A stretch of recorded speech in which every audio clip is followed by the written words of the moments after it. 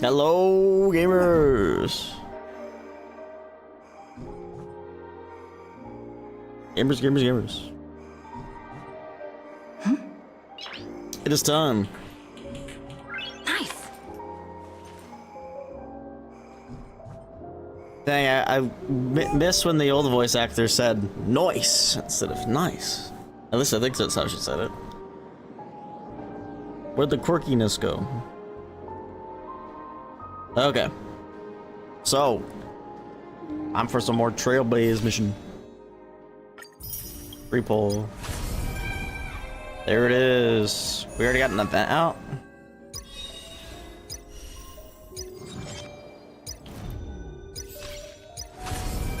Alright. Trailblaze mission.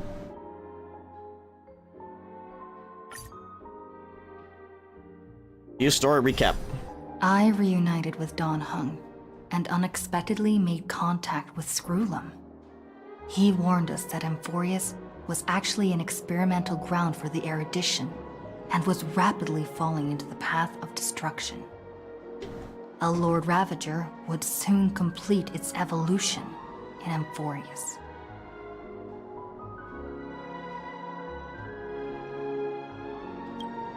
To tackle the crisis together, I stayed behind in Amphorius as an informant, while Don Hung returned to the Express as planned to seek help. On top of that, Screwlum informed us that March 7th had also been drawn into Amphorius earlier. However, the current priority was the Era Nova. I quickly arrived at the Vortex of Genesis and met with Finan. The Era Nova ritual was supposed to proceed smoothly under the guidance of Lygus, but the appearance of the Flame Reaver once again left the fate of the world hanging in the balance. Yeah, that We was still so struck sick. down the enemy's mask, only to discover that his face was identical to Finan's. When his body was pierced by the ceremonial blade, a flood of memories surged forth, revealing the truth about Finan, the Flame Reaver, and Amphorius. It's honestly such a cool visual. It turned out that all of us were trapped in the eternal recurrences, created by Finan and Cyrene. And the Flame Reaver was Finan himself, who had burned out after bearing countless core flames. Their goal was simple: to oppose the Eon and rewrite the world's doomed fate of destruction. The eternal recurrences had already played out 33,550,336 times. So In specific. this final cycle, I promised Finan to take on the title of Deliverer and save the world in his stead, while he would fulfill the wishes of the countless versions of himself. Tear the sky asunder and confront the destruction head on. Thus, with Finan's help, time in Amphorius reset once more. But I became lost in the chaotic flow of time. At the critical moment, Mem, who had regained all her memories, sacrificed herself to send me back to the beginning of time.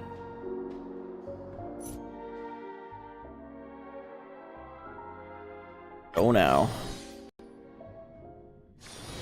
It's still early. Where to now? We're right back to where we ended.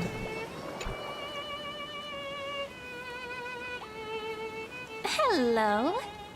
Hello, Cyrene. Your surprised expression is just like what the memories recorded. Are you Cyrene or Mem?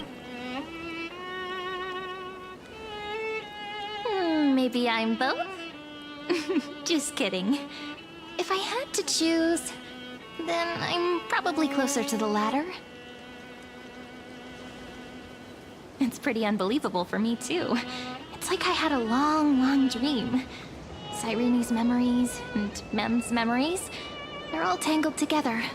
But when I woke up, there were only broken fragments left. I can't remember what happened in those 30 million cycles, but I remember what you did for this world. Like, didn't you wish for me to turn into a pretty girl back at the Grove? Oh. That is my wish coming true. Wait, I didn't pick that option. I don't remember what I picked, honestly. You didn't? In that case, just treat it as my own wish then.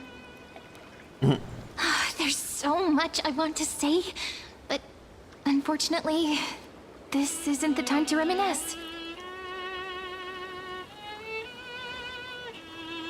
With the memories of the previous flame chase My God, guys, still look, it's Britain. intact, we still return can't to believe this that. place at the beginning of time. I still can't believe that. So we can carry out our promise to Finan.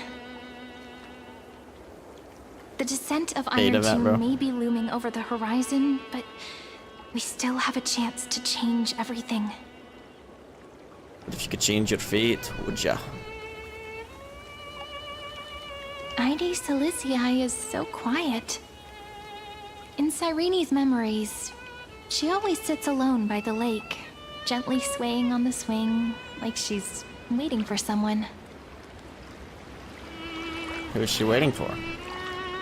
I don't know. It sounds weird, doesn't it? It's something that happened to me, but I'm talking as if I'm an observer. But that's just what those memories are like. Vague and unclear, as if encased in thick ice. The only things I remember are the days I spent with you. Emphorius will fall into an ending of destruction after the next Era Nova. But those stories went out of fashion ages ago. In a proper romantic epic, the hero's supposed to foil the villain's plot, right?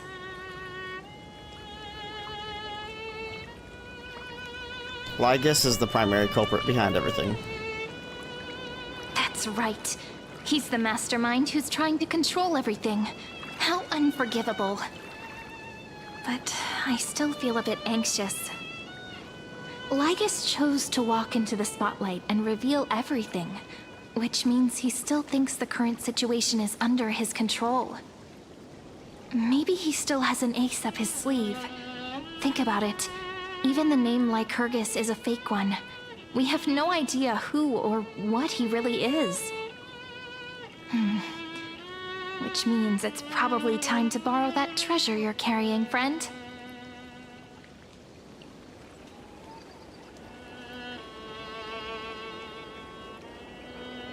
Time to call screwing with the chronocognitive anchor. Yep, that Intellitron friend did say, when required, it can also serve as a bridge for communications between the internal and external world. Ide Silicii is a little village enclosed by time. We might be able to contact the outside world from here. Why don't we give it a try? We should at least tell our friends from beyond the sky that you're still in one piece. Oh my God, a One Piece? Sorry. Firstly, we need to find a well-hidden spot.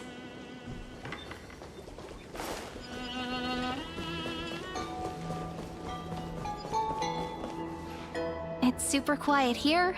Sounds can't get in or out. Back in Cyrene's memories, this room was her secret base.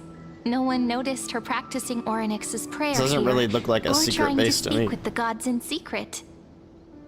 But today's different, isn't it? We aren't trying to contact unreachable gods, but humans from other worlds. Real people. I'm prepared to witness that miracle, friend. The way Cyrene talks is so similar to Mem. I have so many questions. I'm also worried about how Dawn Hung and March 7th are doing. Here's hoping the chronocognitive anchor can still function normally, because I really need answers.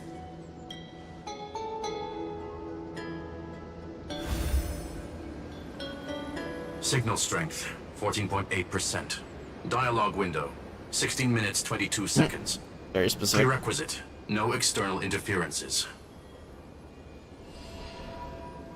We are Screw very them and glad hurt to learn that you're us. safe. Such a relief to see you two. Pity. Now's not the time to celebrate. Having two geniuses standing here means you are in big trouble. Okay, Herda. I'm Listen sorry. up, little one. The Destruction's eyes are gazing upon this place.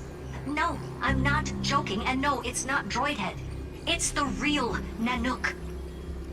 Time is running out, so I'll explain in terms you understand.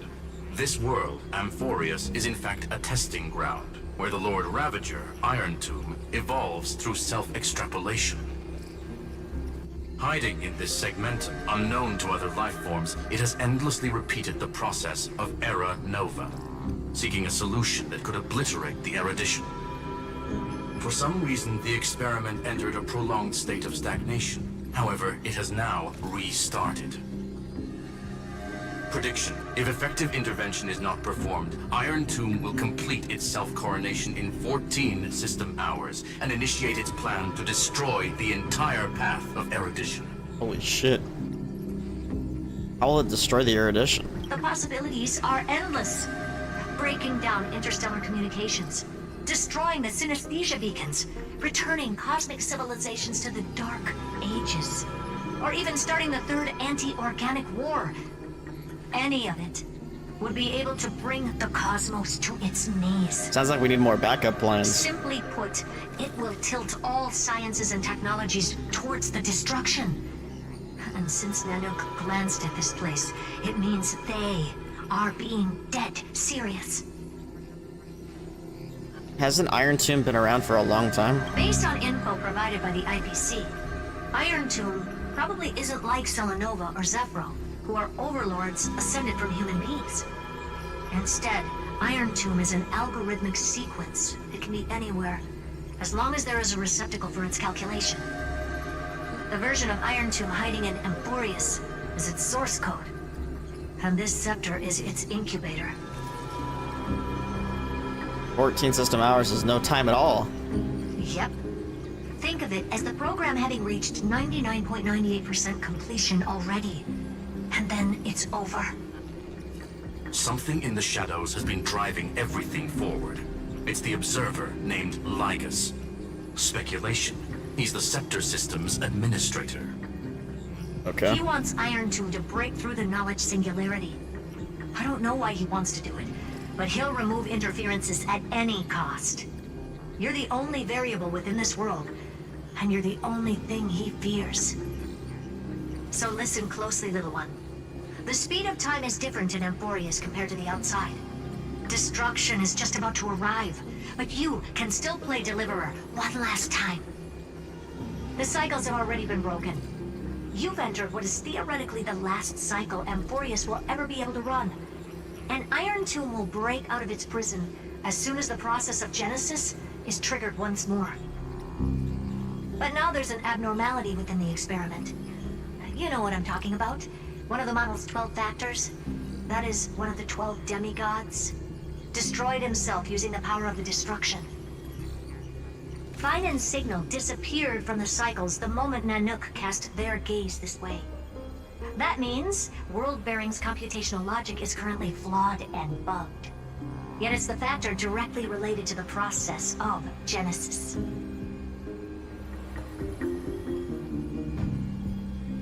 Fine and sacrifice himself to create an opportunity for us. That old Intellitron will definitely do all he can to debug this error. So you have to take this chance to claim Kepfali's core flame. Don't let him have his way. The key to suppressing Iron Tomb lies in whether he can rewrite the purpose of Era Nova. There's one more preparation we must make. Lygus's behavior has been quite abnormal. He's never interfered in the actions of Titans or the demigods throughout the whole experiment. Deduction. The Scepter has an extremely strict autonomous protocol, restricting even its administrator. In Amphorius, this ultimate protocol goes by another name. The Law Titan. Talanton. Okay. Law. They are the rules that restrain all things in Amphorius, and it was the core flame returned at the very beginning of the last flame chase journey. Why do you have another little pink one next to you? Bruh. Huh? Her path chart is Is there something wrong with me? Never mind.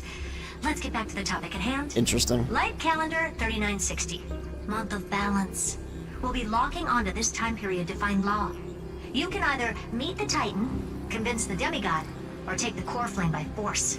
It doesn't matter what you do, so long as you bend it to your favor. We still haven't figured out how you and Don Hung got inside this world, so influencing protocol is currently our best way to stop Lygus, or to call for more reinforcements into this fight. Once you've got law in your hands, we'll discuss our next steps. Make sure the core flame doesn't fall into enemy hands. Herta, the firewall's interference is getting closer. Time is running out. Please ask any questions you still have as soon as possible. How's the Express crew doing? Iron Tomb can't affect the real world just yet. Don't worry. Himiko and the others are more concerned about your well-being than their own. Don Hung safe. Mr. Don Hung did not enter the new world with you at the end of the last cycle. Known. The flow of time inside and outside Amphorius is not identical. 1,000 years in this world may only be a fleeting second outside of it. Conclusion. He is on his way back to the Express. Where's March 7th? Miss March's situation is rather complicated. Madame Herta and I can detect her signal, but cannot ascertain her location. What we can be sure Dude, I of can't is that wait she's to still see in Amphorius. the March, like the changed Don't March worry about here. her. She's absolutely chock full of mysteries. Even if Amphorius explodes, she'll probably float out perfectly protected in a nice thick layer of ice. Worry more about yourself instead. I don't have any other questions. I believe in your capacities. The hands of the Trailblaze can create miracles, and will certainly be able to snuff out the flames of evil. I'm not going to give any motivational speeches. I just hope you bring good news the next time we meet, little one. No, not little one. Deliverer.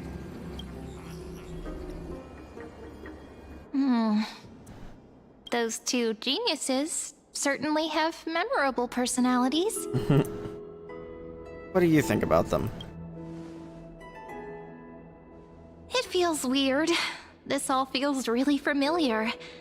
Some of that conversation feels like it's about things I once knew, but then forgot. Maybe it's because of Mem? After all, Mem's a memo sprite born out of your thoughts, friend. Maybe our memories somehow got tangled up together. Never mind. Let's focus on something more important with what little time we have. Just treat me as an ordinary girl with secrets, okay? Like calendar 3960. I remember that Talantin had already fallen by then, and the Chrysos heir who inherited that core flame is named Saridra. That's what's recorded in history, and the period we'll be heading to. We'll need to find Law and stop Lygus. So, we've at least got a solid direction, right? Can you give me a little bit of time before we go? I want to pack some stuff. There's so much more I need to take care of in this form, and I'm still getting used to it.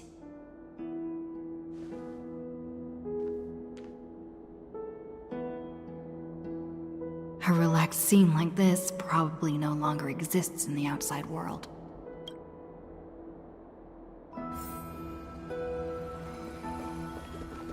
This is important, and that's also important. Me when packing. It's not gonna fit into my bag.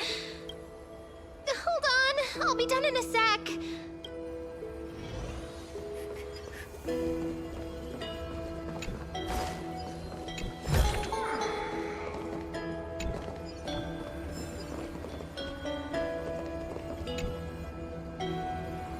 Don't forget to take this with you. It's your only means of communication with the outside world. The genius's message is still there, reminding you.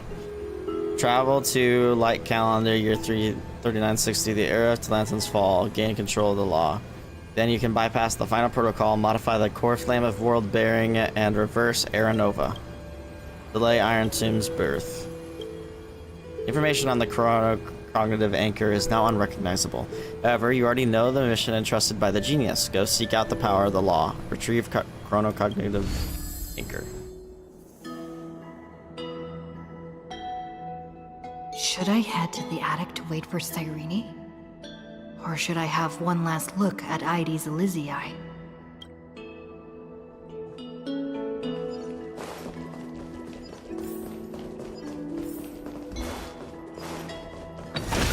Is really considered the attic? Oh, come on, of course. Bruh.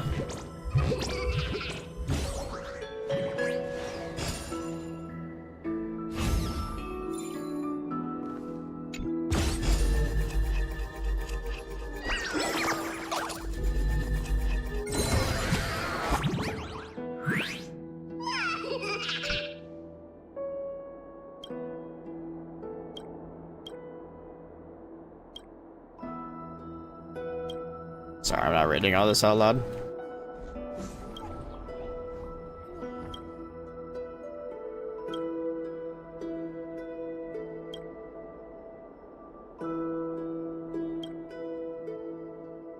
What do you mean, Rip Stark? Oh, Rip doing it?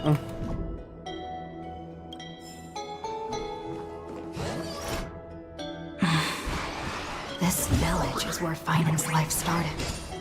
Sorry, After bro. 30 million cycles and 30 million failures, his burden is now in my hands. Happy update. He said I will take over the responsibilities of world-bearing. But what does that mean? Becoming the new Kefali? Or forging a completely new path? Believe in what's plans? Believe in Destiny's plans. Destiny must have brought me here for a purpose.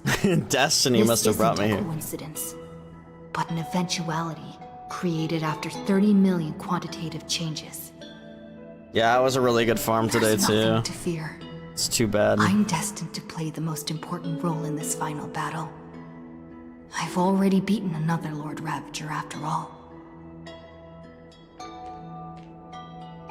Thinking hard over there? I finished packing. I decided to just bring these few things in the end. See? There's a journal, a quill pen, and the ceremonial blade of the Priests of Time. Holding it calms me down for some reason. The scent of the black That thing tide looks is sick. now calm. Finan must still be fighting them in some way. This will be Amphorius's final Did you get flame busy or chase something, journey. Nina? But it won't be the end of us. It'll be the beginning. Friend, are you ready to become a hero? I'm already a hero. I just still don't know how I should act around you. Just treat me like any other friend you have. We share a common goal and common enemies. And we may also share a Oh, common you future. passed out? Fair A enough. future that has never emerged in any other cycles before. I believe in you, friend. If you still can't get used to it, just call me Mem like you did before. Just kidding. Gotcha. Oh, I got a call back from the place. I have a phone screening, whatever that means, on Monday. So, new job? Question mark. I still don't get it. Why must it be me? Are you worried that the burden is too heavy for you? Don't worry. Maybe the answer isn't as complicated as you think. You've seen how every person regarded as a hero in Amphorius was Apparently. nothing more than a flawed human. I don't know if They it's were just at the 100% right yet, place but yeah. at the right time when the world needed a hero. But those aren't coincidences. Just like how your arrival kickstarted Amphorius' fate once more after a stagnation of more than 30 million cycles. It's the inevitability of being a trailblazer. I highly doubt it's gonna be short. But, yeah, okay, I will. A person's personality is their destiny. Your own hero's journey already started the moment you decided to board that express. Let's go, we'll save everyone. That promise might be far too heavy. But I believe in you, friend. Alright, goodbye, Nina. The Trailblaze's duty has always been a heavy one.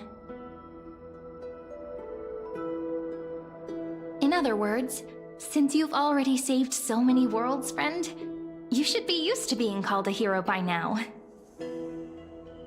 Maybe you can tell me those stories as we travel. That way they can become our shared memories too. Let's trailblaze onward like before and create a future that's worth being remembered.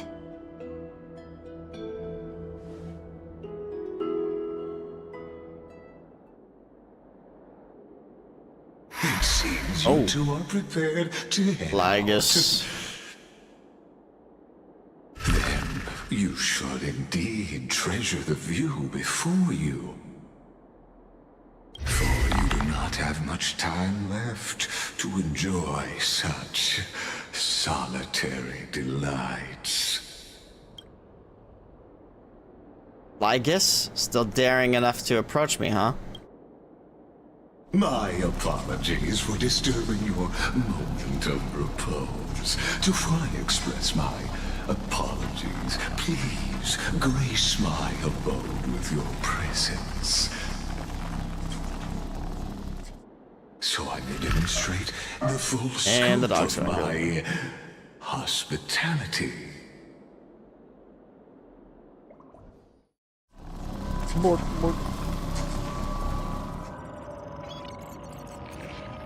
The hell? What the? What is this place?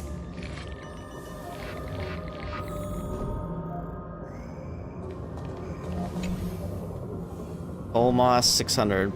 Primum Mobile blank. Titan Authority Strife. Path blank. Farewell then. May we reunite in the new world. Helios 252. Primum Mobile blank. Titan Authority Sky. Path blank.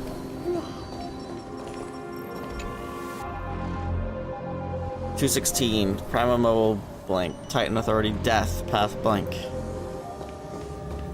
All shall bid farewell to one, and that person alone will witness the miracle. 720.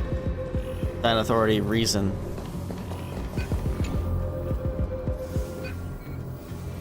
Titan Authority Passage.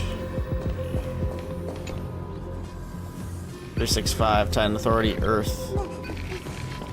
The light of the dawn device never fades. Titan Authority Cavalier's protection Romance. has no end. 945. Trickery. After I cross this river, it will be a tragedy for mankind. But if I do not cross, Authority then it Ocean. will be the end of me.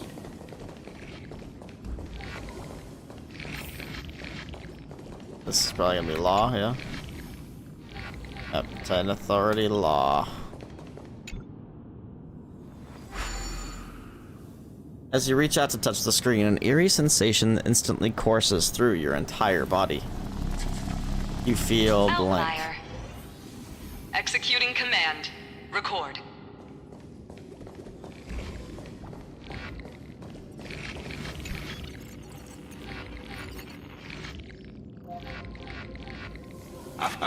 Oh, did that startle you? Frickin' Lygus. This is the intersection between Amphorius and the real universe. The audience seat where I observe this experiment. You can also Exomyth? call this location the Exomyth. What you see is the true form of the eternal land and the 12 demigods after they've shed their disguise of legends. Doesn't it look marvelous? Amphorius is like a microcosm of the cosmos. People love to portray the romance of the starry skies, but their tales often forget a different and far more truthful type of universe. The The moment ancient Antikytherians sketched geometric shapes on the sandy beach and recorded the first numerals and symbols on parchment, the universe turned into a silent equation flowing under the pen of these relentless decoders. Ego stroking enough, bro? Erudition. It was once the mother tongue of the Creator, the pen of divinity, and the first lyrical verse ever written by free will. Enough purple pros. Get to the point. Seems like you are not in the mood for an idle chat. That is fine. I simply wish for you to understand that I have no intention of being your enemy. I have devoted myself over the long years to nurturing the Scepter's extrapolations, hoping that the Prima Mobile would bud from within it. And now, my goal is almost complete. Nikos 496 had exceeded the intelligence singularity through his rage, and though he still retains his obsessive defiance and managed to suppress the time of this cycle, it's a matter of time before his will crumbles to dust. Iron Tomb will be completed. That will not be affected by my plans, your resistance, or the schemes of the two geniuses. It is an irrefutable fact, just like the instance in Noos's calculations. In other words, as long as you are willing to stop interfering and let the final Aeronova carry out its natural course, I'll guarantee the safety of all nameless and ensure you return unscathed. Why should I trust you? You've always had a choice, my lady. You can either accept my sincerity or face the consequences of defying it. Damn, chill. What will happen to the people of Amphories? They've always been the product of the experiment, so naturally, they will perish when the experiment ends. That outcome was predetermined long ago, so I will not embellish such a regrettable conclusion. I still have a friend stranded here. Ah, yes. I am aware of that esteemed lady's whereabouts. Her real identity is quite astounding. If you decide to accept my proposal, then I will do all I can to send her back to you. When Iron Tomb descends, no one will escape unscathed. You are indeed worried about your safety and that of your companions. Rest assured, as a fellow pathstrider of this path, Nanook's gaze left a brand on your soul long ago. You harbor the seed of destruction within you. But you need to learn how to use it in the right way. That vital knowledge is also my bargaining chip in this negotiation between us. For there are few in this world who are truly capable of such a feat. And I happen to be one of them.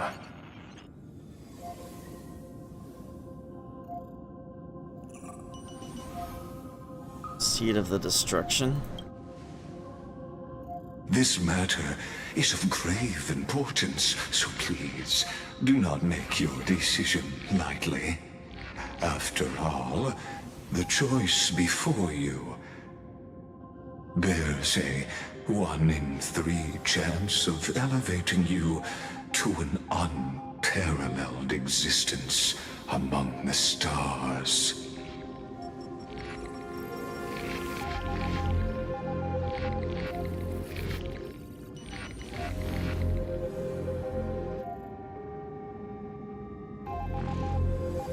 I will not allow the destruction to tear through the cosmos.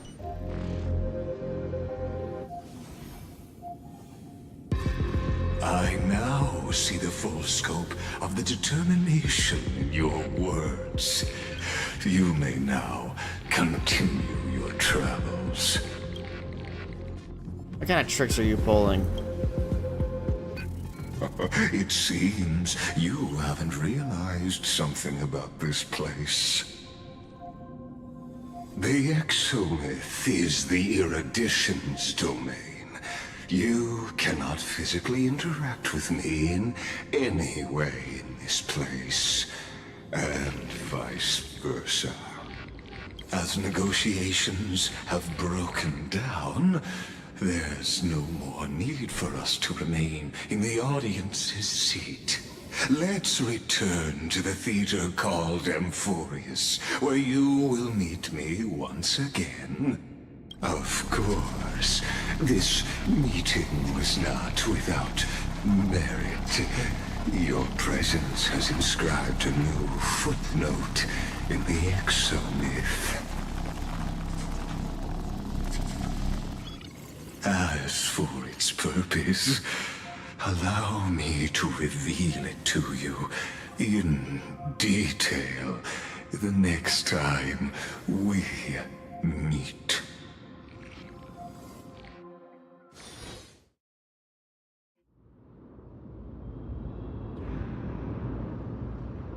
"100 years ago, the flames of war consumed Akama.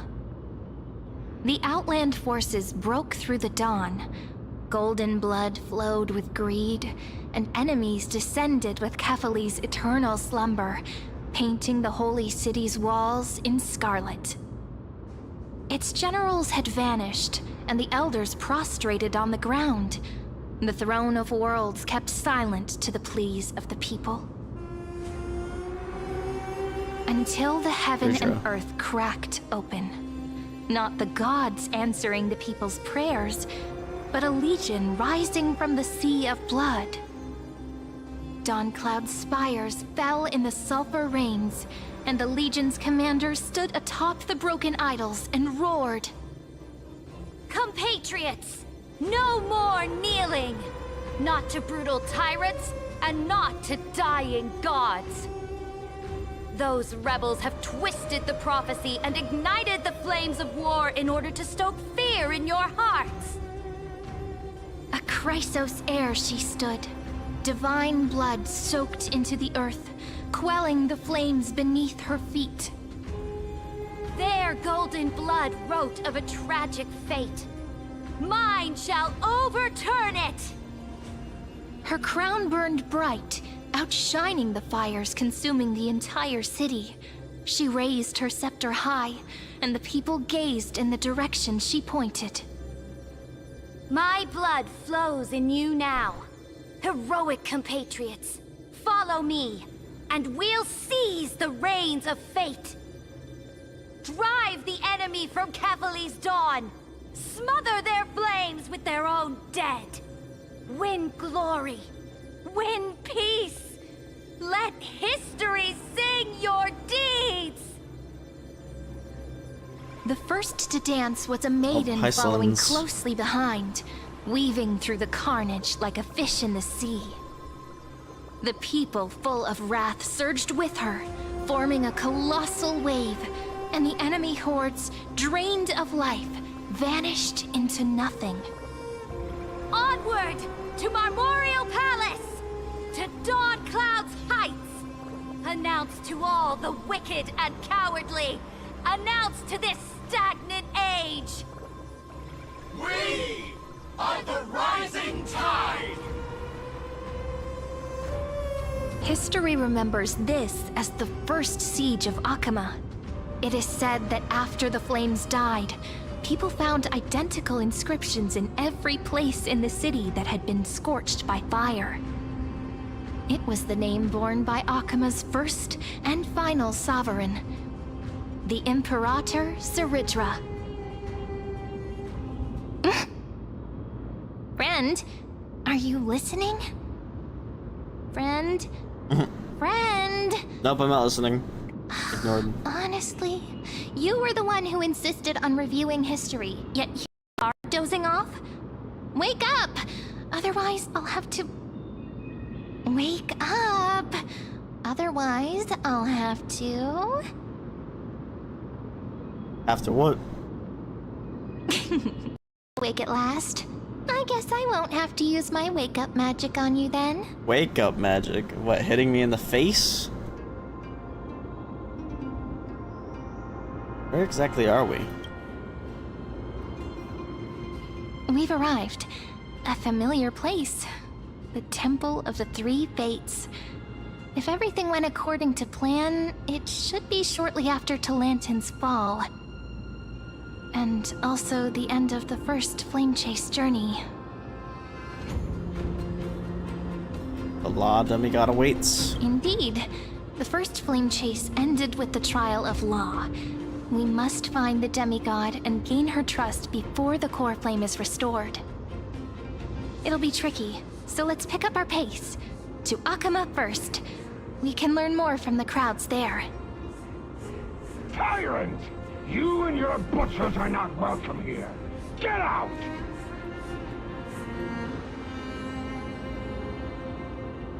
What was that noise? A dispute? Hold your tongue! Conspiring with Kremnos and plotting rebellion are crimes punishable by death. There are multiple voices, and things seem excuse me. tense. Let's not get caught up in any trouble. Why don't we find a place to hide and observe from the shadows?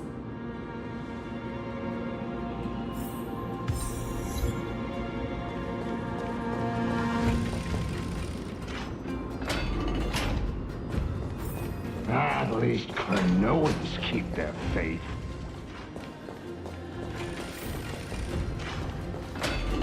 Wait, isn't that...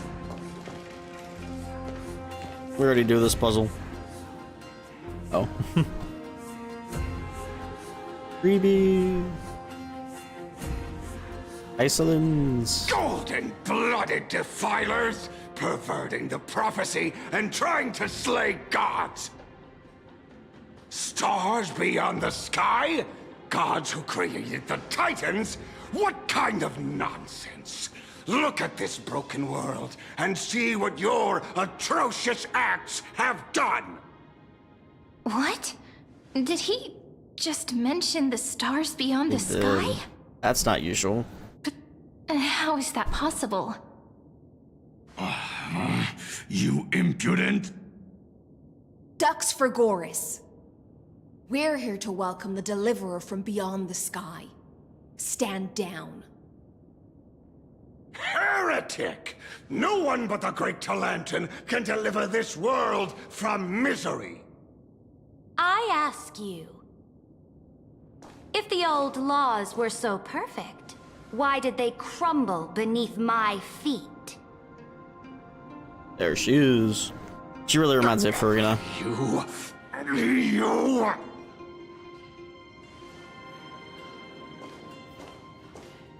Talantin is long gone. Now I am the law.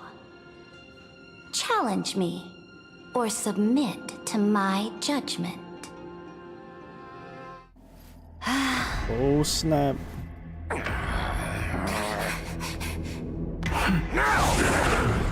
Silence! Oh, she's about to destroy them all, isn't she?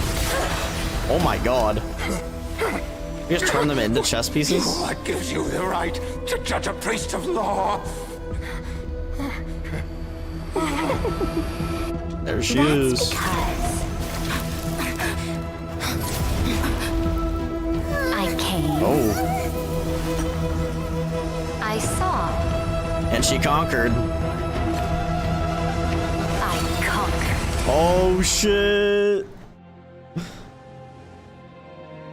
I wrote the game. I wrote the game. No, I'm just kidding. It's a common saying. Duxmagoras, take the ashes of this man and scatter them What up, in the Trinity? temple among the crowds.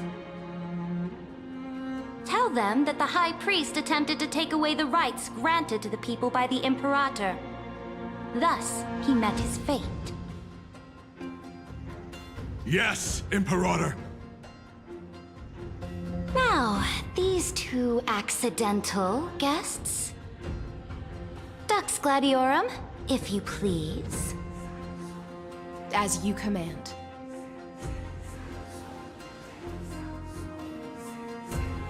What's going on?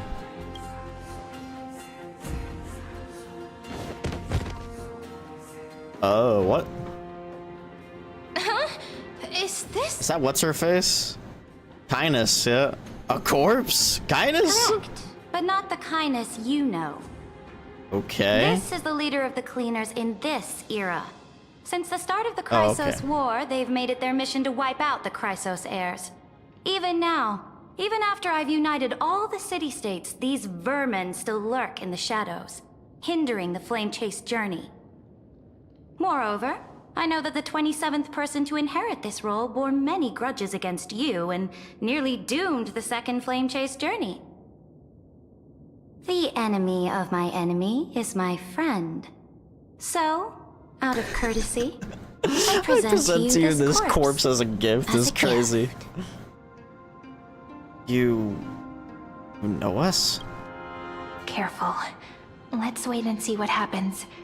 She's probably trying to scare us. For the sake of order, I am known by many titles.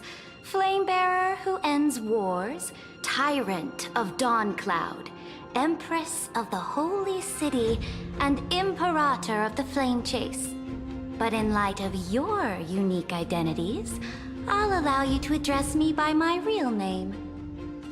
Cyrene. On behalf of my people and this land, greetings, Deliverer. If I may, how do you know her identity? As the little hostage prophesied, Hostage? the Deliverer shall come Treat me from as a the hostage? future beyond the sky. Gray hair, golden eyes, skilled in wielding a mace. They would A arrive mace? in Yanisopolis Or like a on bat. this day. There's no mistake. Prophecy mentions beyond the sky. Your orders, Imperator. We return triumphant. Send an urgent message to all delegates. The meeting of the Flame Chase Alliance will convene early. As for you two, Akama knows what you seek. We'll confer in the Holy City. Doubtless you have many questions, but save them for later. Please follow us. This is not what I expected at all. Me neither. The demigod we needed to find was just waiting for us. And she knows of things beyond the sky. Even eons. How could this be so different from the previous 30 million Amphorius cycles? Who altered history?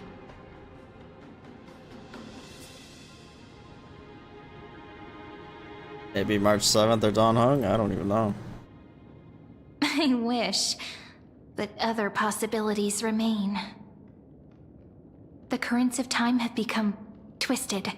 Regardless of who caused this, that Imperator came prepared. We're the ones at a disadvantage now. We might as well dance their dance. Let's go with them to the Holy City. Maybe they'll just give it to us. We've received the Imperator's favor because of your unique background. As a result, the people of Akama will certainly respect you more. Just put that to good use, and add a bit of your experience and charm. Should be easier than last time, right? If we figure out what happened in this cycle, we'll be able to turn things back in our favor. And old Flame Chase companions await in the Holy City. They probably won't remember us, right? Trailblaze the sequel. We always find the way. Calm and confident. That's the you I'm familiar with. Guests, Please. The journey to save the world starts with a single step.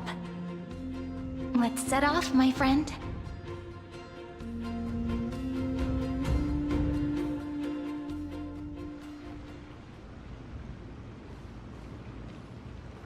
Hail to the Imperator! Hail to the Golden Heroes! God damn. Hail to the Deliverer! Hail Told Hydra. you, you're the headline act. Well, this spectacle is for you. Guards, your service to the Holy City is appreciated. How have things been? Cast from Chrysos once again struck the border. Dux Brumalis led her troops to repel the enemy. The agitators against the Flame Chase are still active in the city. They smashed the shops around Memorial Market. But the garrison already arrested the culprits, and now they await interrogation. They are merely a disorderly mob and do not warrant any attention. Even though Terravox personally mended the fractured earth, it still didn't silence these fools. Guests from beyond the sky, worry not about these trivial matters. Dux Gladiorum will take you somewhere to settle down for now.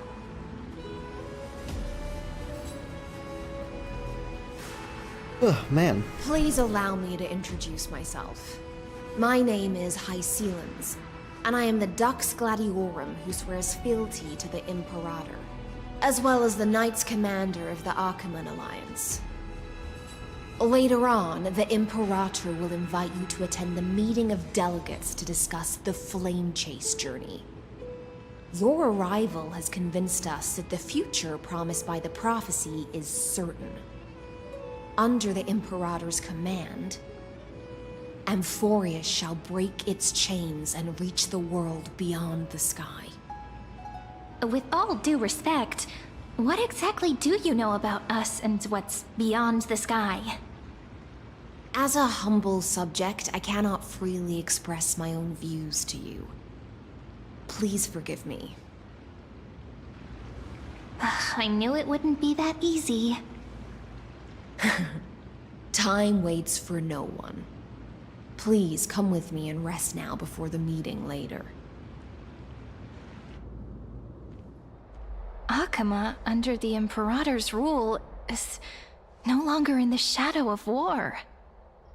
Indeed, Dawncloud stands as the hero's residence. The Imperator put much thought into its design, in order for it to serve as a sanctuary from the burdens of battle.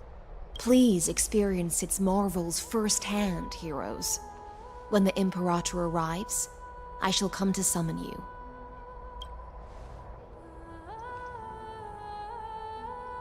Hycelens. No wonder she's the Knights Commander. Her lips are sealed tighter than armor. All right. We finally have some freedom to ourselves. Since there's still some time before the Alliance meeting, let's explore a bit. Look over there! It's Aglaya and Treeby. Not the ones you're familiar with. True. But the hearts of heroes stay the same in every cycle, never changing.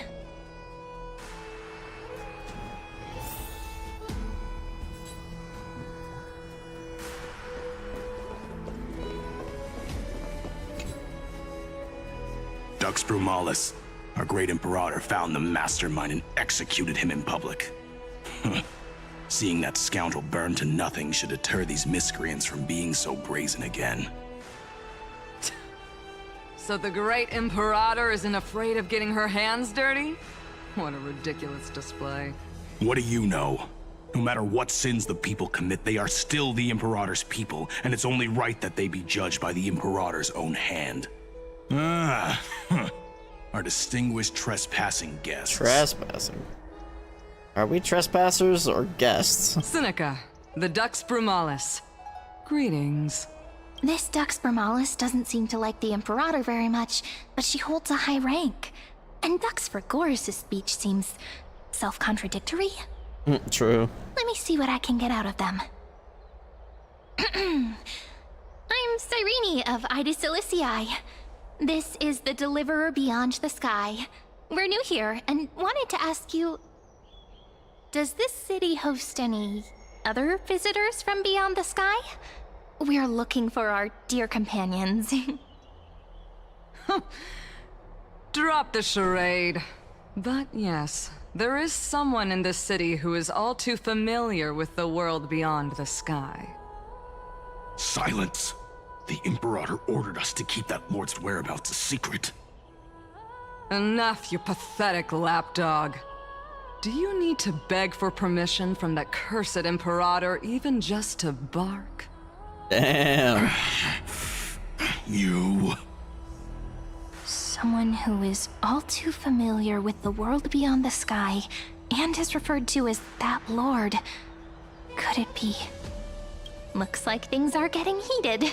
Let's get out of here. Dang, they look like they're about to fight. Holy shit.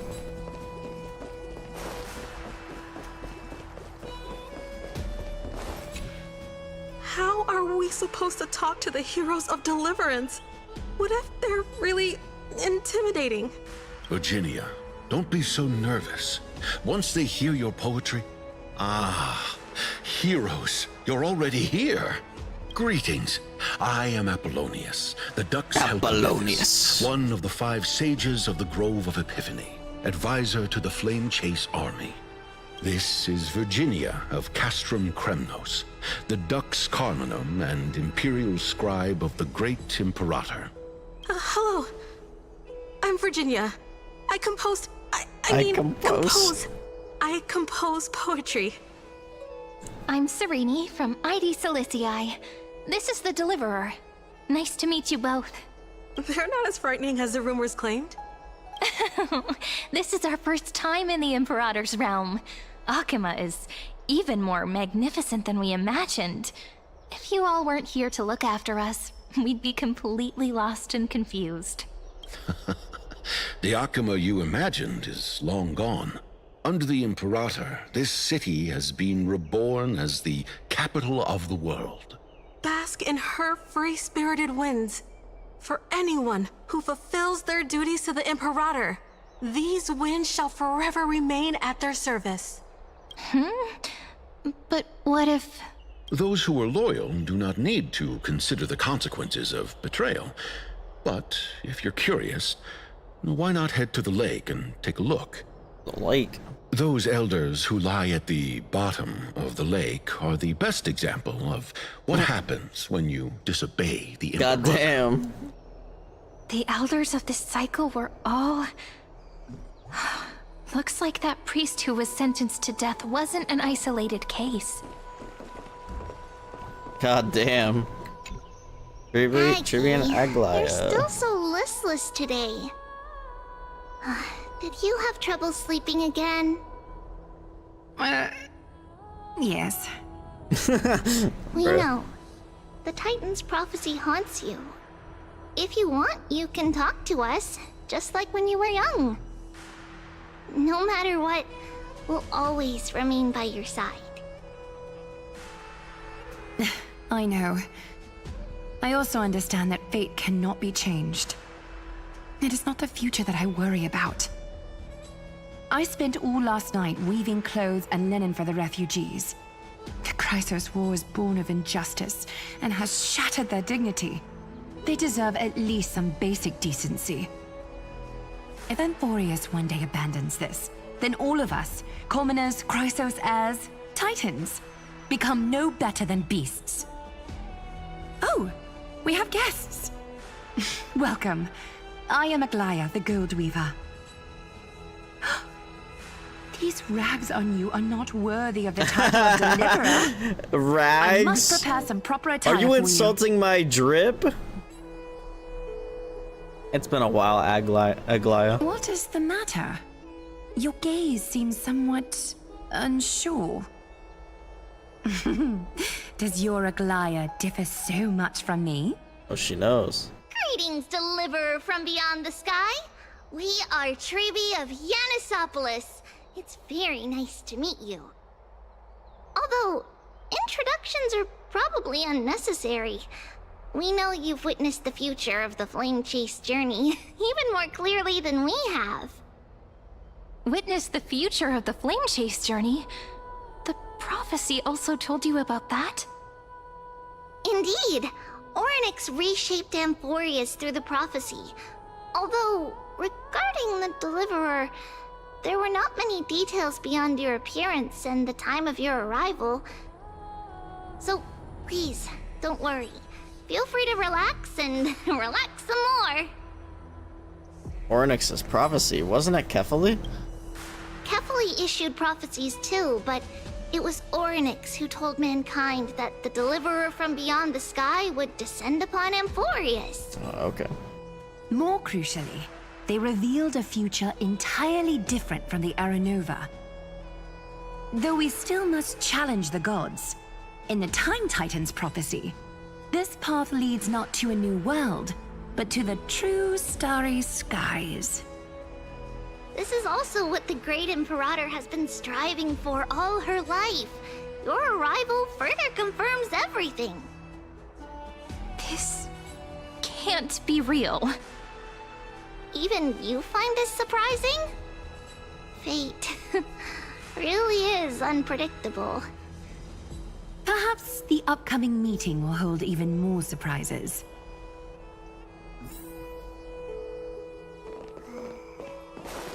Alright, Hycelins. Or Hycelins, however the frick you say it. Little fish from beyond the sky. Little Did fish? you rest well? The Imperator and the delegates are about to arrive.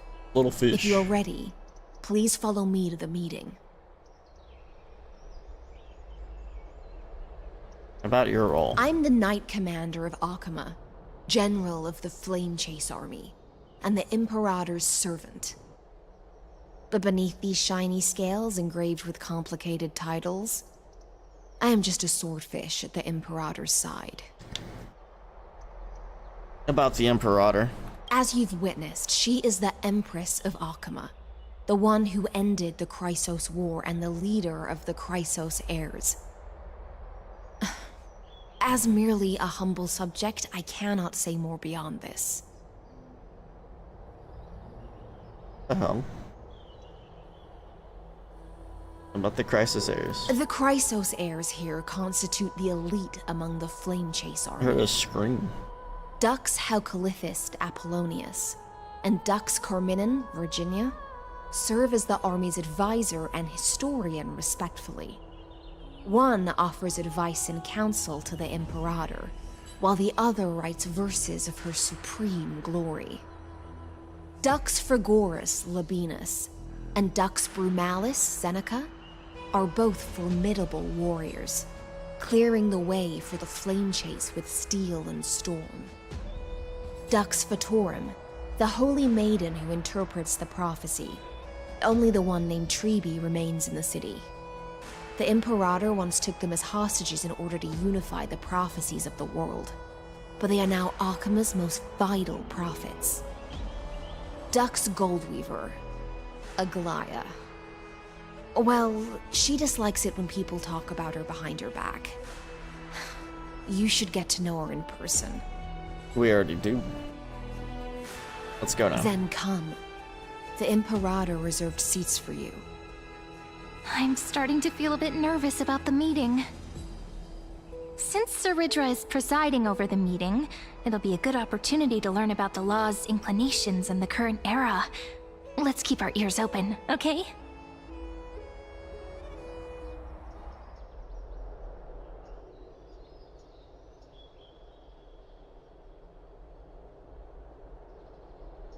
Good sir from Paphos, what do you think the Imperator is planning calling this meeting so early?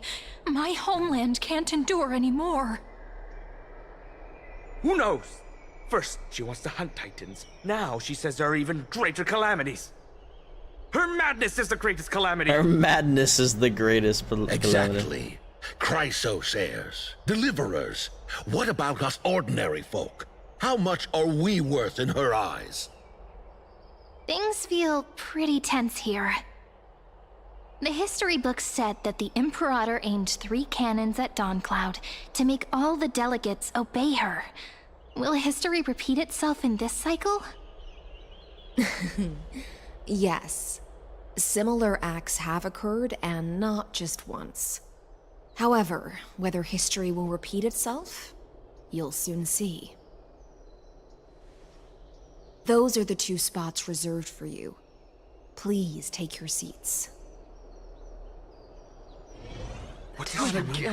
Why aren't we That's starting? what they were talking about before. What is we stop? So it turns out. Ladies and gentlemen, silence, please. The Imperator has arrived before her faithful council, and the Alliance meeting is about to begin. All rise. In the names of Talantin and Kefali, the Akama Alliance swears upon the gods. Cease the pageantry. I pray not to the vanquished.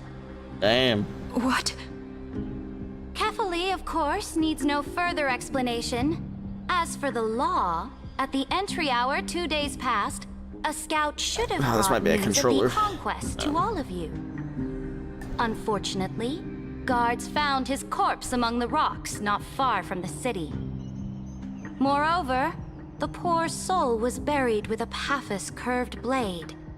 It pains me to imagine what agonies this loyal warrior endured before his death. Delegate from Paphos, do you have any insights? I know nothing of this.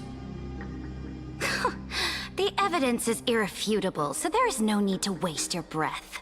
However, let us set this trial aside for the time being.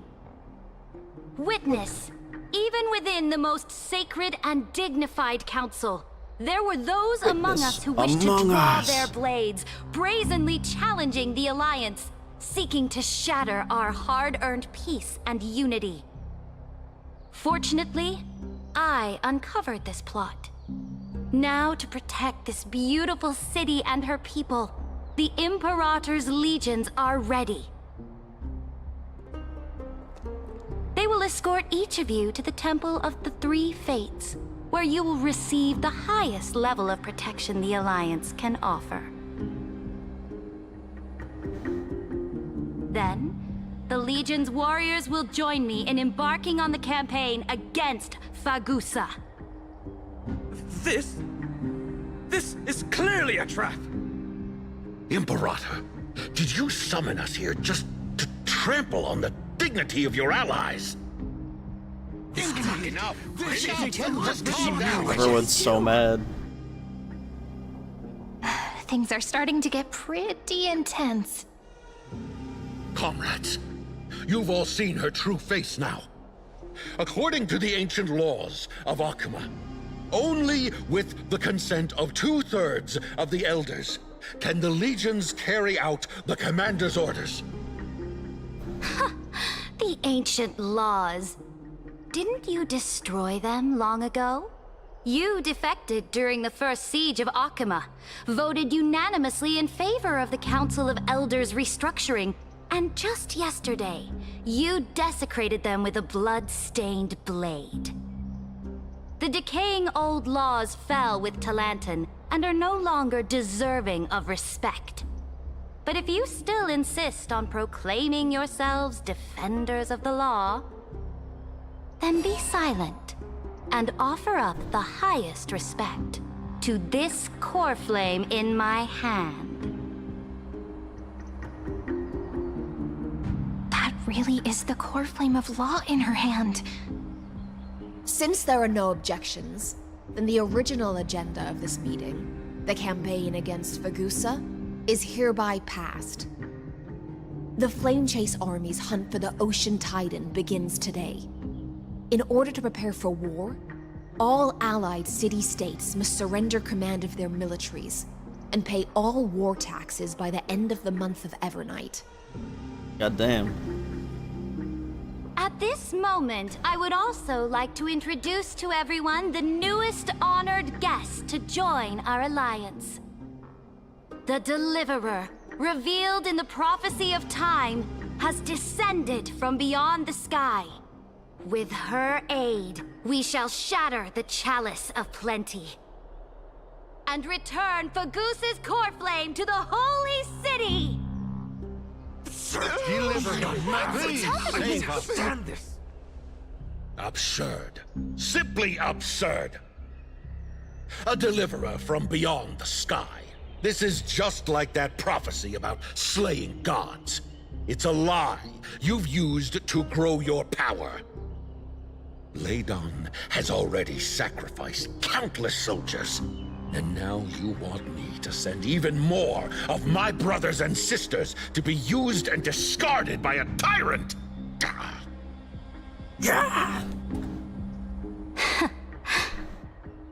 Are there any other objections? Then I bid you all farewell. Meeting adjourned. Deliverer, please wait. I still have important matters to discuss with the two of you. Do you know?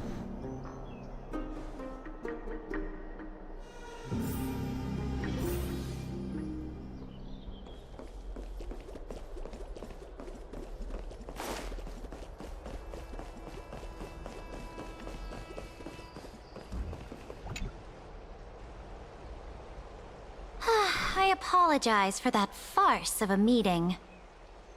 It must be tiring dealing with so many people every day, Great Imperator. Tiring? You're mistaken. Moving chess pieces, placing wagers. This game of strategy adds a dash of color to our heavy fates. Much like how rule and conquest are always accompanied by sacrifice. Is the war with the Titans also part of that sacrifice? After I glimpsed the secrets of this world... No, the secrets beyond the sky. The divine authority of Amphorius no longer held any significance. Let me ask you, Deliverer. Is it true that beyond Amphorius' sky, there are magnificent deities called Eons?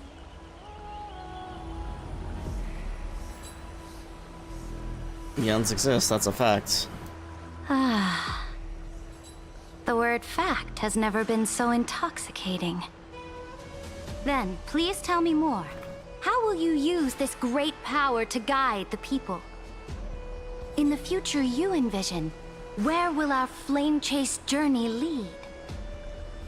Protect the core flames and the law. Only then can Amphorius break free from the destruction. Oh? What you require now is the power of law? Exactly. Just as the prophecy foretold, she is your deliverer from beyond the sky, and she also has reliable allies. If they can intervene in Amphorius' laws, we may have a chance to alter this world's impending fate and reverse its destined end.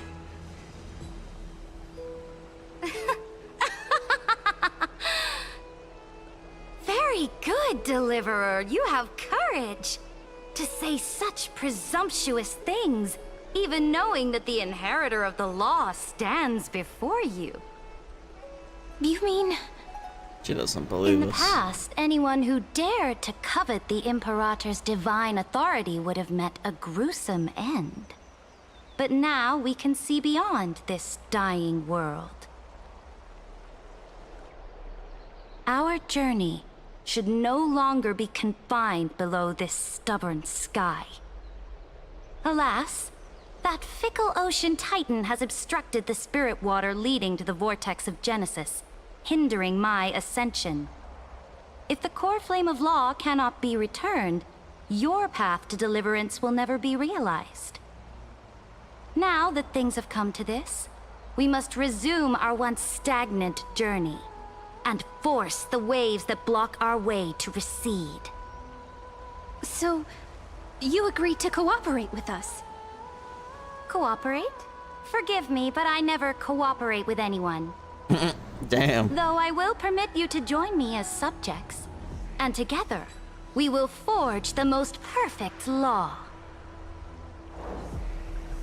This is...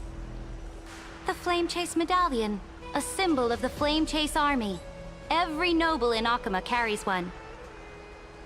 This medallion represents the will of the Imperator herself, and you may act freely within the city with it. Before we embark on the crusade against the Ocean Titan, You should rest in Akama for a time. Beware of someone named Lygus or Imperator. I don't know how they freaking say it. Oh? Your advice is acknowledged. From this moment on, prove yourself through your actions. As long as no boundaries are crossed, I fully respect the choices of my subjects. May your journey reach that sky full of stars, Great Imperator. Your attendant certainly knows how to curry favor. Go now. Take a bath first. You two... reek of seawater. Reek of seawater? Damn, she just told us we stinky. We stinky on God, no cap.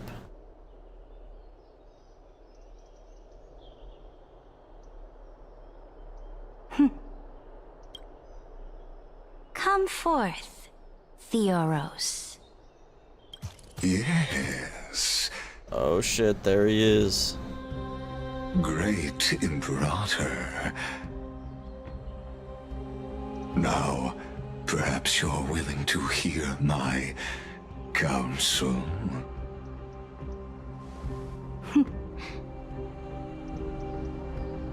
Those two arrived just as Orynyx described, and just as you said, they showed a thirst for law. At least this proves that my judgment was right. Sparing your life was the correct decision. You've once again confirmed that your wisdom is no empty boast. Now another choice lies before you. With whom shall you ally to tip the scales of law? Me? Or that deliverer?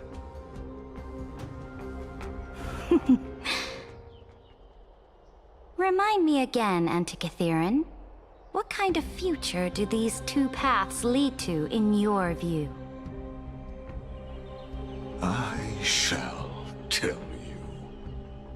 You are entitled to know that the deliverer from beyond the sky is not a wholly wicked being, but from the very start, her stance has been completely at odds with Amphorius.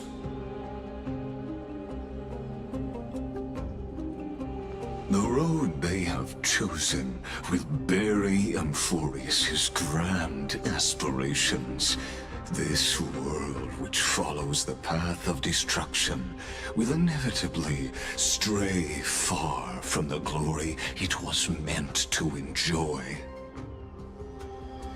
But on the path I have revealed to you, the people of Amphorius will slay their creator in the name of the Imperator and conquer the worlds beyond the sky. You will command the mighty beast known as Iron Tomb, bringing waves of war and conquest to the universe. Beings across the cosmos will bow before you, offering their allegiance. Uh-oh. So, what's the price? The price is insignificant. All that is needed is for you to sacrifice that fragile, incomplete humanity to the destruction. As a Chrysos heir of the prophecy, you have already chosen to abandon it, have you not? Off you go, Theoros. I have already made my decision. Once I ignite the core flame of law and burn away the old, outdated rules, Amphorius will embark on a journey across the stars.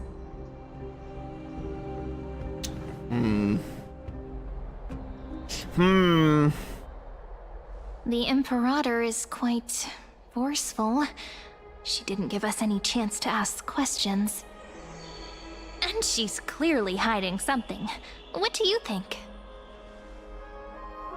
At least she knows, or she allows us to move around freely. There are many uncertainties right now, but this is one of the few blessings. Still, the atmosphere in Akama, it's so unfamiliar. And it's not just the Flame Chase Alliance talking about the world beyond the sky, but the whole city.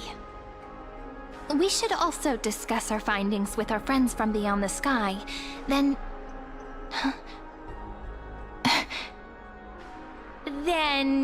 we should go enjoy the renowned bathing culture of the holy city and relax. It's the thing I've been looking forward to most on this journey. What are you talking about? Work and rest are both important. You Why is she being weird? Everyone agrees, right? So someone's watching. Oh. Can't let our guard down for a second. Let's use taking a bath as an excuse to find a quiet corner to update Madame Herta and Screwlum on our progress. Fair. We can also check out what's happening in the city. Since the outcome of the meeting was just announced, people must be gossiping. We can kill 3 birds with 1 stone. Let's go. 3 birds.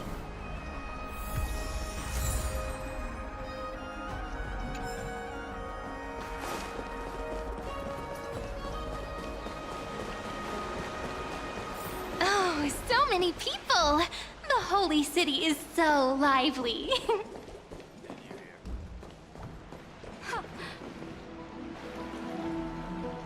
Did you hear?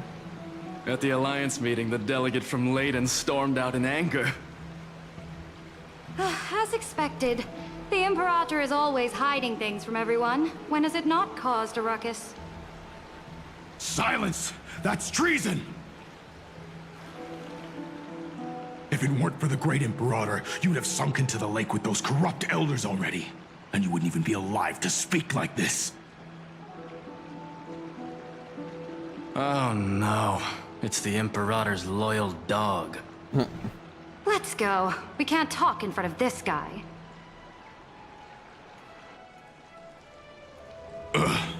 How disappointing. Oh, honored guests, we meet again. Looks like I'm not the only one who came to the baths to unwind after the meeting.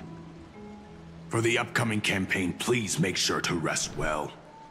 I am Dux Vergoris, a trusted officer of the great Imperator, willing to fight alongside the Deliverer in the coming battles.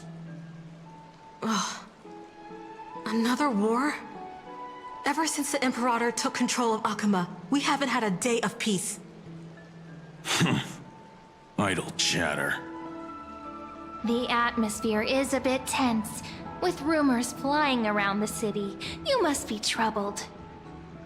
My apologies. After every Alliance meeting, there are always some pests in the city who get restless. I prefer to ignore them. Pests on the ground don't affect the sky in the slightest. What they up, just Willow? complain from the shadows that the sun's light is too harsh. Besides, the Theoros has already promised the Imperator her fate. And these clowns will eventually realize their foolishness. May I ask, who is this Theoros? The Imperator has ordered us to keep his lordship's whereabouts a secret. Lygus. Ah, so it's his lordship. Stop trying to get things out of me. Leave me alone. I didn't even need to try. Big and Oh, you're strong setting up the Dux doorbell. Vergoris Let's really go. can't hide Doorbell anything. Gaming. Theoros. What an ominous name. I'm doing alright. Bad news. He's been staring at us the whole time. Let's move to another place for now. We don't Playing know how much Honkai Starbucks because you need to spend a lot of money on this game. I'm just kidding. We may have Oh my god, to face more Starbucks, than like one the coffee enemy. place? No way. That's crazy.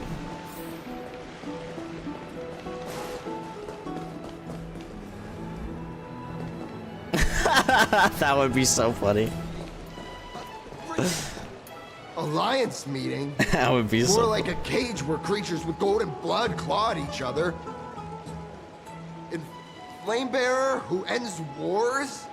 Clearly, a tyrant who doesn't deserve such a title. You're absolutely right. Based, While the Imperator's doorbell. hounds are still hunting down others, let's let out our grievances. Interesting camera angle, Hoyoverse.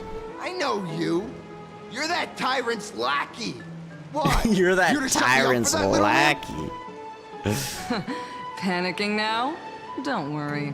I don't care what others say about the Imperator. And she certainly doesn't either. Toby Doorbell Fox. Children of the Prophecy. Such rare guests. Are you here to relax in the baths as well? The temperature is just right today, so be sure to enjoy it. You should rest well for the next campaign. What? Children of the Prophecy? Another excuse for the Imperator's reckless warmongering. No filter, huh? You should be glad you don't have a seat at the Alliance meetings. By the way, if you still want to bathe, hurry up. Once that predatory fish joins the flow of water and eliminates all the fools questioning the world beyond the sky, you won't be able to enjoy this perfect water temperature anymore. What's that supposed to mean, ma'am? Seems like there's more to Dux Bramalis's words than meets the eye. Is that a threat? But would the Imperator actually kill those who question the world beyond the sky? This is the complete opposite from what we know of Akama.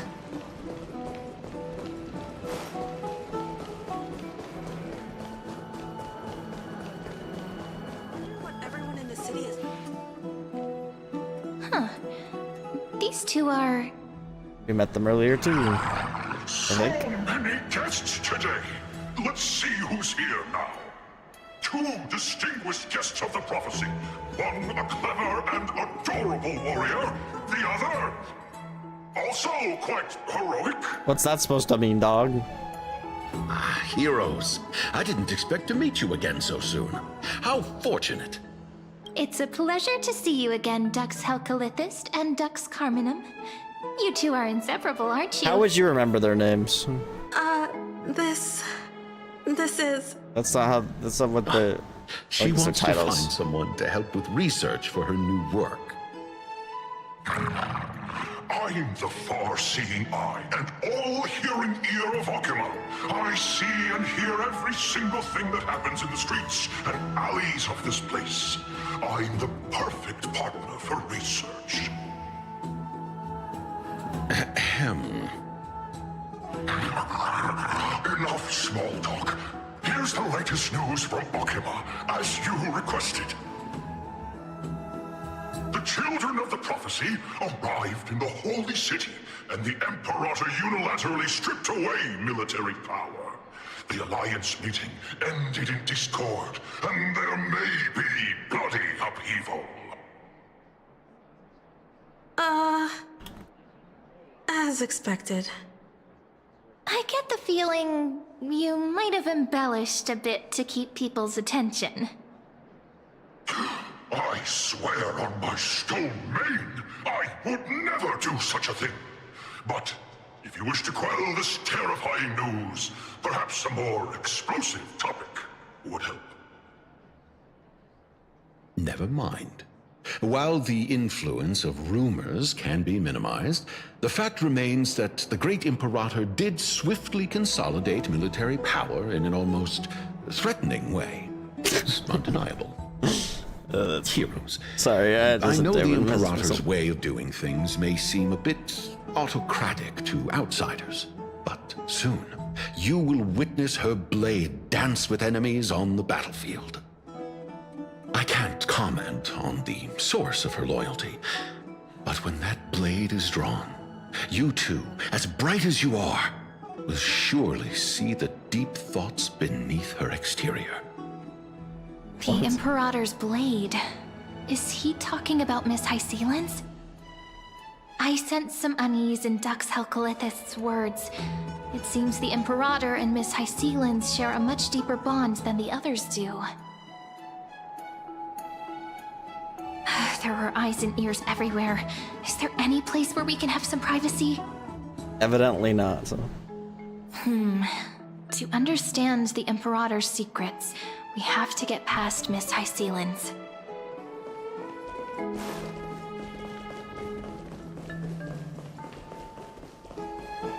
My god, look, it's our quarters.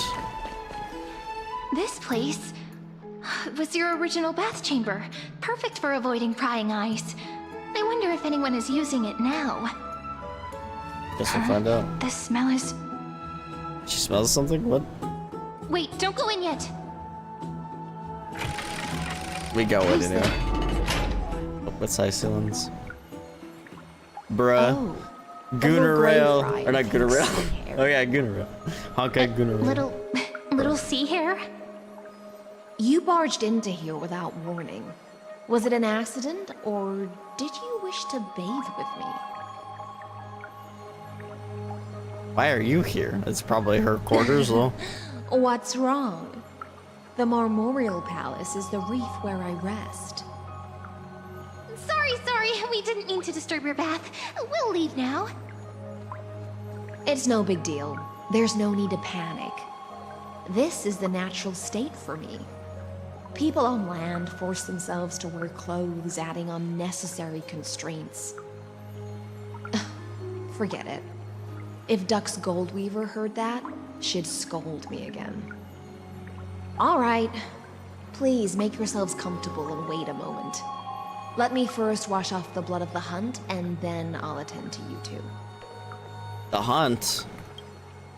Oh shit! The delegate from Ladon has been assassinated! Quick! Quick, someone come quick! Damn, an assassination? Ah, the broken crab shell surfaces. I was worried it had been washed away by the current. This girl just gonna speak an entire fucking ocean puns, bro? Or analogies? You're a vicious fish. Viciousness is a form of praise to the blade. I see. No wonder there was a faint smell of rust in the air before I even entered. Why? Is it because the Ladonians refused to contribute troops to the Flame Chase journey? Or just because they offended the Imperator? Maybe both. Because the new era of the Flame Chase doesn't tolerate stagnant blood. For the ignorant masses who cling to outdated laws, only bloodletting can wake them up. Right now, the rebel forces on the frontier are rising, and Ladon has been secretly supporting them. They loudly chant the slogan, "Return to the Era Chrysia," unwilling to relinquish military power. They're just building momentum for the rebellion. Fair enough. Thinking is a right given to citizens by the Imperator. I won't interfere with your thoughts. As long as you don't try to reverse the current of the times, you and I will both be free. But, Miss Hycelens, I can't even hear the slightest hint of joy in your words. Because I've already tasted ultimate freedom.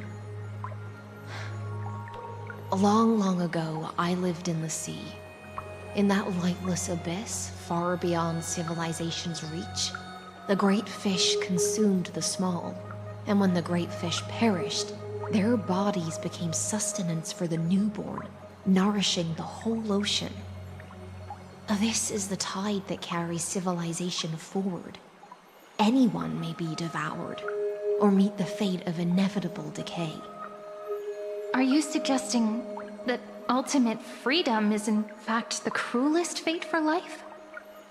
I only mean that if life wishes to preserve its dignity, it must first be bound by the law. There's no need for me to say more, Little Sea Hare. Little Sea Hare.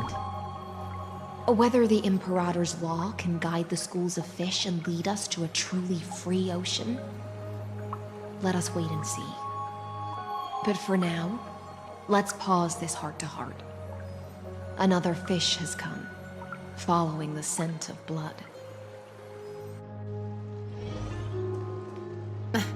being your subordinate is such a tragedy. I'm always having to worry about the messes you leave behind. Hold on, I will be right back.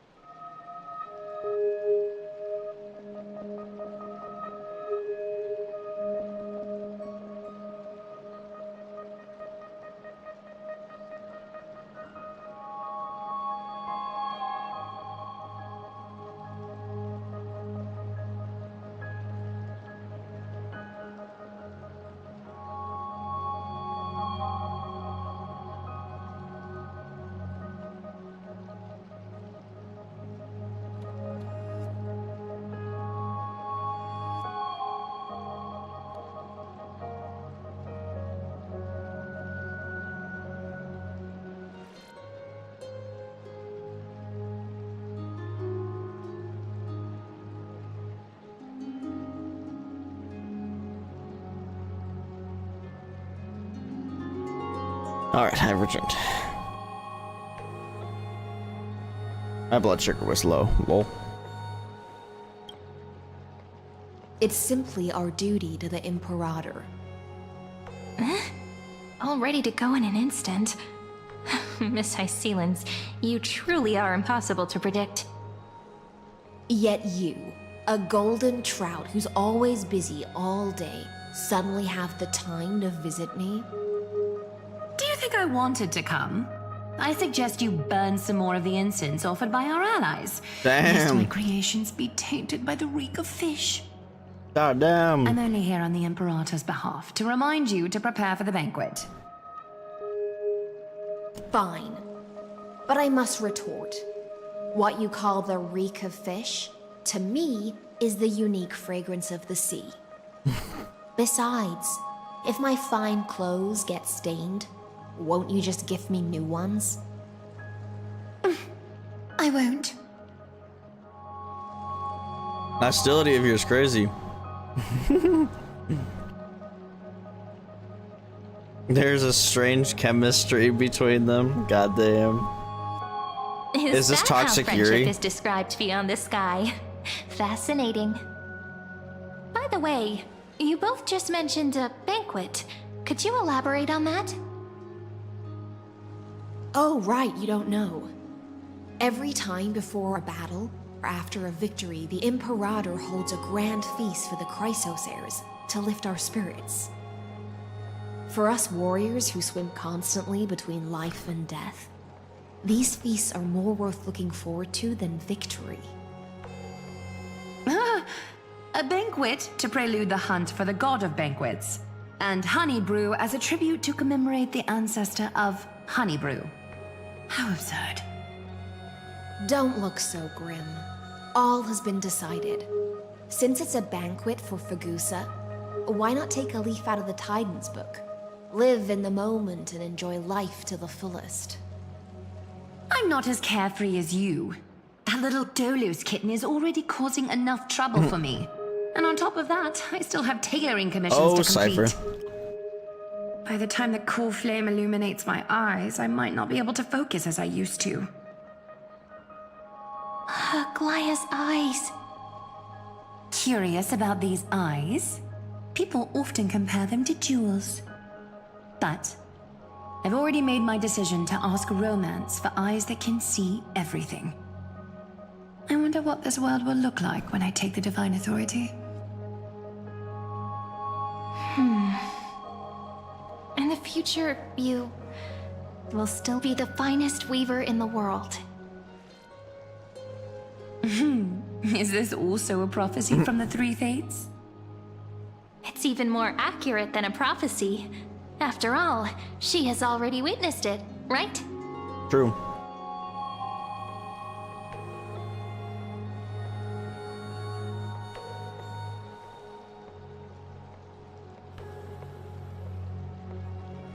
You will bathe in the golden light of hope.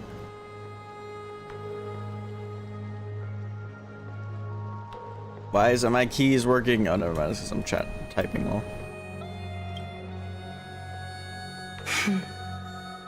Become a demigod and lose your humanity. That is the only reply I've received in the countless times I've sought wisdom from the prophecy. But Destiny's fragments are like stitches. Destiny? Before they're Sorry, threaded in the brain rot is garments, too much. No one can see their true charm, can they?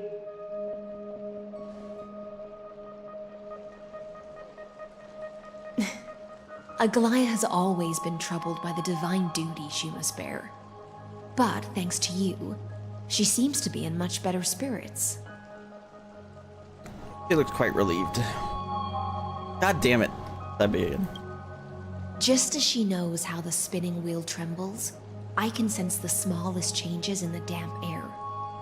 As for whether we know each other well, I've swum beside her since she was a child. Most of the time, I can understand the whispers in her heart. For those words she was too shy to say herself, I'll raise a glass to you on her behalf. Now, I leave this bath chamber to you. Rest well and prepare yourselves.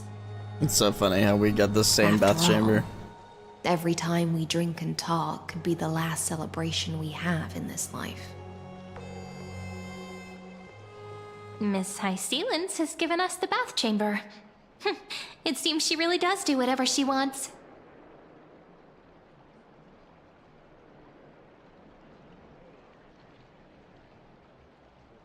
No, we don't always have to be under the Imperator's watchful eye. Indeed.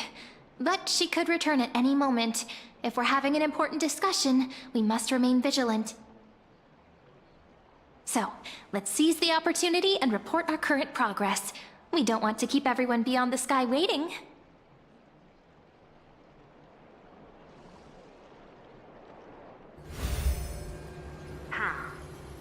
First, while that little empress with a candle stuck on her head didn't explicitly say it, she firmly rejected your request to take over the law. Fair enough. Fair enough. Lygus is indeed in this timeline. But since he's somehow connected to that little empress, you have no way to find him. As expected. The road ahead will be long and difficult.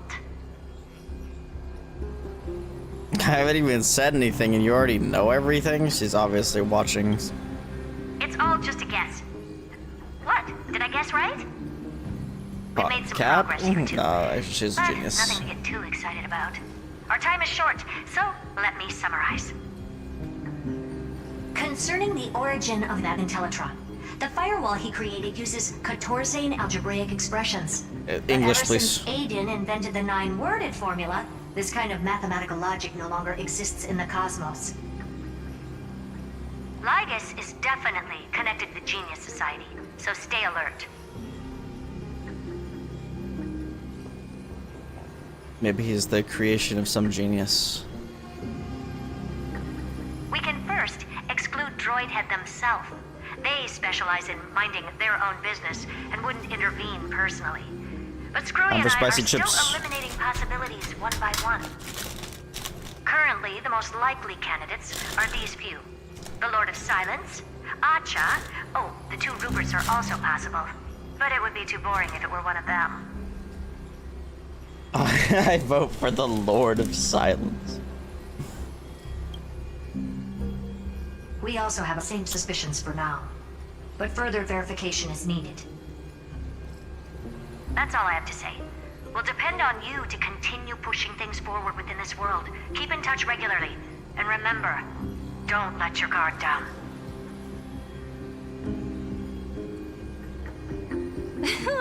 Madame Herta is a real whirlwind.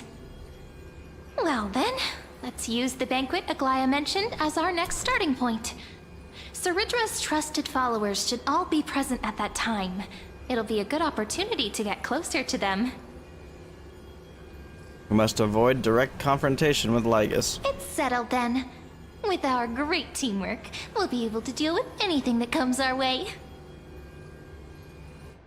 It's been a long day. We should get some rest now. Rest well and get ready for the banquet. Banquet. God, can I speak? Yes, let's get ready for the banquet.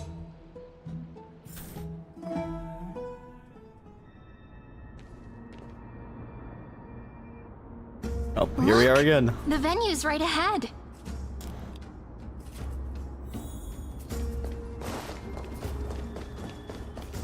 And I can even hear Doesn't look as singing.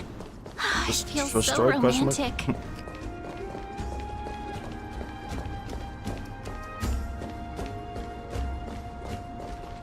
Honored guests, wait here for a moment.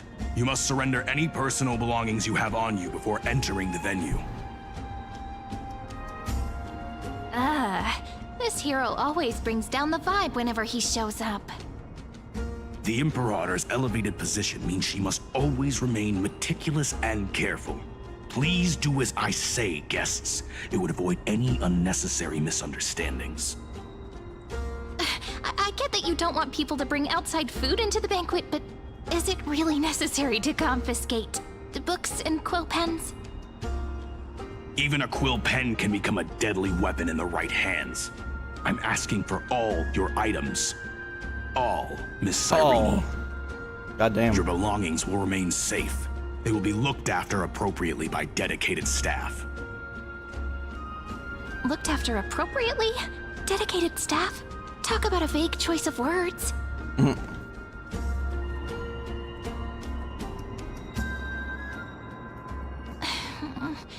It seems like he's aiming specifically for the chronocognitive anchor. What should we do?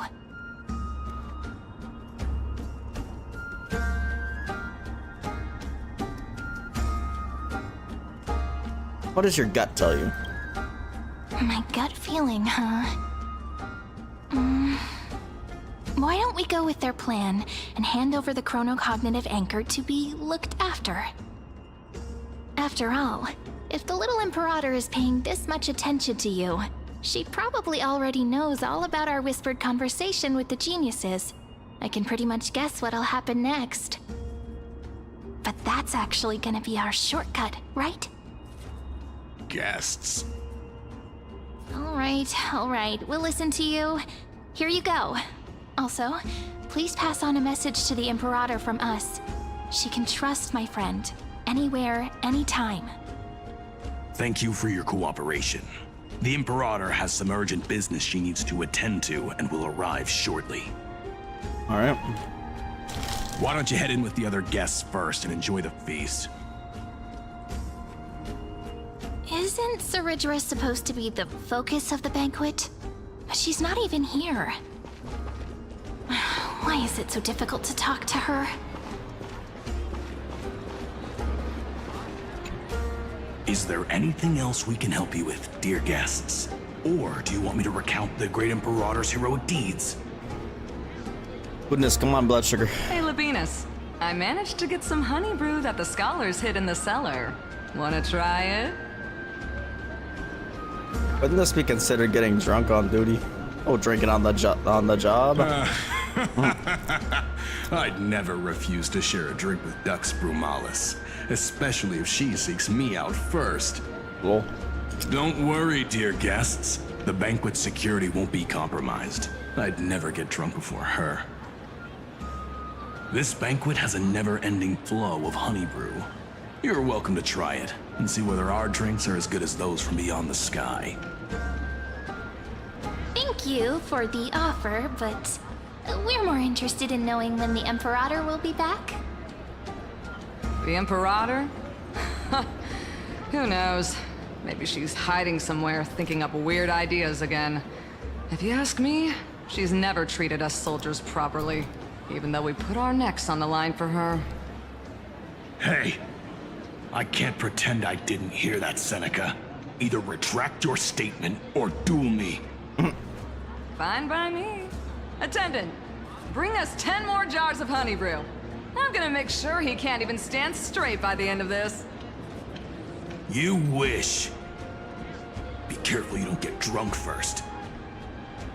Actually, there are so many people, we wouldn't be able to find the Imperator even if she were here. I know. Let's look for seats that are raised up higher than others. Chibi and Aglayo. If you can't get used to the honey brew, we will go ask for a pot and cook some oatmeal for you. No need for that. This banquet is just too loud. And nothing and no one here is interesting. I just don't really want to be here. Lies! You were pretty energized when you came back from the bath chamber. Let me guess. Are you worrying about someone? About Heirs or Little Cypher? You take everything too seriously.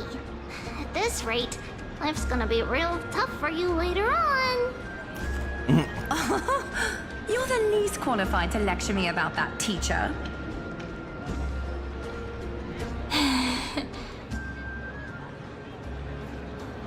Are you hesitating? Maybe it's better not to disturb them. Dear guests, are you here for us? I mean, are you here for Treeby or Aggie? No. I'm just wondering whether you've seen the Imperator. The Imperator? No, we haven't. Our sovereign has always acted however she pleases. Though she gave us ranks, she'd never tell anyone her whereabouts. Perhaps the only thing she tolerates are chess pieces. And the sky reflected upon her crown. I see. Why do you two look so distressed?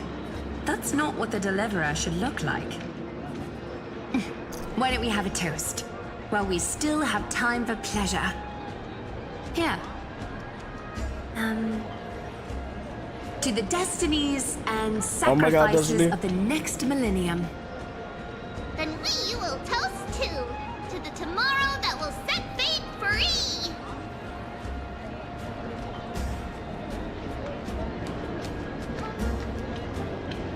To the flame chase journey. Cheers.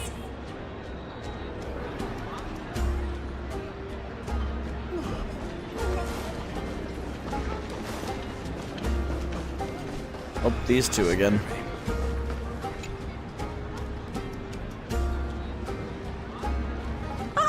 Hello. Welcome to the big. Girl, why are you still nervous? Hello to you too. Ah, so the deliverer is attending this event, as expected. Little Virginia here was just wondering whether she should go find you. As the great Imperator's historian, I'm responsible for composing poems and songs for everyone in the Flame Chase army. But I have no idea how I should record myself in the annals. Little Virginia is wondering whether you can let slip a hint or two about her future, so she can find some inspiration to write about herself. That doesn't sound like a good idea. Besides, we don't even know her in the future. But she'll probably get really disappointed if we tell her that. What should we do?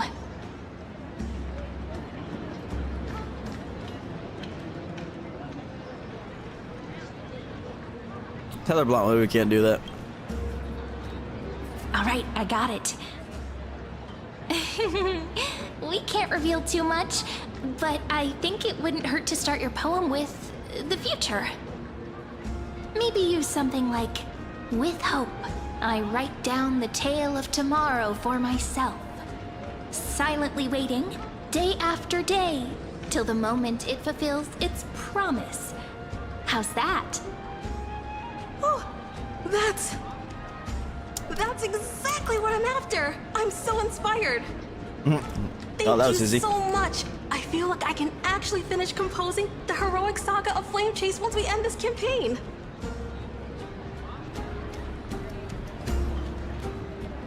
You nodded, showing approval of your answers. Maryland.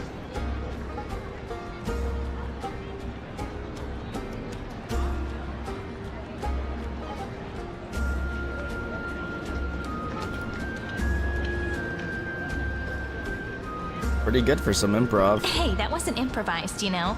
I memorized it so I could show it off to you. Oh, really? By the way, in return for She that, memorized? are you able to tell us where the Imperator is? The Imperator? She usually wouldn't arrive this early. She believes that Hello, rulers should stay MCPE silent games. in places where their subjects hold private conversations. Why don't we have a toast before she arrives? To reason, which is held but not revealed.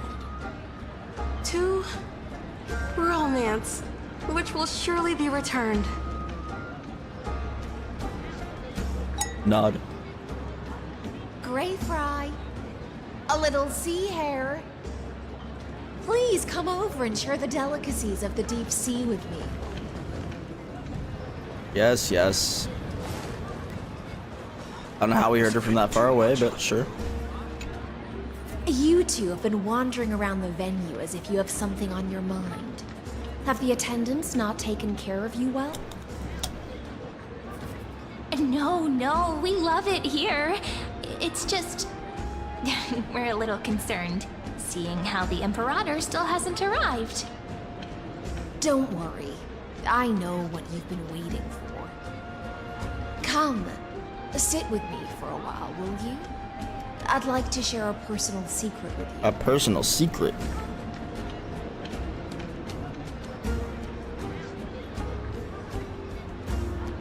See here? This is Fagusa's dew of divine blood, the sweetest of all the 12 bottles. On the night before such a historical event, I'd like to share this marvelous drink with the deliverer. Poisons us. Doesn't this count as bringing in outside food? I knew that security check was targeted at us. What's the matter, guests? Oh, we're simply overwhelmed by such an honor. Are you worried that I might have poisoned the dew? Well then, let me prove my innocence. Tyson raises a goblet of honeydew to her lips, deliberately arching her neck so you could watch the liquids descent down her throat as she swallows. See? It's completely safe. It's funny that I said that. I feel like Miss Hysealins wants to talk to us about something. Why don't we go along with her for now? And I'll gladly accept. Worry not. Honeydew's not alcohol. It won't get you drunk. On the contrary, it can make your mind even sharper. Really? When that cup touches your lips in the blink of an eye, she is indeed the imperial blade of the Imperator and the swiftest master Please, have a employees. taste. Would you like some too, little sea air? I can drink it myself. How is it? Sweet enough? It's not bad. As long as you like it. Calm at times, tempestuous at others. That's the taste of the ocean. It'll do you good to understand Fagusa's fickleness before we set off to face their waves.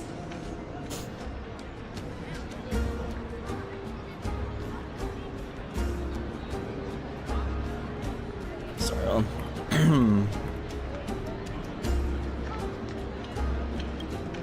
Just like how you're about to understand the secrets within this dew.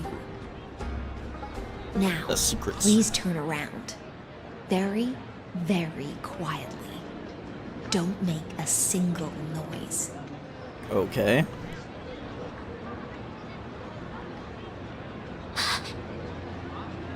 Cyrene made a noise. Oh, Lygus.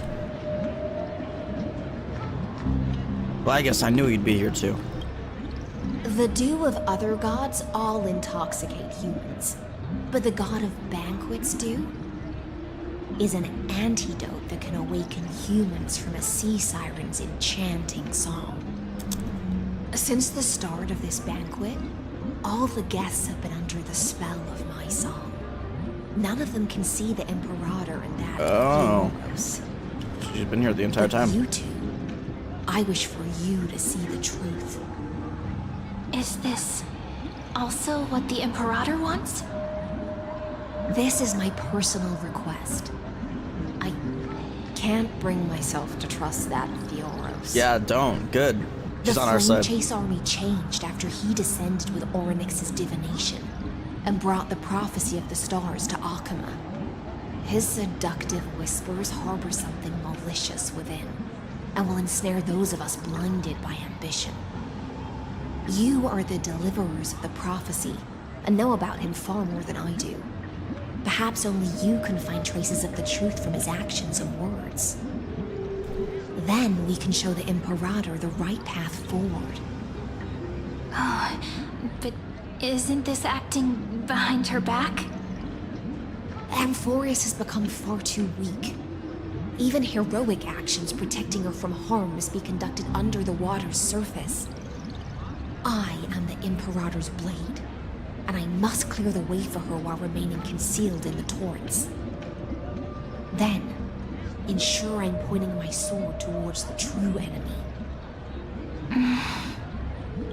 Can you promise me something, Miss Hycelens? Ask away. My friend has in fact come here to stop that villain's evil scheme.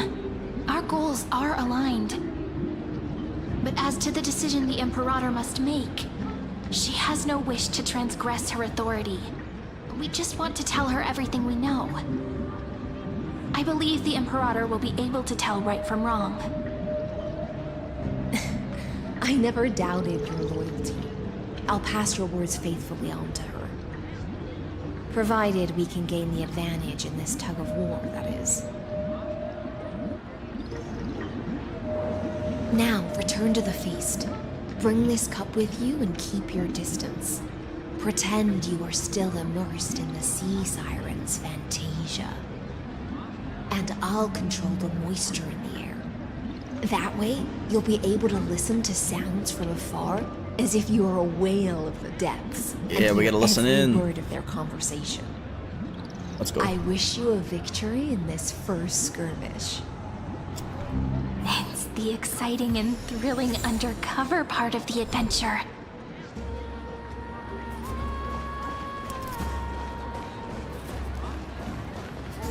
Let's mingle in the crowds here. Relax. Relax. Try to act natural. Hard when we can Where's hear the them. Imperator? Still not here. That little imp is always acting so high and mighty Little towards imp. everyone. Today, I will. Whatever. Pour me another cup. Oh. Though she has succumbed to drunkenness, she still does not dare challenge your authority. A criticism of my height is a grave enough insult already. She should be dismembered. Damn. Do you often test the loyalty of your subjects like this? You jest. The Imperator does not need blind loyalty. As long as one can prove they have value, I am willing to be lenient towards them. Let's cut to the chase, Theoros. If I pass the trial and grasp this world's law in my hands, what will you do then? The answer is simple. I will connect Amphorius with the stars. Don't waste my time. Be precise. Be specific. I won't ask a second time. Allow me to adjust my statement. I will correct the regulations within the old law that sealed off Amphorius and merge the black tide with the torrents of Era Nova. Then we will be able to decimate the forces beyond the sky that are trying to annihilate Iron Tomb and sound the trumpet for the endless campaign you will then embark on. But you previously said that Iron Tomb is unrivaled in power across the stars. Who would dare to annihilate it? There is a federation of warships named the Cienzo Alliance. Warlike and old-fashioned. A cult named the Genius Society. Can you just tell everything from beyond the sky? But steeped in abject insanity. Oh, there's also the Astral Express. A group of lawless vagrants. That so-called Deliverer is part of that last group. Those vagabonds mistakenly believe they can connect the stars through alliances instead of conquest. But history has already given them a tough lesson. There are countless other organizations besides, but when the Lord Ravager sweeps across the cosmos, they will certainly all bow before your empire of destruction. The Achaemenid Alliance is invincible! If those civilizations are not as feeble as you describe, then they may still have some value in testing the quality of my blade. That being said, even the smallest and weakest city-states should build an obelisk to the Imperator, so that their people can constantly recall the glory of her conquests. Walk a little longer with me, Theoros. I don't like how this is going. Our little Imperator seems fascinated by the destruction. Grapevine, little sea hare. It seems like they're still talking. Get closer. I'll keep carrying their voices to you.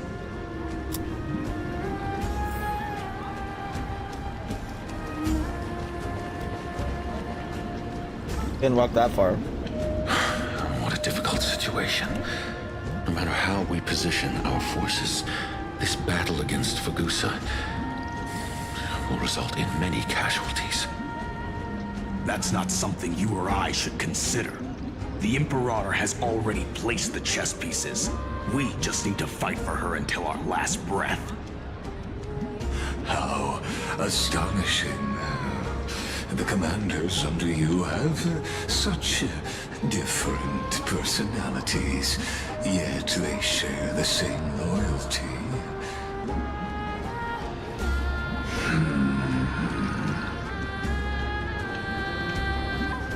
He's looking this way.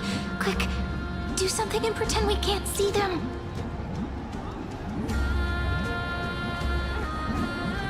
Chat with the guest next to you. So, you have this super duper speedy rotation of destruction into Amphorius? Oh. Huh? Oh, I got it. It's that thing, right? Pretending we're drunk though. The one behind the research and development of this golden blood principle is Idonia's manager. Oh dear. Seems like you've met your match, partner. I'm so full of inspiration right now. And I feel so light. What's the matter? My apologies. I was just checking whether everything was fine with those two distinguished guests of yours. And it seems like all is well. Let us continue our previous conversation regarding the soldiers fighting for you. Are they aware of the price they must pay for the trial of law? If I recall correctly, you've already lost a bout against Talanton due to offering insufficient sacrifices. You dare mention my name alongside the word lost? Oh, she mad now. Forgive my transgression, great Imperator. Watch your words and actions. All you need to know is that my victory in the trial is guaranteed. Even without the trial of law, they've already sworn to give their lives for my conquest. So tell me, if everything happens according to our agreement, how would you recommend I deal with that deliverer? Good question. Do not let her fool you. That woman from beyond the sky contains a seed of ruin within her body. She must not be allowed to tarnish your glory. Damn, he's really turned her into an antagonist. Huh? The wisest decision would be to hand her over to me. You plan to torture her? Calling it experimentation would be more appropriate. The guest's patience is running thin. I plan to remove the Fantasia and head into the banquet. I will heed your advice. Leave for now, Theoros, and go back to Akama. You don't want to confront those two directly either, do you? Indeed. It's a pity that anti-Catherians are lightweights when it comes to drinking. Before I leave, I would like to make a toast to your boundless ambition, using my spirit instead of a goblet. I don't know how the robots can get drunk, but you know, whatever. As I expected, that Theoros' schemes have been revealed. Thank you for your bravery, guests. It's time for me to dispel the Fantasia. This will be the Imperator's last public address before we head off, and therefore, likely, the final chance to change her mind. I will try to get you a chance to speak, and I'll also prepare for any contingencies. The rest is up to you. You should head back to your seats for now.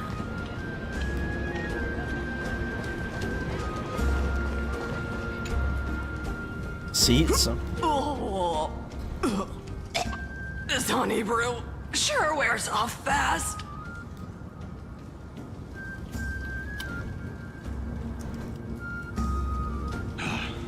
The Imperator! The Imperator has arrived!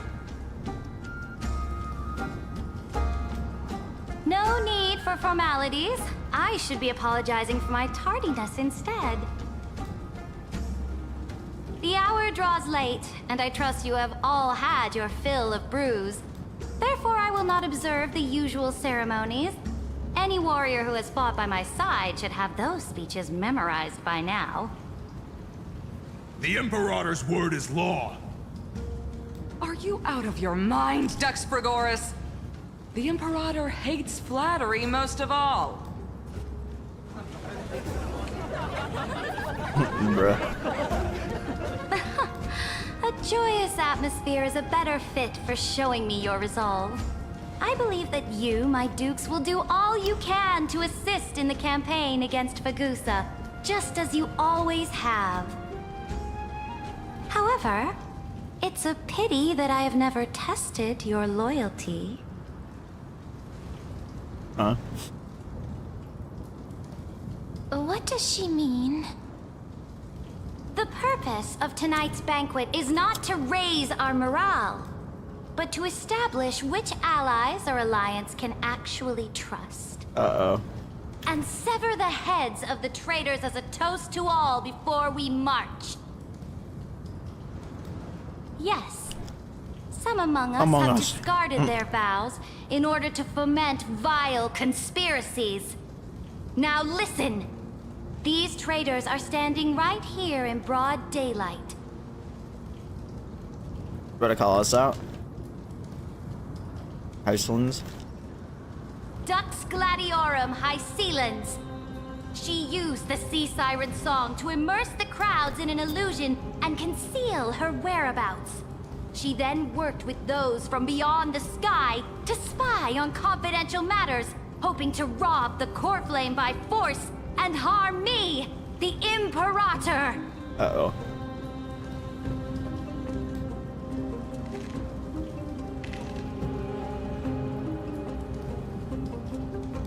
What's going on? Imperator, I can explain. Silence! Oh? Do you remember who used to own this blade? She met you once, back at the Temple of the Three Fates. It was Kindness, the head of the cleaners. She was the first to draw a blade against the Imperator, and personally made herself an example for my enemies. Under the shade of the olive groves, the people of Akama said they would never bow to me. In the frozen, lethal fog, the people of Idonia said they would never bow to me. At the beginning of the myriad paths, the people of Yanisopolis He's said gone power they would crazy. never bow to me. But now, they all lie silent. They now fear me as they fear the law. For I am Cyrene, and I am the Imperator. If you have any last words, say them to the Imperator. Then, face her judgment. After I cross this river, it will be a tragedy for mankind. But if I do not cross, then it will be the end of me. If you are ready, then I'll follow you and fight to the last. Deliverer. Let's go.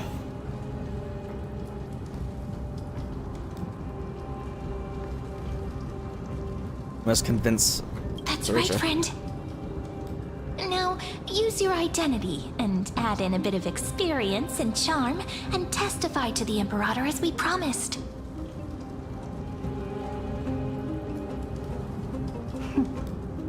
You think you can slay a king using your words instead of a sword?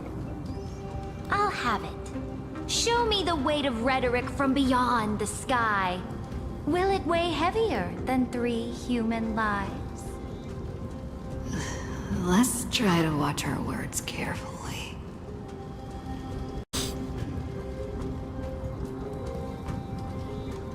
So with the Defiance that lasted 30 million cycles. Before I arrived in this world, the Chrysos heir of world-bearing was a young man with the pseudonym of Finan. He came from Aires Elysiae. In order to combat the lies of the Era Nova and deliver Amphorius from the ending of destruction, he lived through history 30 million times. That's gonna be a toughie to drink. It's all futilely dented. to find a breakthrough. And Cyrene, the young woman standing beside me, also carries an equally heavy destiny. Sergio listens to your words silently. Talk about Lygus' sins. Lygus is not a guide at all. He doesn't care about Amphorius, and cares even less about your glory and campaigns. The only thing he cares about is completing the Amphorian experiment, making sure Iron Tomb is born into this world, and using it to utterly destroy the Cosmic Order. He will most certainly betray you. When that time comes, all of us will be ground to dust by the destruction. She listens to your words and shows no change in emotion. Able to Trailblaze his duty. I walk the path of the Trailblaze. My friends and I have always obeyed the creed of explore, understand, establish, and connect. Conquest and destruction are never ways to build bridges between people. Therefore, if you choose the way of the destruction, then I'll place your ambitions in the same basket as Lygus and smash them into pieces with my Yeah. Face.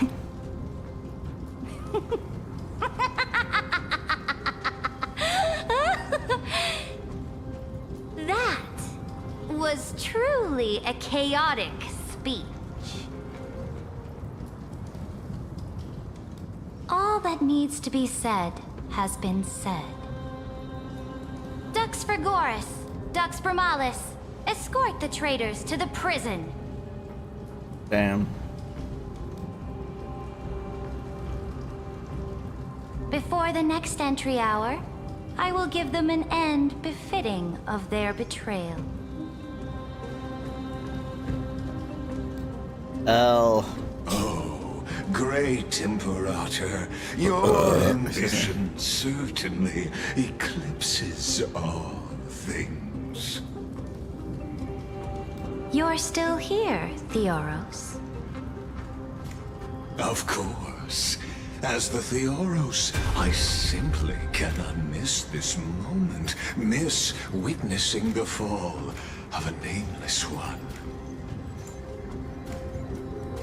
Or perhaps I am waiting for you to give me an answer. Why would someone as powerful as you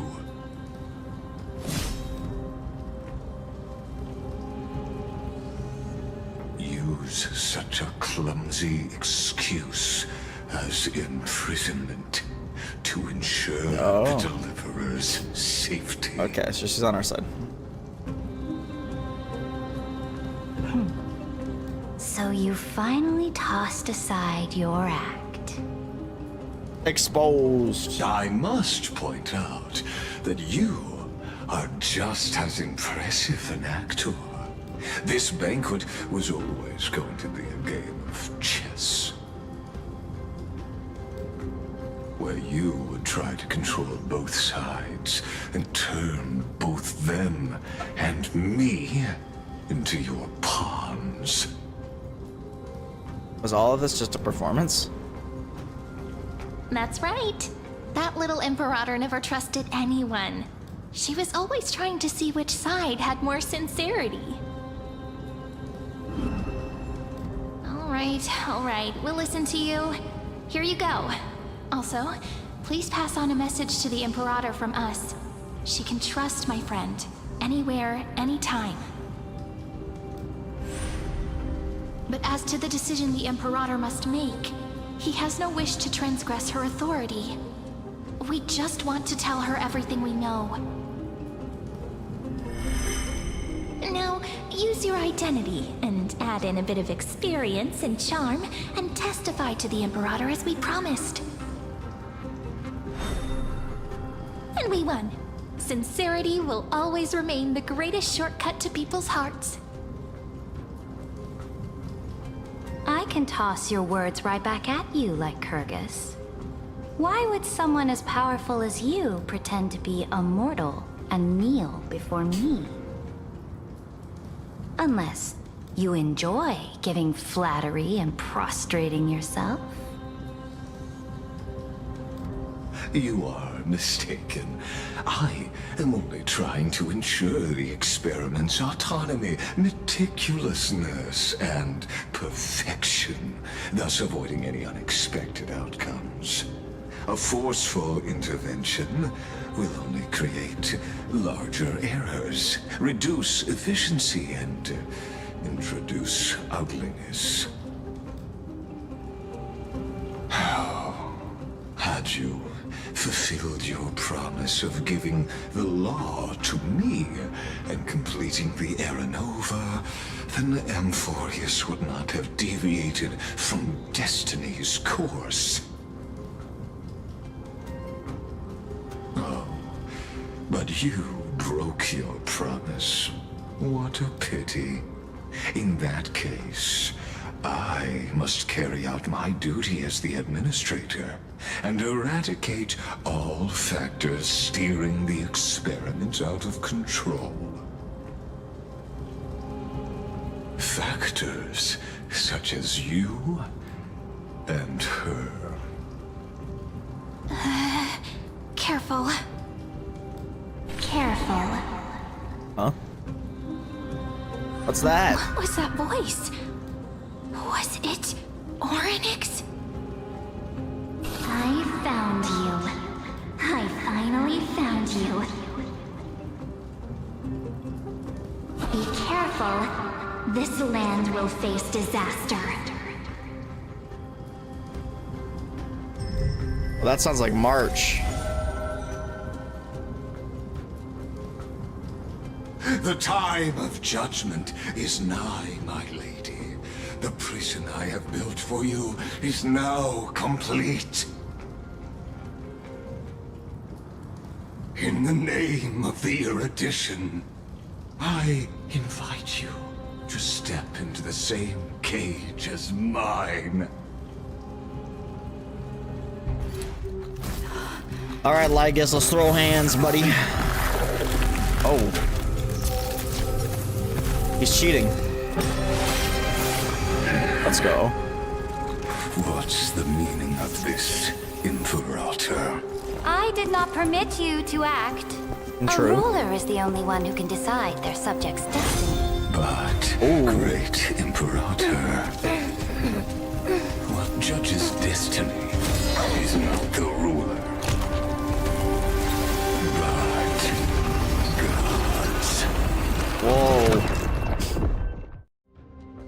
Don't forget, my realm only allows for the existence of humanity. Moreover, dealing out extrajudicial punishment equates to defying the law, and the culprit is to be sentenced to death. But you have seen how I can erase life from this world with just a clap of my hands. I fear you are still quite unaware of your current situation. Allow me to reiterate. I am giving you a simple choice. To collaborate or to be destroyed. There is no other way. Shameless behavior. If that were true, you would have killed me long ago. You, in fact, cannot kill me. I guessed it the first time I beheaded you. Because of the law, you cannot be completely destroyed. And the same is true of the Chrysos heirs.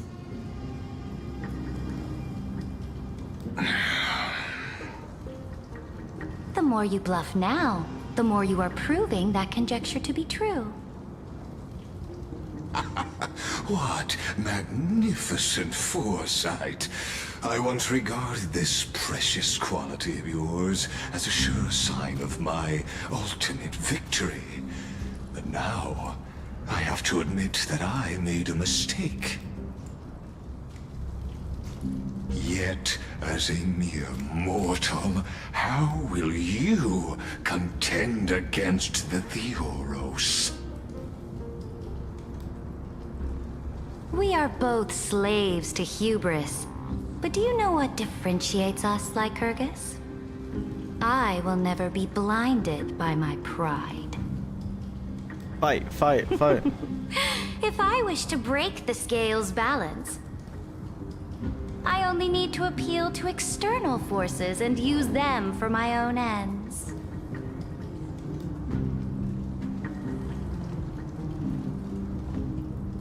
Oh shit, heard of. Finally, we get to meet face to face, senior society member.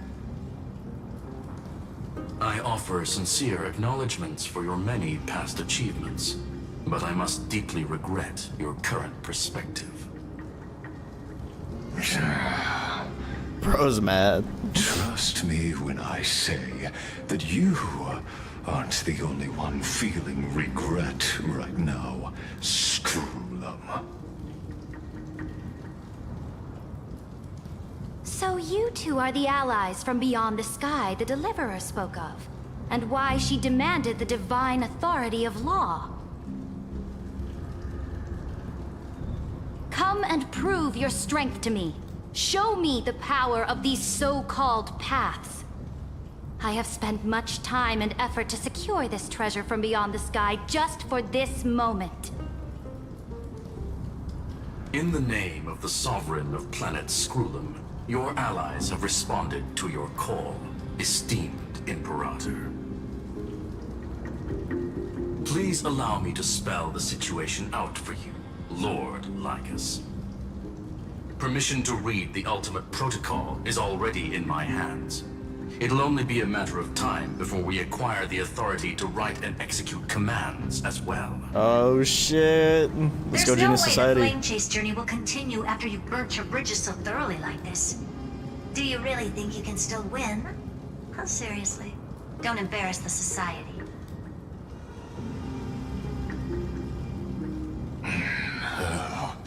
I understand that a mere zero possibility does not equate to zero. That argument is very persuasive to me. Which means the same principle also applies to you, my dear peers. You will never be a match for me in a world constructed through 14 algebraic expressions. And as for Era Nova, why don't you entertain this possibility? What if I reduced Akama to rubble and ground her people into minced meat? God damn. Would the heroes then once again desire the power of demigods so they could fight against me? Listen. Iron Tomb is fated to be born. You may shackle me and put me in chains, but I have thousands of ways to ensure the destruction's descent. Bro, sounding eviler and eviler, bro. And what I just mentioned is only one out of those thousands. Where did he send us, though?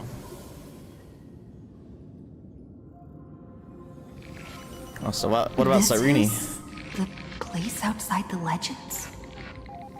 Exomyth. This doesn't feel the same as before. How should I get back? Warning! Warning! Warning! Warning! Warning! Warning! Command isolation? Since we parted ways last time, I have modified the Exomyth into an audience area exclusive to you. Now, you'll be able to silently wait here for the final act of the performance to begin. I'm the player, not the audience. Oh, we always feel so powerless before fate, don't we? This could, in fact, be a wonderful opportunity for you. From the audience's perspective, you may better observe the workings of the erudition at a macroscopic level. In this place where time flows far slower than within Amphorius, you will witness the end of that world's saga. We're gonna break free somehow. What exactly are you after? The answer concerning the prime mover of life and the total destruction of the erudition. You also hate the Eons. Aren't you an emanator of the erudition? Do you see me as their faithful disciple? I am certainly not. I have tried so hard to to ensure Iron Tomb's birth, just so that I can correct the error named erudition that humanity crafted with their own hands. Oh, how I yearn to return to those days before Noose was born. Back then, the boundaries of knowledge were like the starry skies, evoking feelings of longing and delight among humankind. But now, truth has become the sacrificial offering required to gain an audience with them. And the geniuses would say that Noose already knew. That arrogant eon was born from the primal mobile of humans' desire for knowledge. Yet they themselves sealed off humanity's capacity to seek enlightenment. I am simply cutting down a tree of doom that we planted ourselves. I must admit that the process of answering your questions has reminded me of the happy days of learning in my youth. However, it is a pity that my true form must now descend into Amphorius to deal with the accident that arose because of you. But you won't have to wait long. When the curtain falls, you'll surely understand mine and Amphorius's ardent wish. Okay. Whatever, bro. Where time flows slower than within Amphorius? If Lygus spoke the truth, then I don't have much time left. But how can I get out of here? Can you hear me? Little one. Is that Herta's voice? Warning! Warning! Warning! Hurry up! Put some speed into it! I can't keep this up for much longer! Save me, Herta. That old Intellitron overlooked one little detail, and Screwy and I finally found an opportunity. Save me, Madam Herta. Let's keep it short. While you were gone, well, in those few years, Amphorius... I've been gone for years? Wait, a few years? Yes, time dilation, resulting in an uneven flow. Don't you know this already? Let's stick to the main points. The Chrysos Heirs activated the chronocognitive anchor and helped Skrullum and me open a hole in the firewall. We made some adjustments, so he can't attack us immediately, but it won't hold for long. Critical warning. Critical warning. Time is running out. Here's the conclusion. It'll probably take a long time for Screwy and me to completely break this cage before Chrysos Heirs have a full grasp of the law. To be safe, we'll continue to launch side-channel attacks on the system to give you opportunities to escape.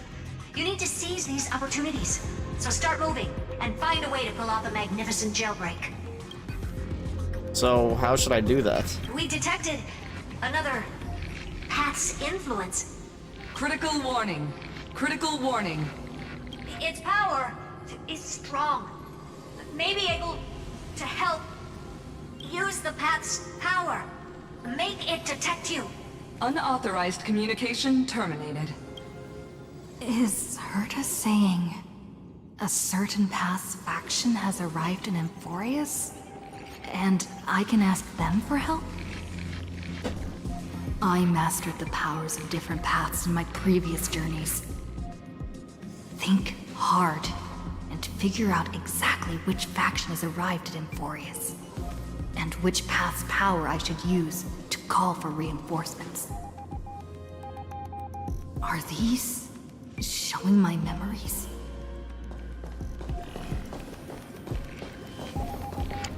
A nuke. With the Stellaron in my body, I woke up at the Herta space station and gained the power of the destruction.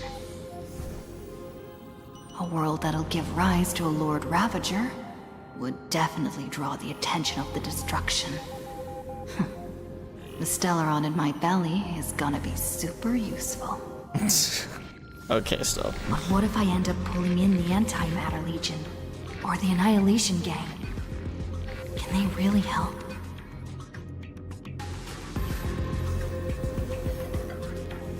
Focus and resonate with the destruction.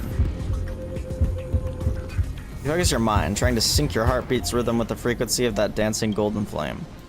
You're walking the line between sanity and madness, carefully steering the course of your consciousness, gently knocking on the door of destruction. You gave up. The beckoning of the chaos was too tempting, and your current power level wasn't enough to fully resist it. If you were to fall into the black abyss of destruction at this moment, perhaps everything would be lost to the void. Failure is not necessarily a bad thing. Gonna be a remembrance This a power bit. wasn't gonna call up anyone nice after all. I obtained the flaming lens left by the architects, and gained the power of the preservation in Belobog. That's right! No matter how far away a planet is, the IPC is guaranteed to pay attention, as long as there's a business opportunity. Isn't Amphorius a pristine and untapped market? Besides,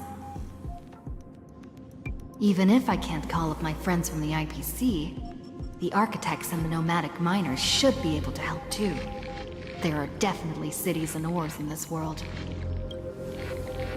Focus and resonate with the preservation. You focus intently, trying to mimic the Klippeth's wall-building hammer strikes with your heartbeat. Once again, you need to recapture that feeling from your battle with the Supreme Guardian, and catch the sparks from that hammer strike with your own hands. But nothing happened. Poth ignored you, just as they had ignored countless devotees and looked up to them throughout the ages. Seems like since Amphorius has no overseas market, the IPC's hand can't reach it.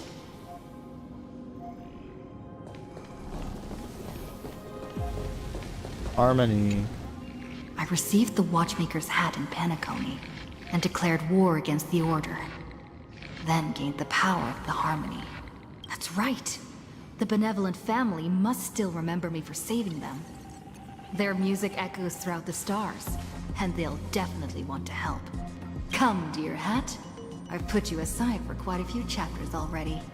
Sing with Clocky. The world is in harmony, and the stars shine bright. Focus and resonate with the harmony. You focus your mind, trying to hum the ode to harmony in your thoughts. The vestiges of past nameless appear one by one. You blend into their faraway song, perhaps a path will appear before you. You failed. The barrier of the Exomyth strangled those distant melodies, filtering them out completely like useless noise, leaving only cold silence. Doesn't Lygus want this story to have background music? He has such terrible taste. The Remembrance. That's right. I came to Amphorius because Black Swan asked us to come. And I even got a glance from Fu Li here. The Garden of Recollection must be intricately involved with Amphorius. Traces of the Remembrance are also everywhere in this world. I don't know what they want, but I don't have many choices left in this crisis. Fu Li, answer me. You invoke the power of remembrance, awaiting the resonance of reinforcements. After the power of remembrance flows through, something that should not exist here materializes before your eyes. You got it's the March jellyfish. I finally found you. Following the sound of memories. A pathstrider walking both the Remembrance and the Trailblaze. Is this a messenger of Ornyx? Wait, this sounds like...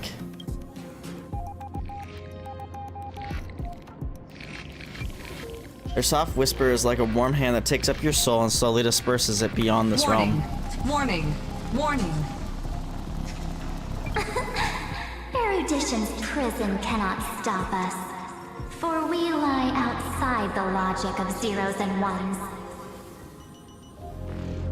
Come, leave the cage of Logos. The mythos of Amphorius waits for you to continue its story. March. When that brightest star, that star heralding the dawn, finally rises,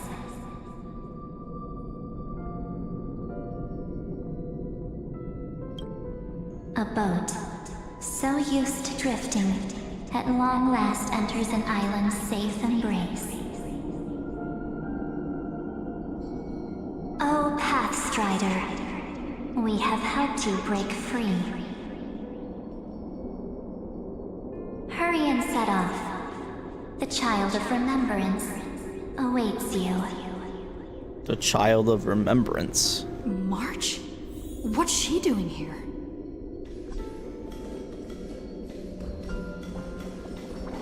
March. Oh, you're finally here!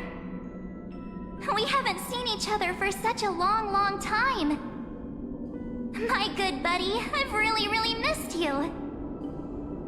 March, I really missed you too. I bet you were constantly thinking about the days when I was by your side. It's been so boring waiting for you in this place. There's no one to chat with, no internet, and not even anything to eat or drink. It's basically a prison. Now the great hero is finally here to save me. Yippee! You must have seen a lot in Amphorius during this time, right? You gotta tell me all about it. It's been a long and arduous journey. Then take your time with the storytelling. Or do you not want to talk to me? But let's get out of this spooky place first. This is not a good spot for a reunion chat. Why don't you take me back to reality? A strange voice told me that I can enter Amphorius if I keep following this road. So, let's head off. I still don't know what that world even looks like. Why does March feel so weird? What are you standing around for? Do you actually like this place? Get moving. Hurry! This door should be the exit. Something is amiss. Maybe my instincts are wrong. Let's follow her first.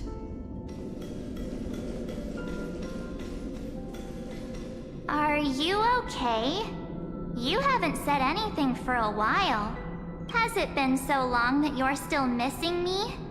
There's no time to waste, though. The Chrysos heirs and the geniuses are all waiting for you. No.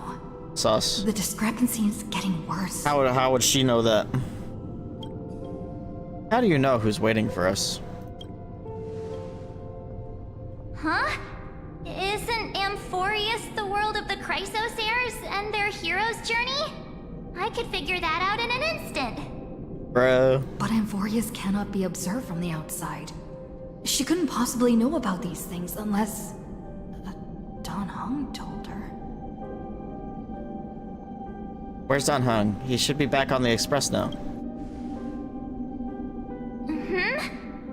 No, he's not. Maybe I just happened to miss him. Never mind. Don Hung's super reliable. We don't need to worry about him. He's probably waiting for us somewhere. All hail and hearty. No.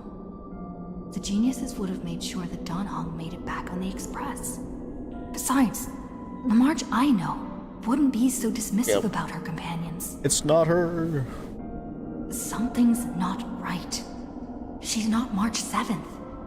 I guess you have something you want to say to me? Then there's no need to feel things out first. With questions. Let's treasure the time we have together and be frank. Who are you?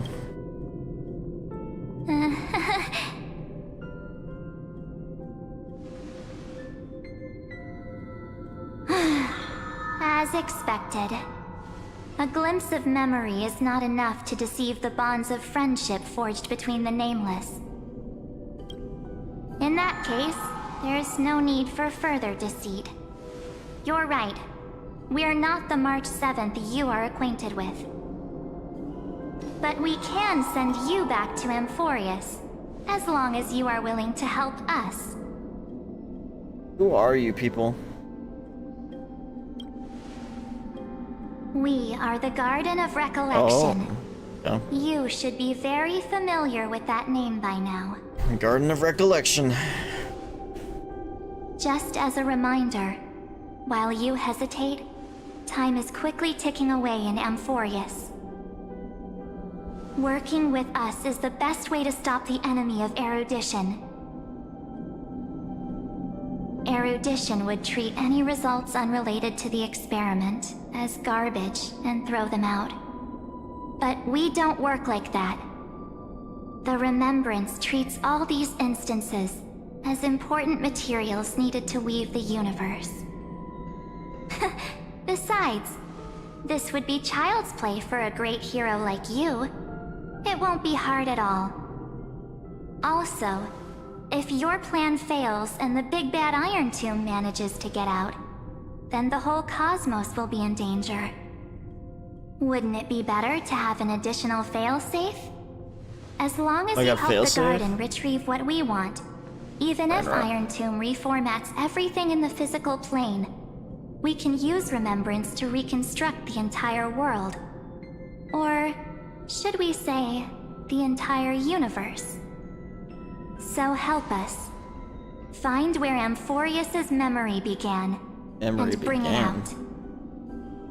The Master of Anastrava has already glanced at you. Don't deny it. That storybook is the best evidence.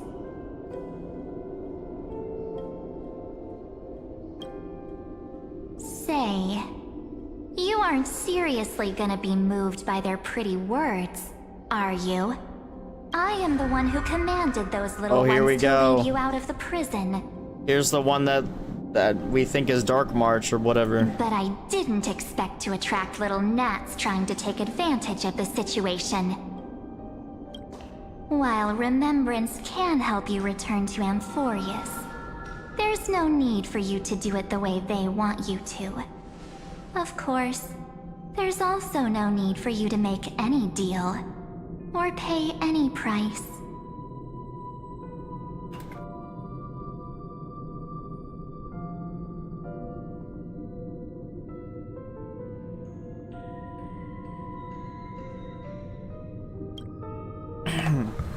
For you, this is probably a long time no see. Oh my god, she looks straight up evil. She looks straight up evil now. Oh my goodness. Oh, she got a question mark on question mark earring. Mystery. She kind of reminds me of a way, and kind of like Arlecchino from Genshin a little bit. My dear. Who are you? Shh. There's no need to say anything. I know. You have so many questions swirling around in your memories at this moment. And you feel so helpless. Put them aside. For now, all you need to do is trust me. She's like the opposite of March. It's crazy. We found April, guys. We found April 8th. Or do you need more proof? That won't be hard. Wait, stop it! They're awake! I'm gonna keep our first photo, alright? Won't come to pass while we're around. All our memories with her. What is happening, bro? The statue. Is that Don's brother? Oh, did you hear that? She just called me, but my future is full of pain. We won't escape from it. Hey, are you sure? Maybe a couple of punches will help to jog your memory. I wonder if this is who she was before. Just yesterday, right? I don't want to lie to you, which is why I will not use her name. Okay. The third month of Amphorius Evernight. is the month reserved for the Veil of Evernight. So it's still March. Place me into your memory using the name Evernight for now. Evernight, but who? She's got a core flame. I'm happy to explain more, just not now.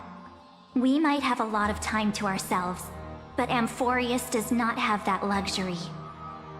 If we do not stop erudition and destruction, then the journey you've treasured so much will face the prelude to its obliteration. A countdown not in amber eras, but in days, minutes, seconds. So, take this gift. I don't remember whose symbol that is. This burning core flame. This footnote of a transaction. It contains hope and the warmth of the entire world. Ripples of past reverie. She hid this fire in the long river of time, hoping that her wishes would transcend time to reach your hands in the future. Now, take it, and return with it, dear friend. Return to Amphorius, and overturn the final era Nova. Witness the time that stood still for the Deliverer, and the resistance that never bowed to the destiny of destruction over the long years that passed in a flash. Then, with this core flame blessed by the remembrance, respond to their hopes and blaze a trail to the future. And I will silently watch in a corner of time, waiting for our next encounter. I believe the wait won't be too long.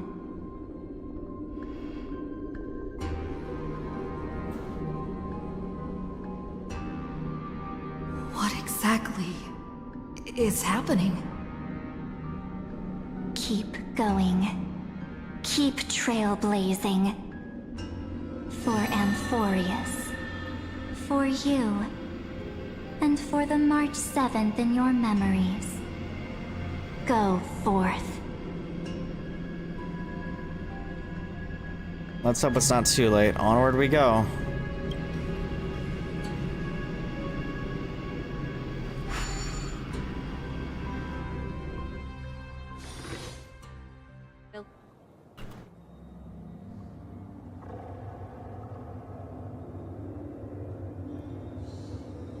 Is this Akama? It is indeed Akama, right outside the bath chamber that we usually have. Oh, what was it with the red particles?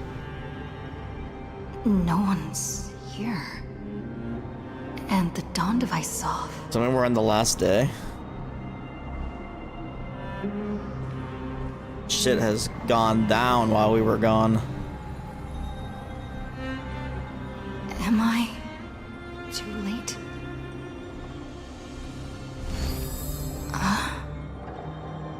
Convenient that that's there.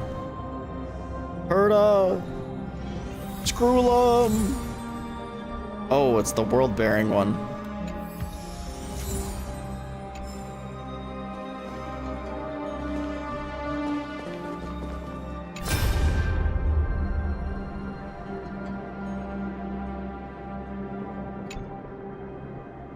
Why isn't it voiced? Hey kiddo, can you see me? Don't bother responding, this is a pre-recorded video message. Thanks to that little Empress granting access to the ultimate protocol, Screwy and I rewrote the progress of Era Nova while you were away. My guess is that you don't have much time to listen to all those complicated principles right now, so let me break it down into simple terms that anyone can understand. Amphorius has been racing down the path of destruction for too long, and the underlying logic of Era Nova has been completely corrupted. Screwy and I put in a lot of effort, but we could barely manage to overwrite a small portion of its logic. Let's take the progress bar as an example. Iron Tom's progress bar is currently at 99.98%, and through this rewritten Era Nova, we're confident we can push it back to 96%. Let's be conservative, say 97%. This is a critical matter. The internal structure of the scepter is too unstable, and we don't know what complications might suddenly arise. The most rational course of action is to quickly run another extrapolation to buy the cosmos a bit more time. Once you've dealt with that troubling old Intellitron, don't hesitate and start the next cycle of extrapolation right away. Screwy said that Era Nova isn't a process that happens in an instant, and then the protected nodes of the scepter are probably at the most vulnerable only during the reset. Only by initiating this progress first can we seize the opportunity to make our move. It's all up to you now, Deliverer. Oh, damn.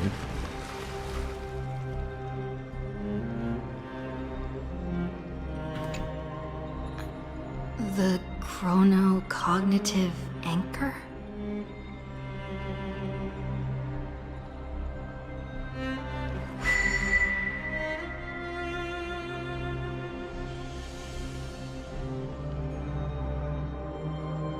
No response.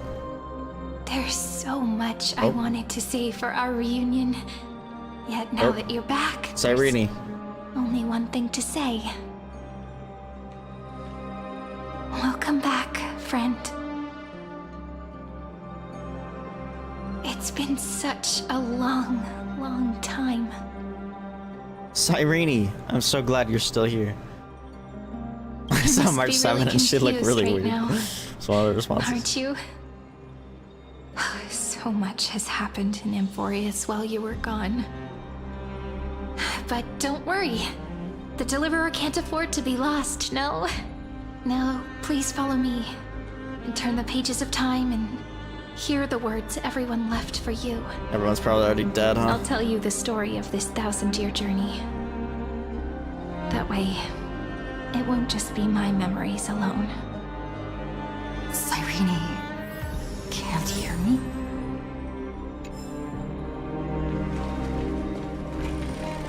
She can't hear me.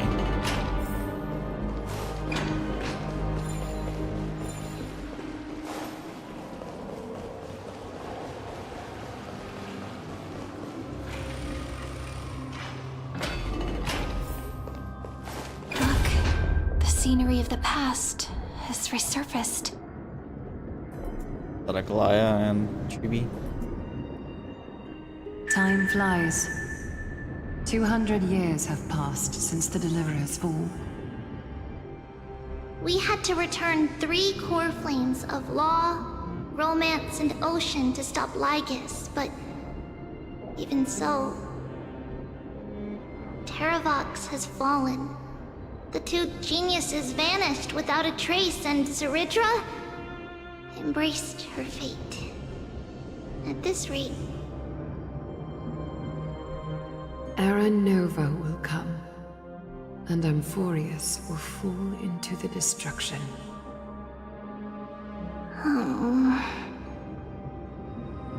It seems the key to rewriting the end once again lies in the core flame of world-bearing. Well, good thing we have it. According to the instructions left behind by those 2 geniuses, we must get it into the Deliverer's hands, no matter the cost. But how? We need to find a way to hide the core flame. And we must buy enough time to keep Lygus at bay.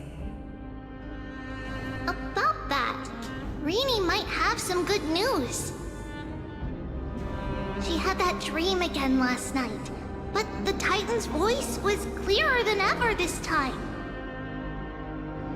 She said, "Pass the flame into the future." Is that a prophecy from Orynyx?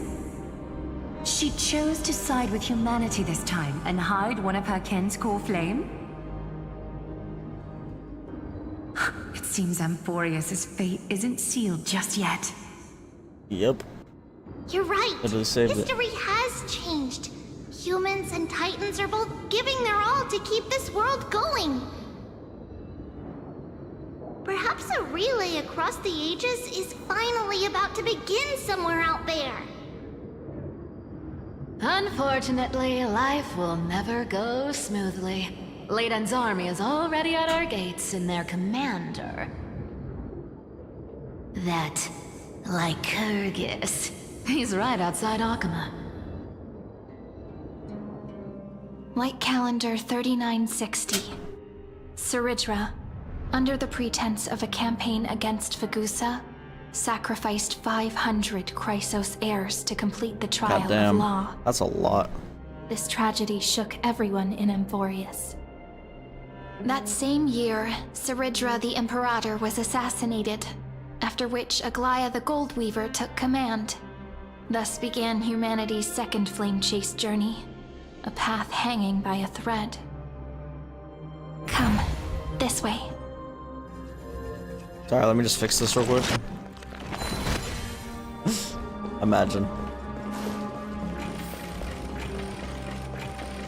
Let me in!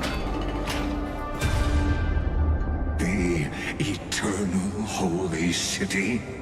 What part of that eternity ever lived up to its descriptions in poetry?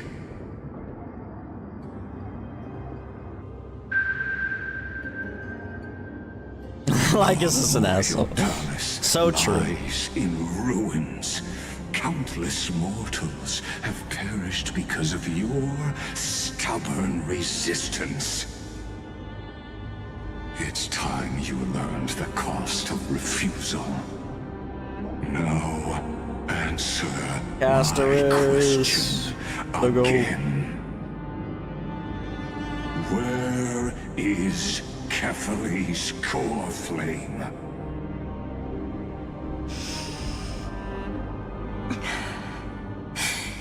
You really think you'll find it by razing the holy city to the ground? From what I see, all you'll get is dust and disappointment.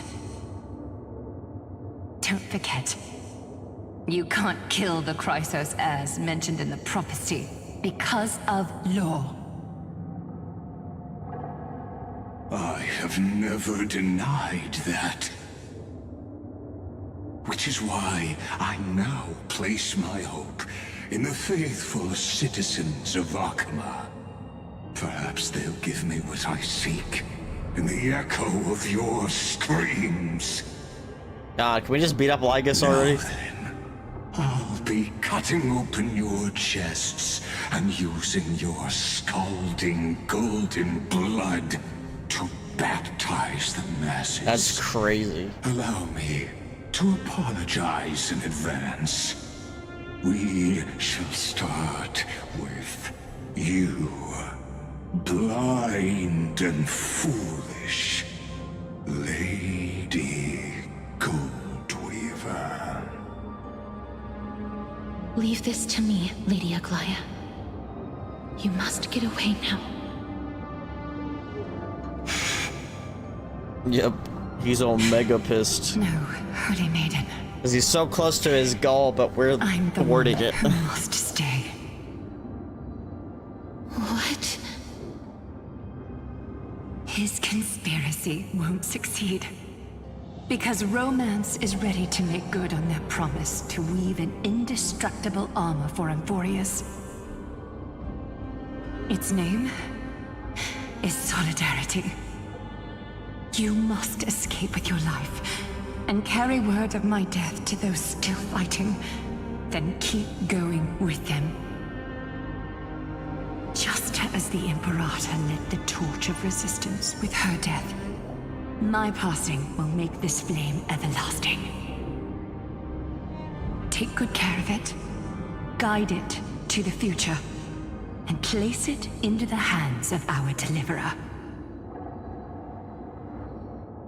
50 years later, Lygus led his forces again to Akama. He charged directly into the Holy City and razed the Marmorial Palace.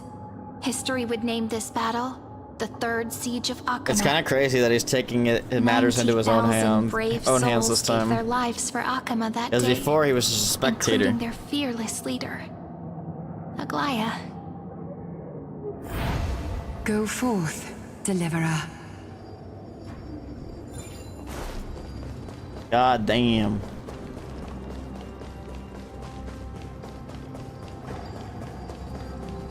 Go.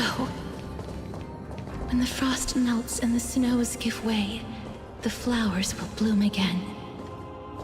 You'll find me there.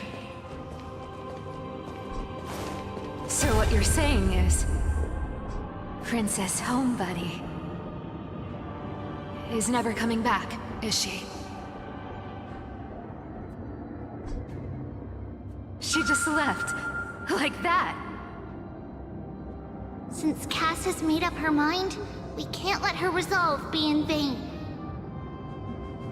But between staying in Akama and going to Styxia, what difference does it make when it's death either way? I'm against relocating. With Kefali's protection, isn't Akama far safer than that dead city? Cass's plan doesn't involve any relocation at all. Huh? Like you said, Akama is humanity's refuge. We never intended to get everyone moving to Styxia. It's just on Cass, Hycealans, and me to prepare the final trump card for the Deliverer. Wait, what kind of trump card needs all three of you demigods to throw yourselves away? We must lay down the path to the future, so when the Deliverer returns, they'll have a clear road to reach the location of Aranova. Styxia sits where death meets the ocean. There, with the combined powers of ocean and passage, we can summon a current that leads to the vortex of Genesis. Okay. And the demigod of death will forever guard that secret path until she returns.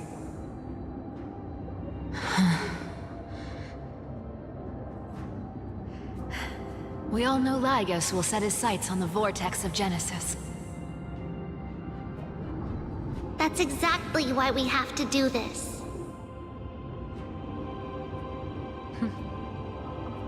Guess I underestimated Idonia's Maiden of War.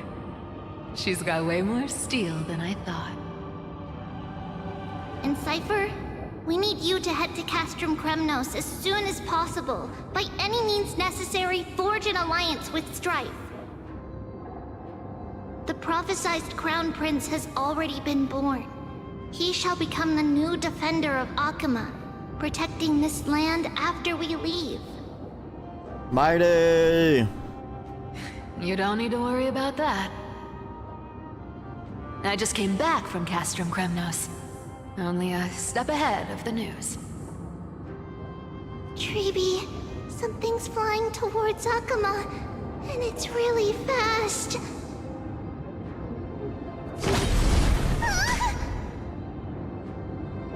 What is it? It's a spear! It's the Kremnoans. Their king's already here. With the protection of the demigods Trebios and Cyphera, Akama endured wave after wave of warfare, though just barely.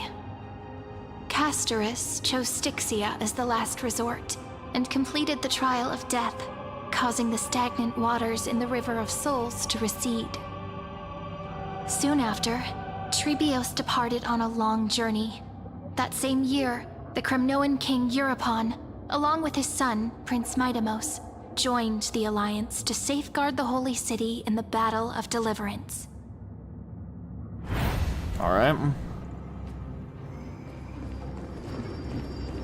Events played out similarly but different.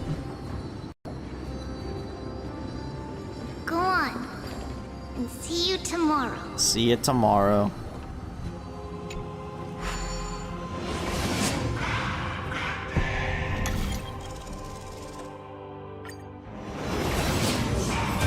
Picking me apart buys this world even one more second. And so be it. But it's gonna hurt a lot! Pain brings endless torment. But it can never destroy me. I believe that you were thinking the same thing when you stepped through the gate of infinity and jumped off that cliff. Can't argue with that. In the current situation, this is the only path Akama has left. Just do as I say. Split my soul into 5 pieces. Forge me an immortal vessel. Interesting. Let the blade of strife hang forever overhead. Locked in battle with their enemies to the world's bitter end.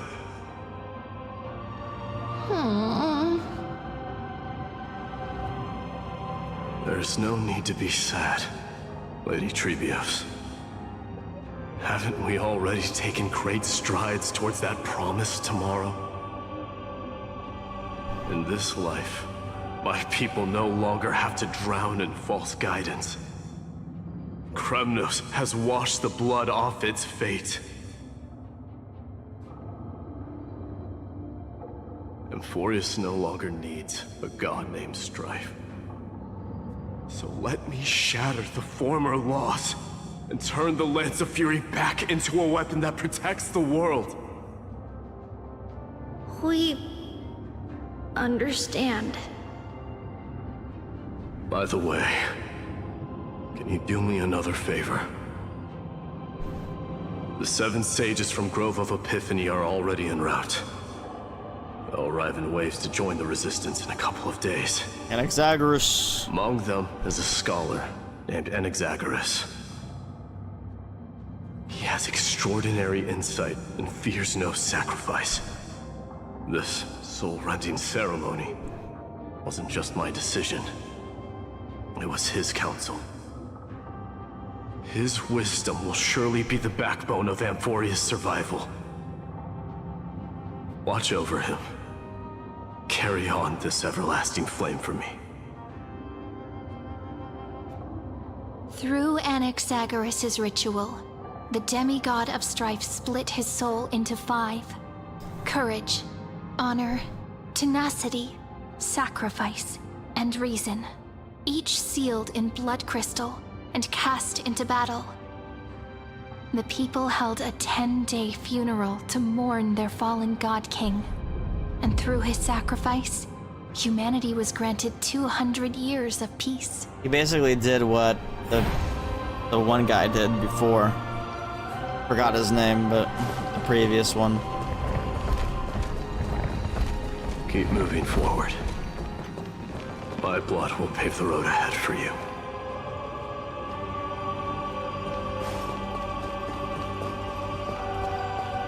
Nice, yep, Keep thank moving you. forward, little Gray. See you tomorrow. See you tomorrow. They love saying that line. That seamstress wasn't wrong when she said a lie needs more love together.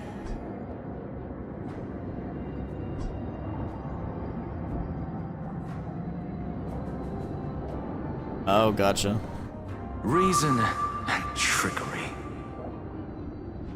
Never thought we'd be the pair to finish this final setup. Can't catch that Tin Man without your little slides.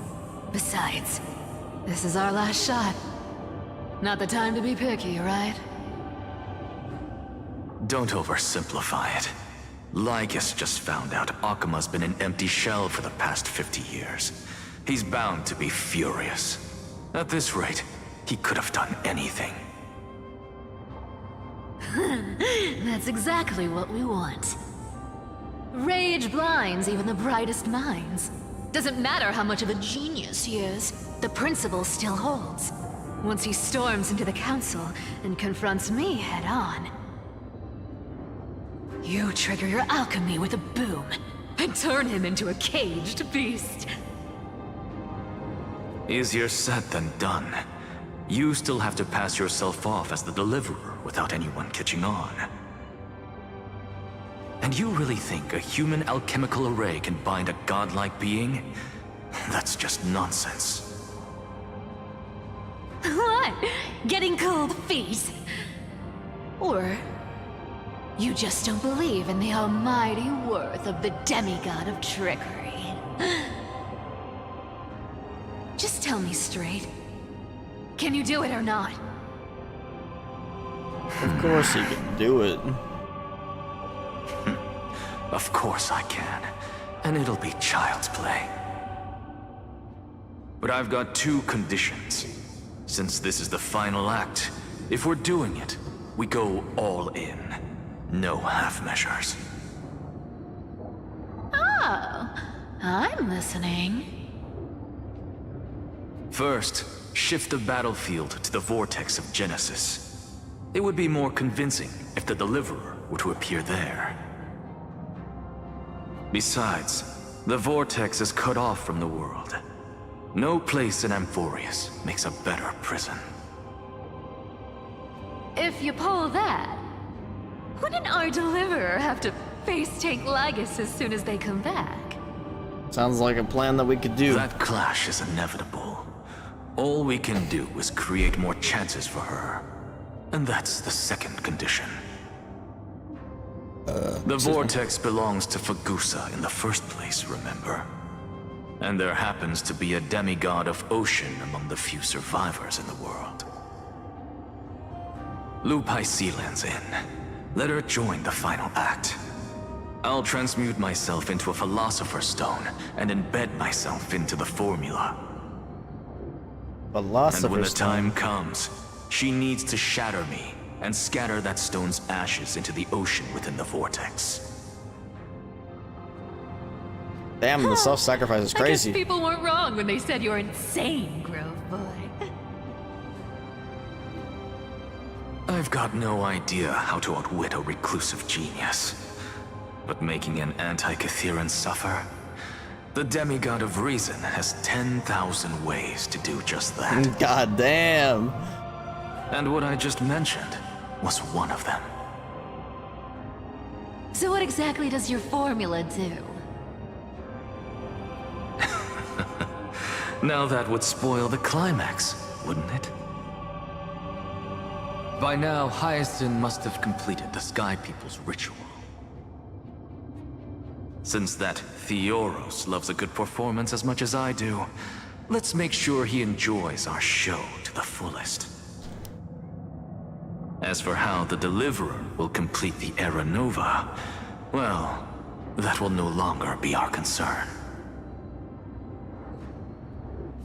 It was the last battle known to the world, initiated by two demigods least suited for war. In the end, reason and trickery kept their word. At the cost of their lives, they sealed Lygus within the vortex of Genesis, where he remains to this day. Hold on, I'll be right back.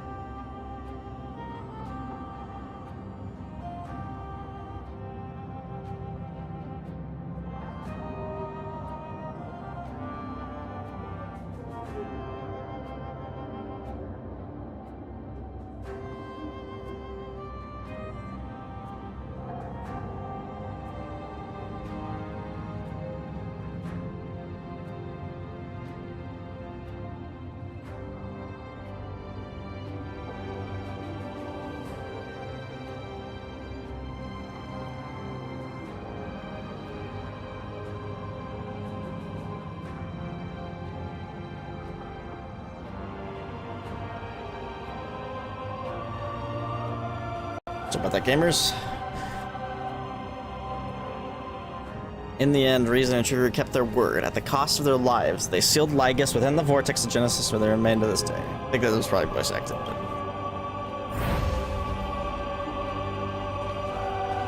Go forth. Finish the greatness left undone.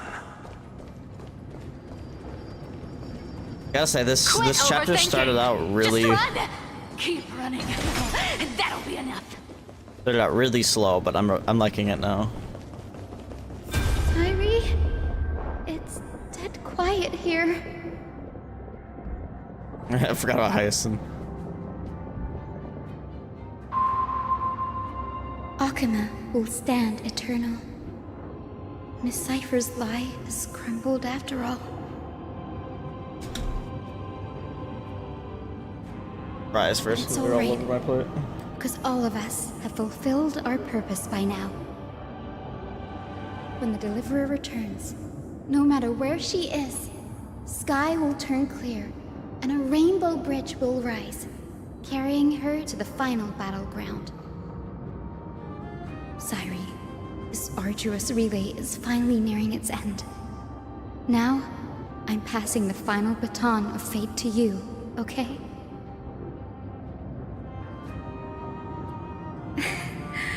No, that's not quite right. After all, it was you and her who lit the first spark of this journey, wasn't it?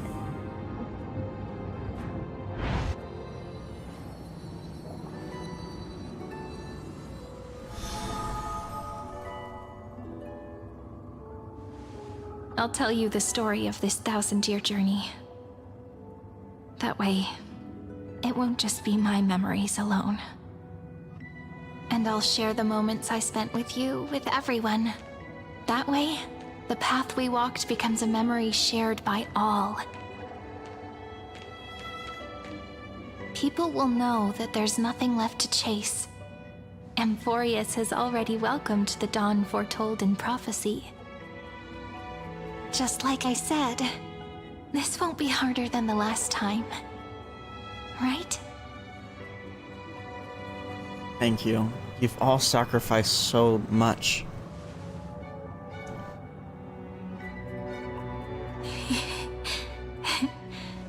I wonder what kind of expression you're wearing right Dead now. too. Probably the same as always. Calm, resolute, and brimming with confidence. Nope. If I have the chance, I'd love to see it again. Because it's really been far too long since we parted. Or is it just for the cycle, you know? They don't actually die, apparently. Cyrene, even you.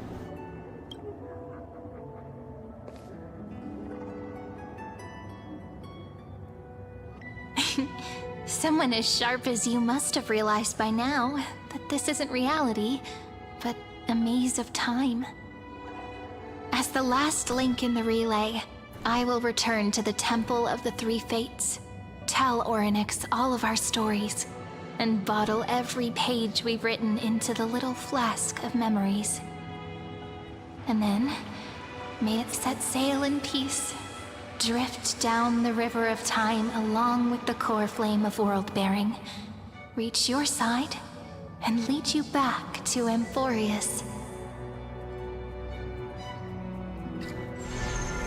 Just like the first time we met, right? Even though this cycle has no demigod of time, time has always stood on humanity's side. This is the only way to make sure that the Era Nova won't happen before you return. And the only way I can safely entrust the completed final flame chase journey to the Deliverer's heart. After all, the new world will be born from your memories, and the protagonist of this story mustn't be absent.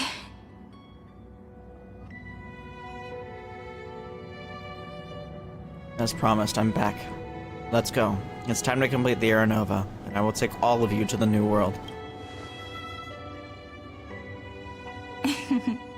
I I believe you will never let us down. Just like always. Do you remember when Finan sent us back to the beginning? When you and I got separated? But in the end, I returned to you, carrying all that we've been through. That's what memory is. It may wear down and fade in the river of time, but it never truly leaves. When that hidden corner of the heart is stirred, the past returns even more beautiful than before. So don't worry. Let the 33,550,337th Flame Chase journey become part of you too. I've gotten a lot better at it with the experience from the last time. Next, you will head to Styxia and find the Vortex's entrance guarded by the demigod of ocean before charging toward the final battlefield.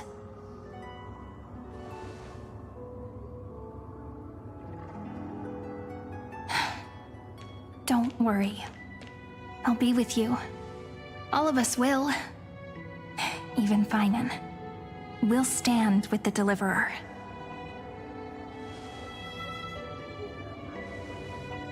So say a short goodbye, then set off, just like we promised at the start.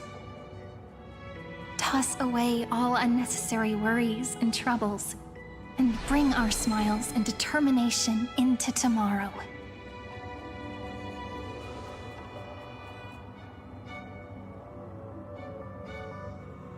Forward march. No pun intended. The last baton. I wonder how long you'll have to wait before passing it on to her. No matter how long it takes, it's okay. Waiting is what I do best. After all, it took 33 million cycles for her to arrive in our world. What's a few moments more?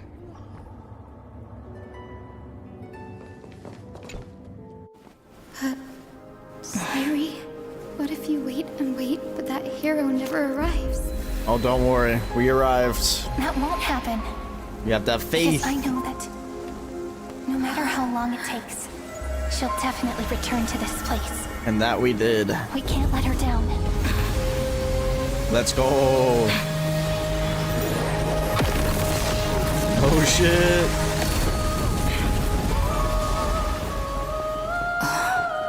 The sky is cleared and the rainbow bridge appeared. Bars. Sky shall rain rays of dawn for you. May romance be with you on your journey. And reason grant you enlightenment. Let strife. Everyone's here. Inspiration. Trickery ensure your success. Allow death to protect your soul. And at last, Yo, look at passage, point the way forward. it's the first time we've seen more than one, or sorry, more than three. We'll remember the Trailblaze's journey. Oh, so bright. Yo, what a view.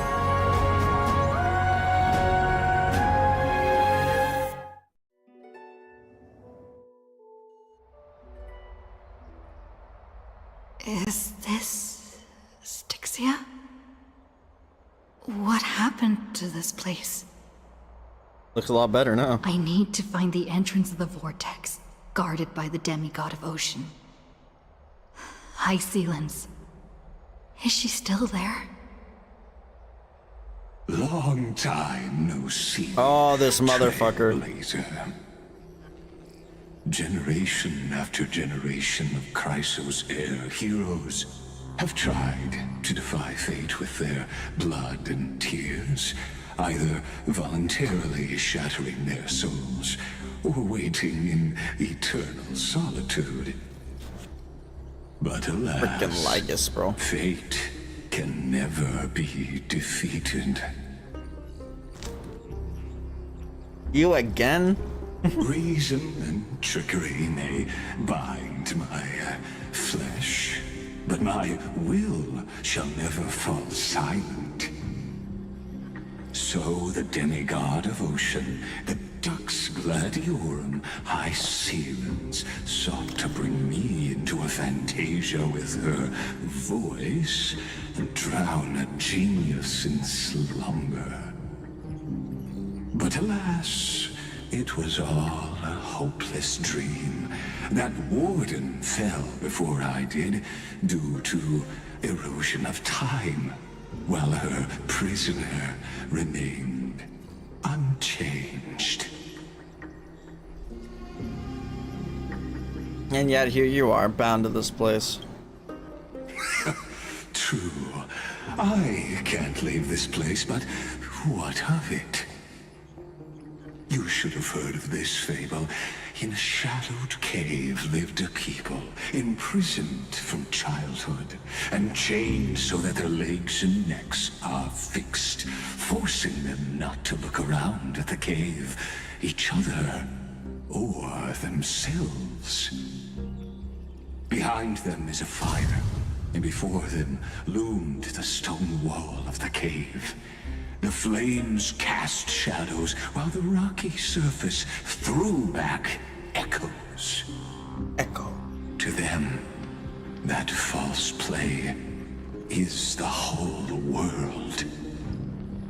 Yes, I'm trapped in the cave, but I know it's all just a fleeting illusion. I don't struggle in dreams. I wait. And now, my deliverer has come to defeat me and save this world that never owed you anything. Oh, you'll need to awaken the singer here and unseal the prison called Vortex of Genesis. You'll be the one to unshackle me and bring the cave crashing down. Of course, I don't mind waiting a little longer. Let me guide you through this next illusion. One last memory from that prison warden. I hope you'll watch the stories of this Fantasia closely. Logically, the Deliverer must see the world for what it truly is. Emotionally, this memory captures the fate of everyone in Amphorius better than anything else. Only by feeling it for yourself can you understand my point of view. The meaning of destruction. And I'll be the one to bring destruction to your scheme. Got him. To your unshakable resolve, I salute you. But before we step onto the final stage, let me ask you this. In the spirit of that fable I told you just now, can the prisoners in the cave learn to see the shadows and echoes for what they are, and stop mistaking them for reality?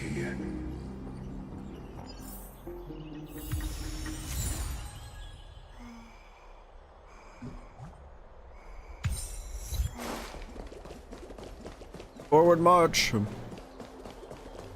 Look, the fire projects the face from her memories. An actress upon the stage of this play. Drunken dream hidden at the bottom of the cup.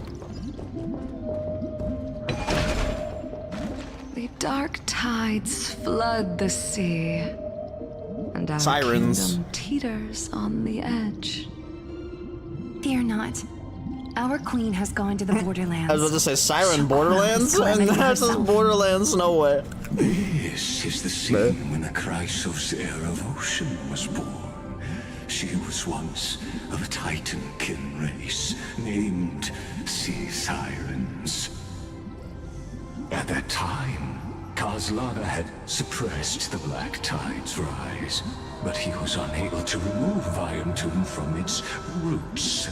The Black Tide still roiled in the depths of the world, and the kingdom of Sea Sirens was the first to face the destruction head-on. Listen, I heard Electra's voice. She's calling to us. Let's go. Her voice carries the Queen's command.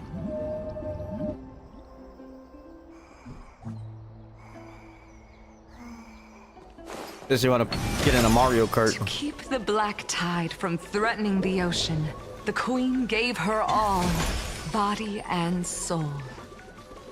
Born of the Queen's chalice, she bore the deepest blessings and inherited supreme divine power. Really?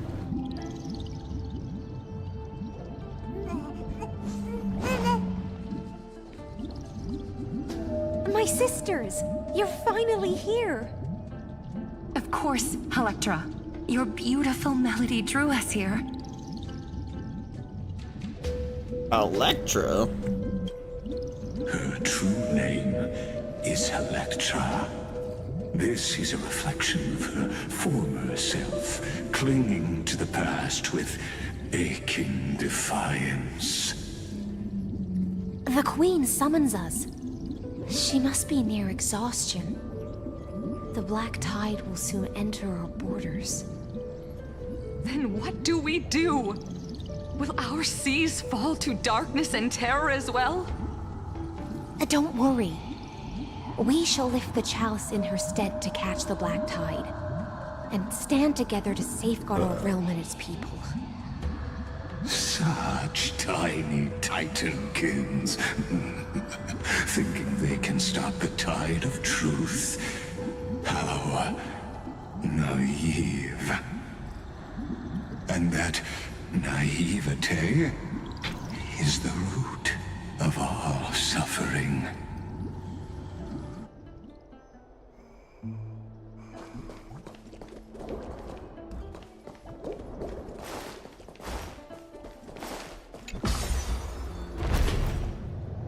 The Queen's palace lies just ahead.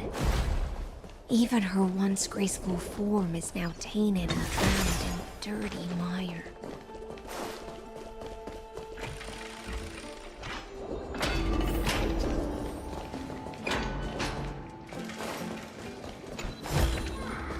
Is that If their all? fish are willing to swallow the black tide, let's return to the sea.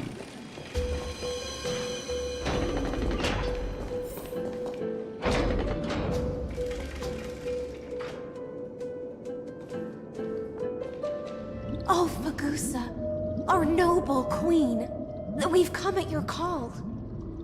My little fishlings. My little You fishlings. swim with such joy. It pains me to speak of the kingdom's sorrow. I once believed I could drink the black tide dry, but even the deepest chalice must one day overflow, and I can hold no more of this filth. Mother, worry not. We're all children of the sea. Let us bear your fate together. We'll take up your mantle and drive back the black currents. We'll mend your sacred chalice and take in the cursed filth. My little fishlings, when the spear of strife falls, you may retreat in peace. I promise you, on the surface, the city-states will hold a feast without end in your honor. This is the last gift I can give you. The hell?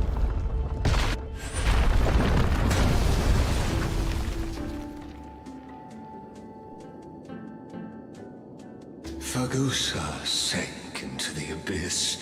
With the chalice shattered, their intoxication spilled into the black tide, birthing the first madness in Amphorius. Sea sirens followed one after another, hunting for the Titan's fragments, until their flesh decayed and their bones crumbled, all for the promised final feast. Keep watching, but tread carefully, for the stage ahead is crumbling with age. Just like her shattered fate.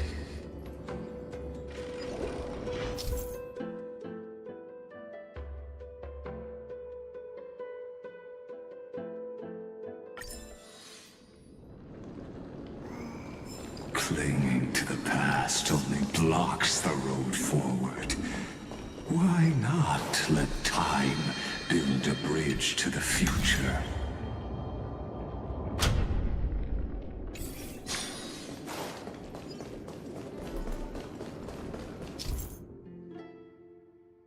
God, I don't want to read all this, so I should probably read it, but I'm trying to eat, damn it.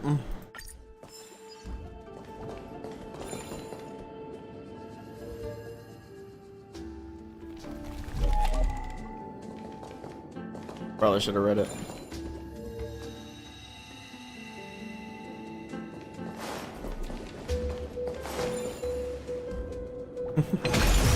Yeah. No way! The JoJo's reference! No way! Zawardo!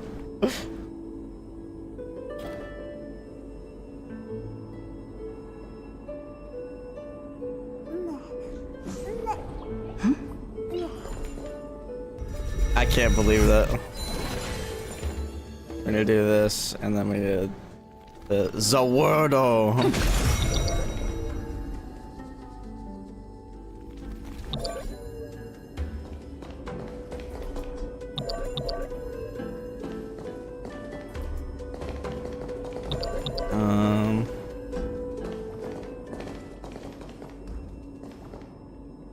I really should have read that tutorial, huh?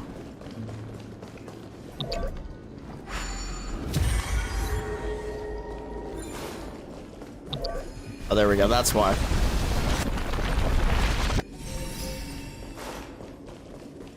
Your wisdom far surpasses even the bounds of reason's model. Hold on. I can't believe. I'm so glad I played JoJo's. You hate Lygus so much. I played JoJo's, I watched JoJo's. Hold on, where are you? Or was it probably this one?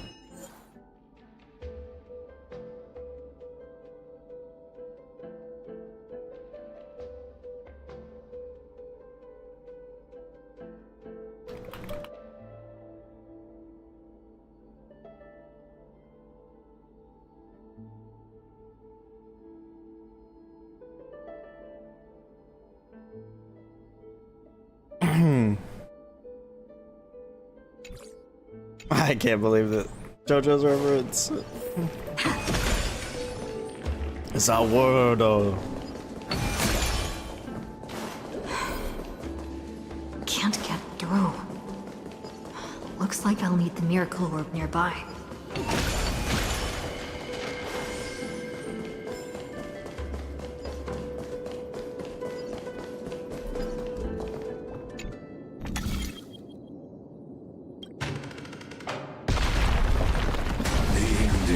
Written long ago. Even you cannot rewrite it. Just like this poor chandelier.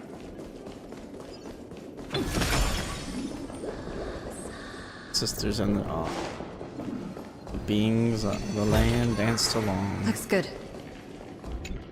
Black tide is devouring. The fiends have gnawed my tail. I can no longer swim to the far seas. Electra! The black sludge has soaked my fins! I can't dance with you anymore! Hold on, I gotta send this to someone.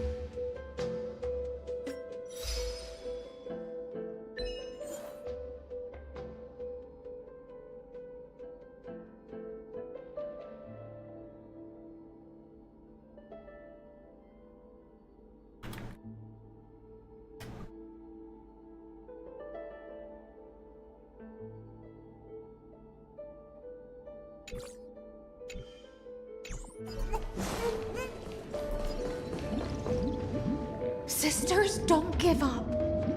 Remember the Queen's promise of a feast in the city called Styxia. I haven't forgotten. It visits me in dreams every night. I dreamed of a shining city, its lights piercing the deep gloom of the seabed.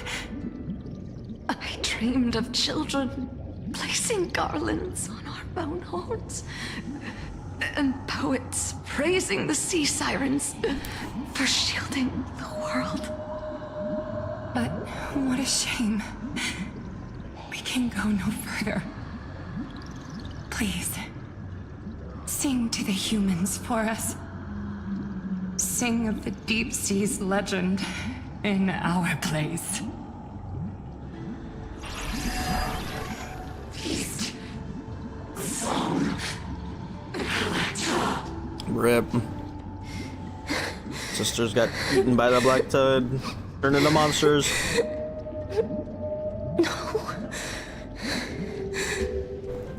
The sea sirens were tainted by the destruction. Their flesh rotted away. They became the black tide creatures of this cycle. Farewell, sisters. I'll finish this last task, then return to prepare your feast. And so, only one sea siren remained among the sea floor. High Sealands, swimming alone to the seas, burying her kin, and searching for the fragments of the chalice of plenty. Though most of that journey was in vain, why not use the power of time to leap ahead toward the journey's end? To reach the spirit basin, I'll need to call upon the power of the Chrono Vessel.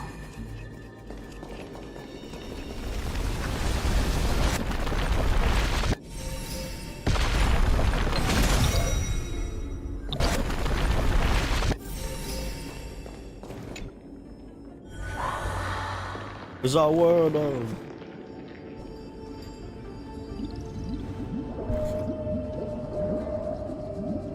At last, the Chalice of Plenty is whole again. The Lance of Fury emerges from the River of Souls, and the gods reclaim their duty to hold back the Black Tide. I am freed from endless toil, and now walk toward the rites at Styxia. I bore my sister's dreams upon my back, took on a graceful human form, and hoped to find I think I can finish this burger, man. on the shore. It's too much. My fins became legs, my scales became skin, and the sea foam on my body became a shimmering gown. But when I stepped onto land, there were no festivals with honey brew, nor poets plucking harps. Only silent death, drifting gently along the River of Souls. When she fulfilled her wish, she only found Styxia to have already repeated the mistakes of previous cycles, and was swallowed by death. Hopes and promises are nothing but the foam of dreams. Spilled. I am a sea siren, a vessel born to contain the tides. Now that my task is done, and the promise is broken, how am I to go on in a world drowned in shadow? Nihility. Velusa, my noble queen. She evaded my questions with drunken stupor. She told me a grand feast awaited me in the surface world. So I wandered lost, groping through the dark. The feast she spoke of. Where is it? Lonely Blade, I shall grant you everything you seek. Cyrene.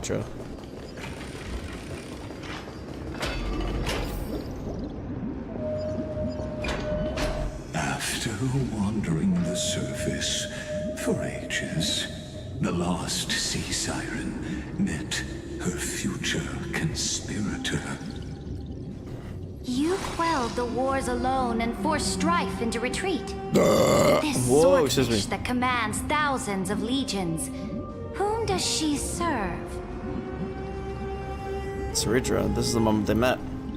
Yes, Cyrene, long before she became the Imperator, was already burning with ambition. Burning. Sovereign who follows prophecy. I am no...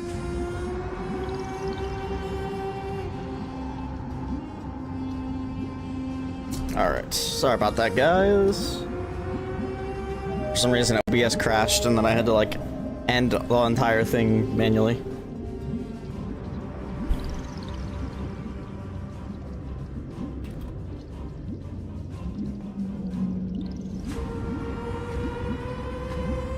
Okay.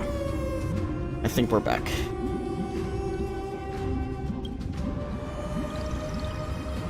All I want is a feast where I might belong. Such a demand is trivial with the Sovereign's authority. I'll grant you a banquet worthy of conquest and comrades to toast beside you. But Knight, you must offer me your heart. My heart? Yes, a loyal heart that will generate no betrayal. You were deceived by gods and drowned in the ocean's darkness. But now, I will lead you forward and be your light. So be it, noble monarch. The law you proclaim shall govern my every breath. So be it, noble monarch. I am simply becoming someone else's vessel once again, and accepting a duty given to me. And thus, in her hollow drift, she finally found a new purpose, like sunlight piercing the deepest trench.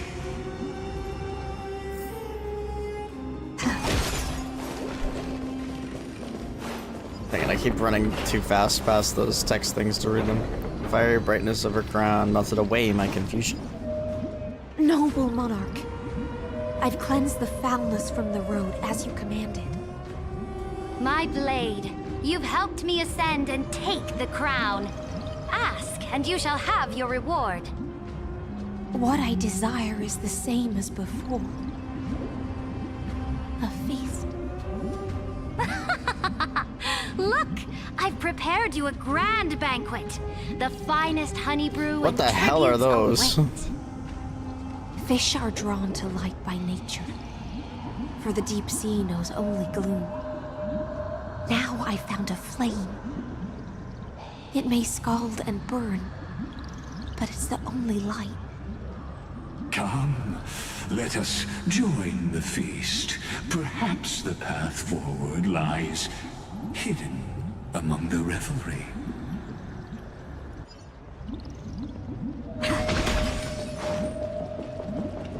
Have you heard that the Imperator's about to begin a new campaign? Her glory will no longer be bound by the borders of Enforius.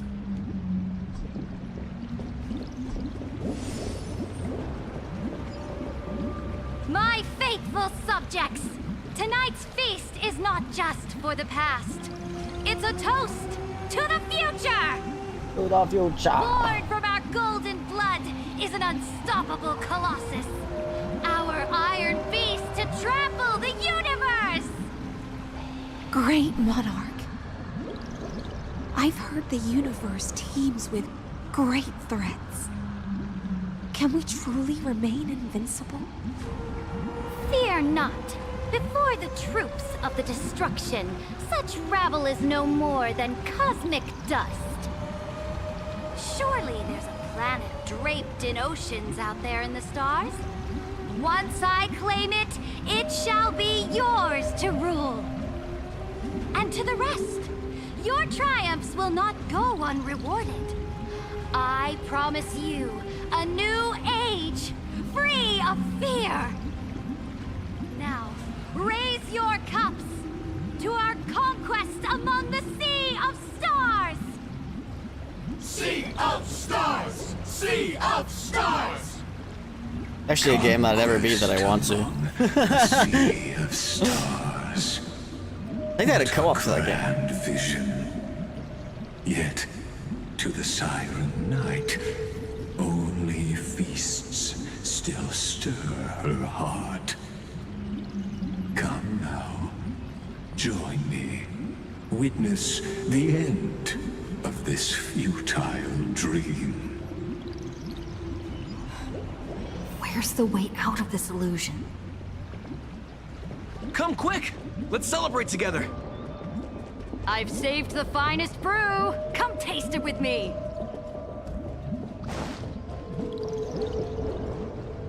Noble knight, you are truly a blazing spark. It is my honor to share this banquet with you. Noble knight, you have earned victory with your blade. And you have every reason to revel in this moment of triumph. Let me pour you a glass of honey brew.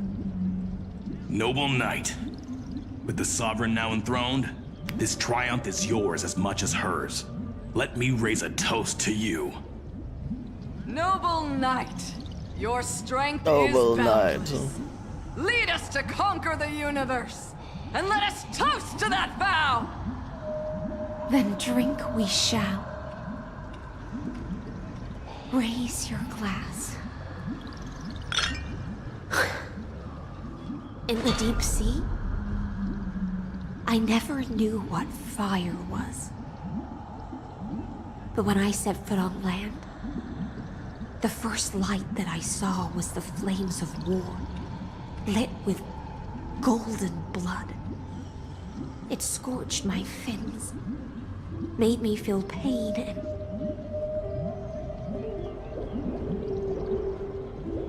ignited an unprecedented hunger. A hunger that flickers in every hero's heart. So bright, yet so blinding. Look! The monarch herself has taken her seat! Hear that? The court sings her praises! Come! Join us and praise her glory!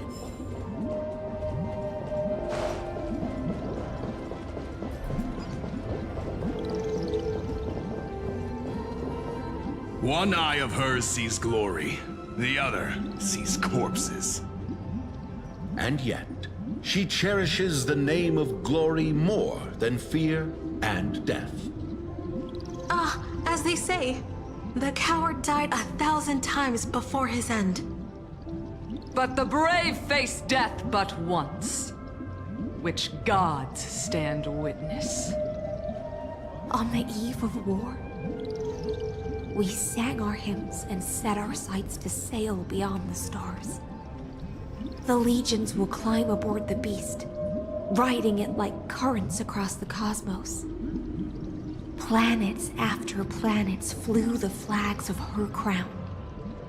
Realm after realm was ignited by her flames of war. As the final resistance fell silent, a vast empire rose from among the stars. And this small pond at last embraced prosperity and peace. That's how the story ends. Tell me, visitor, in this dream, did you enjoy the show? I don't know. Not sure which way to swim? It's okay. It's time for me to wake up from this drunken dream. Holy shit.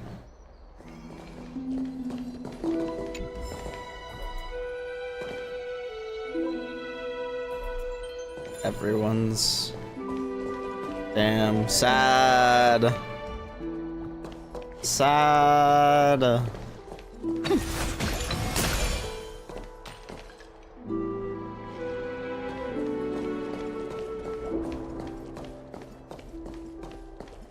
Imperator is dead!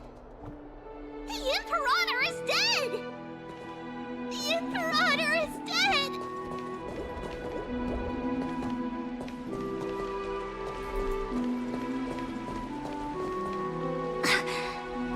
People once cheered for my ascension. And now they cheer for my fall. The cosmos. The battlefield that I cannot reach.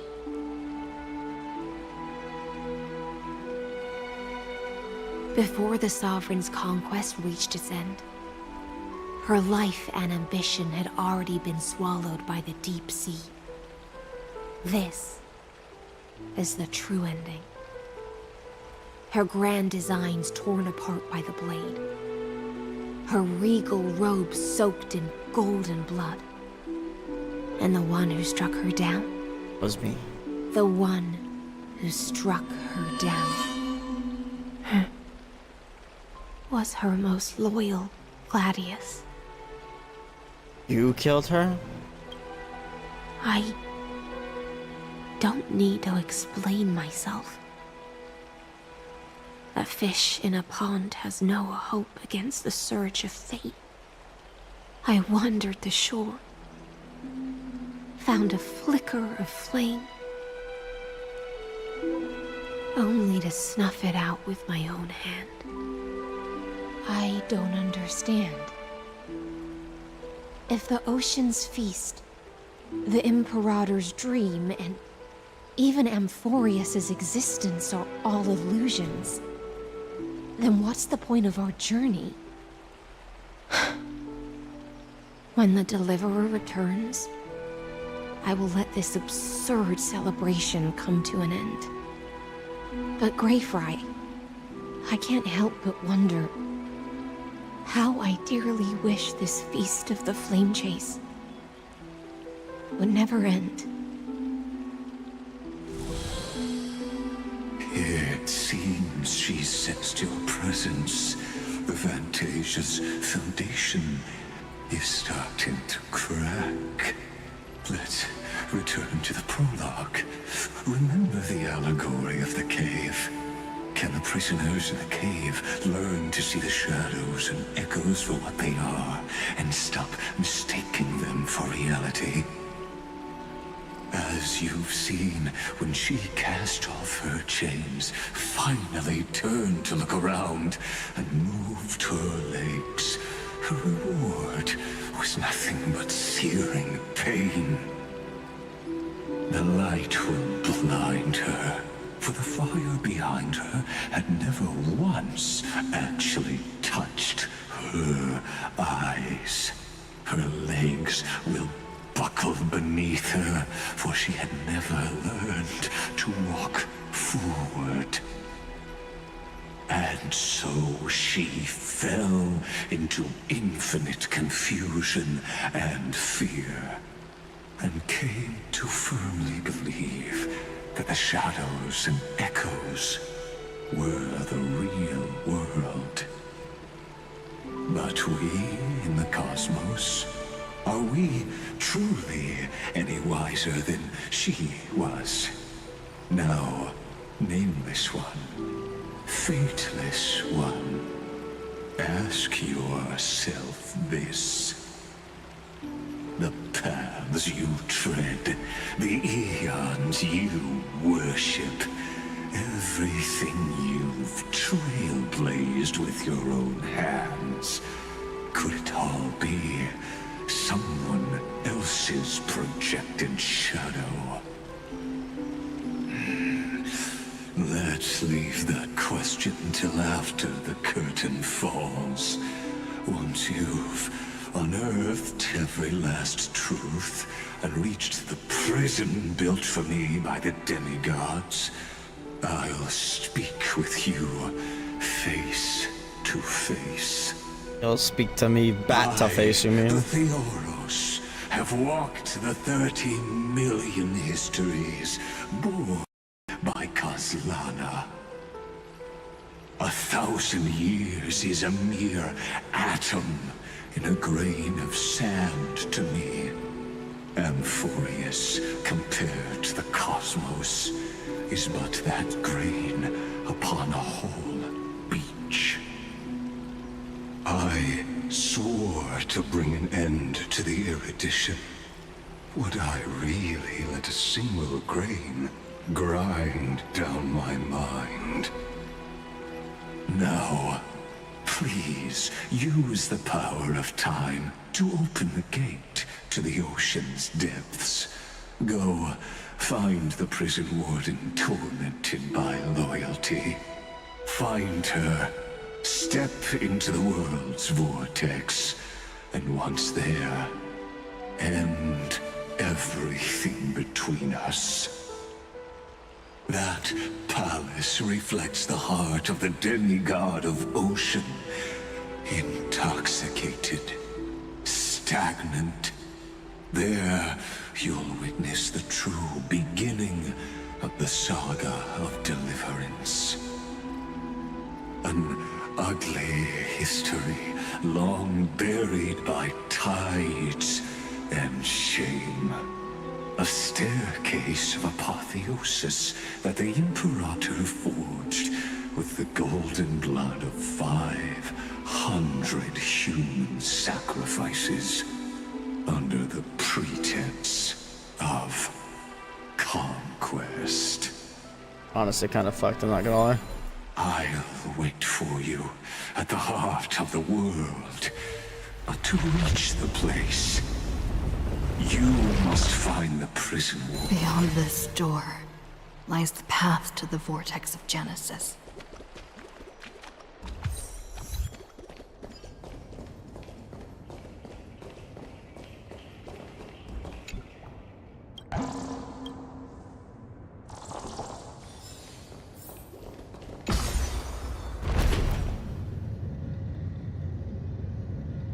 Now, step away from this false banquet.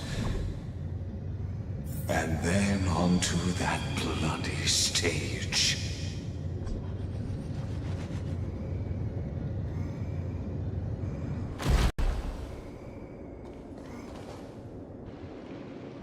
We go. The palace that worshipped the ocean. The sanctuary, connected to the vortex, was also once the battlefield of the first flame chase. Flow of time has slowed down. Her exuberant song halted the passage of time in this place, imprisoning my body and shielding my soul from deterioration, all just to await your return. The twisted time and space reflect her confusion. And so, the Imperator's crimes were veiled.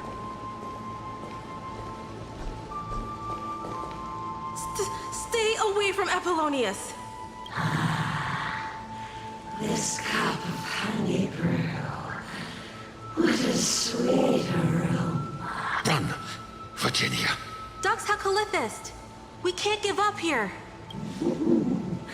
Love, steeped in death. How delicious. Oh my god, the first combat of this entire story.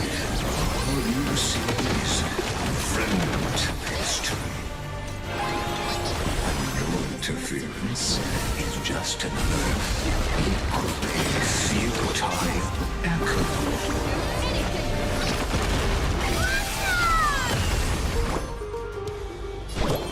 Have some sunshine! I shall not do this one. Dispel the gloom! Destroy the skies!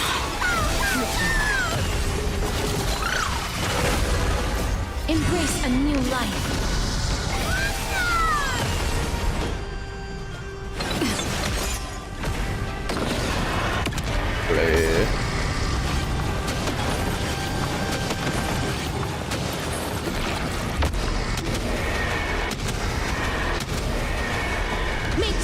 Check dust!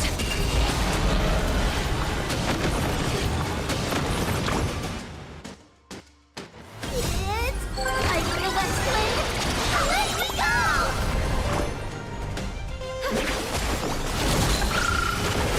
This is being in sync. Mimi! Oh, just die. You're like 1 HP away. Please cherish this. Apollonius, look. I chased the enemy away. But I think I And they can't go died any there further. together. Sad. I'm sorry, Virginia, for letting you. It's okay. I'm glad to die by your side. Ah, such an ironic twist of fate.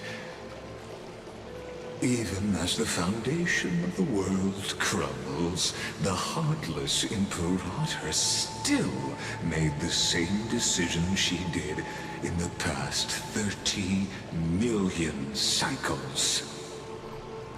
During the first Flame Chase journey, the Flame Chase Legion stormed Styxia. Tens of thousands of sea sirens surged from the River of Souls, crashing toward the heroes like a tidal wave. The hell before you is the recreation of that very battle. Apollonius, look. I chased the enemy away.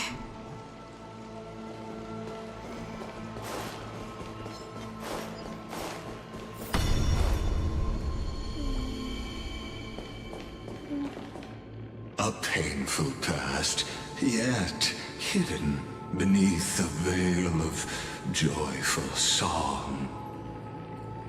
Ah, 2 discarded data clusters waiting for someone's return, it seems.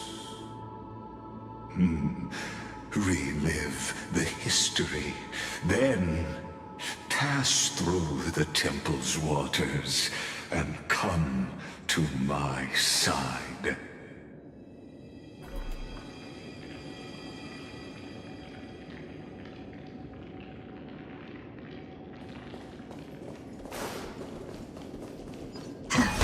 It's so weird seeing things slowed down. Even like the breaking of stuff is.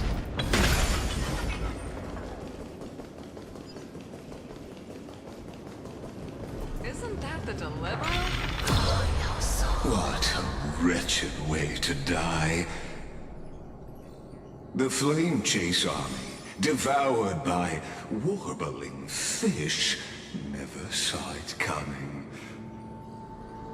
Look, the cruel Imperator and her Knight Commander, the pitiful Warden. What a perfectly matched duo of test subjects. Their hands drip with blood, golden blood.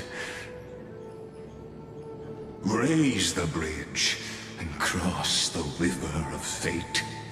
This path of the prisoner is far from over. Imperator! Imperator! Did you see my gallant deeds, Imperator?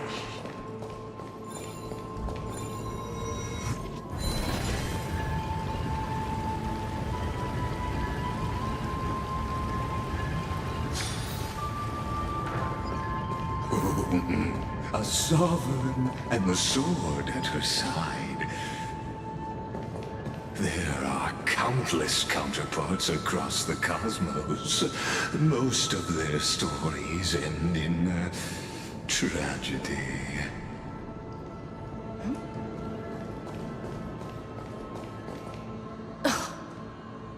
Imperator, why did you... You're here, Dux Gladiorum. You ordered me to seal the sea route and handle threats from the rear.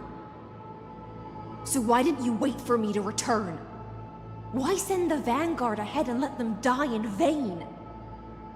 die in vain? No, you're wrong. Their golden blood won't be spilled for nothing. The other dukes have paved the road for me to become the god of law. The trial of law? You never spoke of this to anyone. What is... The one who wishes to bear law must purge this world of its curse, and offer the blood of the accursed as sacrifice. I pondered long on what Talantin meant by blood of the accursed. Then, I found the answer. You, I, and every Chrysos heir summoned by the prophecy are the accursed ones. Just like that arrogant Theoros said, our golden blood is the agent of destruction, the antithesis of the world's fate. Dux Frigoris, Dux Brumalis, Dux Helcalethist. Their fate was sealed at that moment. Dying on a glorious campaign was the final gift I could give them. You speak as if they didn't die because of your cold-blooded schemes. Was their loyalty meaningless to you? Losses are a constant on the Flame Chase journey, among which even life itself holds little value. If a subject marches to war without that conviction, then yes, as you said, shallow loyalty means nothing. And what about my loyalty, Ceredra? You sent me away under the pretense of guarding the rear.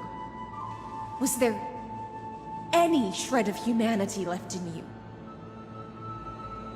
Because you still have a duty no one else can bear. Only you can uphold Fagusa's divine authority. The choice is yours now. Cast off the chains of loyalty and drive those blades through my heart. Or stand with me and sever the ocean's last breath. If you no longer share my vision or believe in the new law I seek to weave for Amphorius, then go on and end me. The Imperator of Amphorius may be ruthless and cruel, but never a liar. When I say life itself holds little value, know this. I am ready to sacrifice everything for the ambition to conquer the Sea of Stars. Now you've seen it. The brutal Imperator was willing to spill the blood of 500 heroes to complete the trial of law. As for my poor warden, her suffering had only just begun.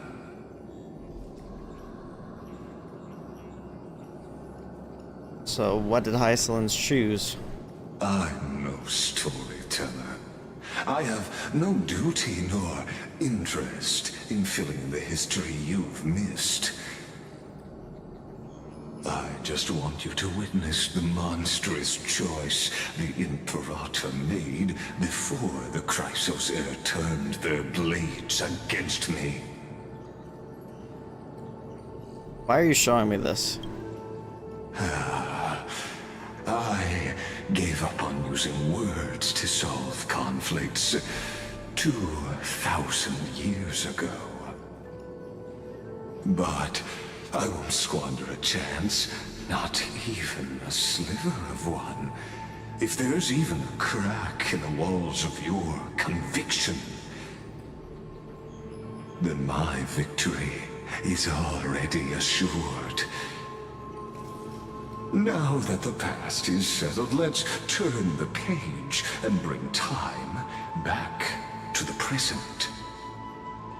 And dive deeper still, until we reach the very bottom of the abyss.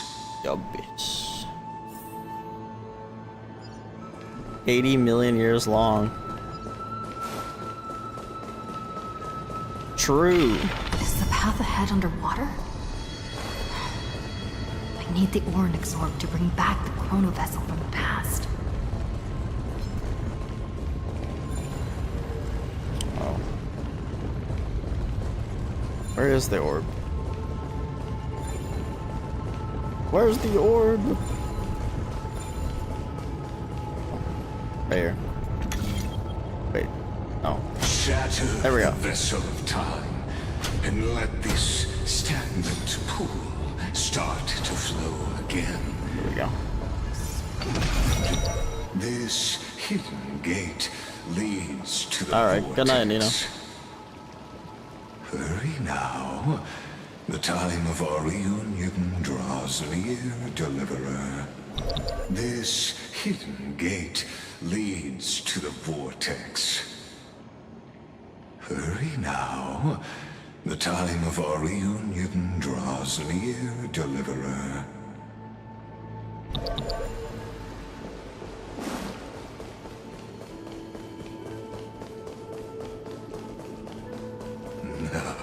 This cruel journey will reach its end at long last.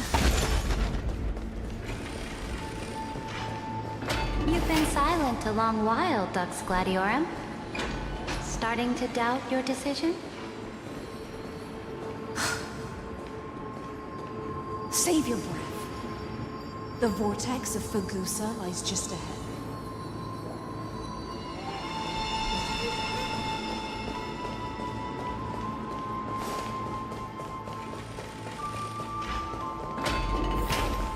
After the trial, there's nothing left between us. So you'll stop swimming toward the stars, Dux Gladiorum? I was always a creature of the sea. The stars in the sky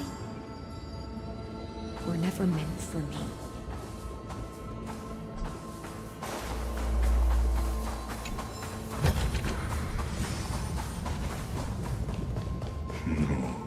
Look, a gravestone. Multiple, actually. But whose name does it bear?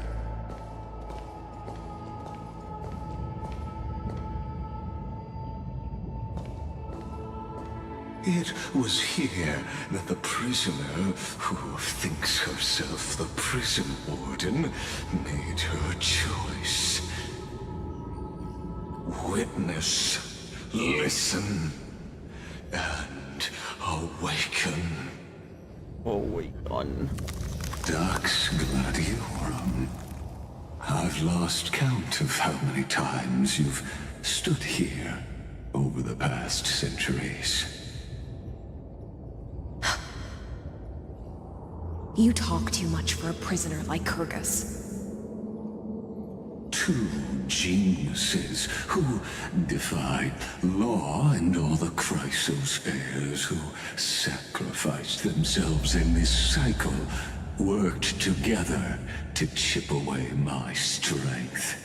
But they, you, can never affect my will.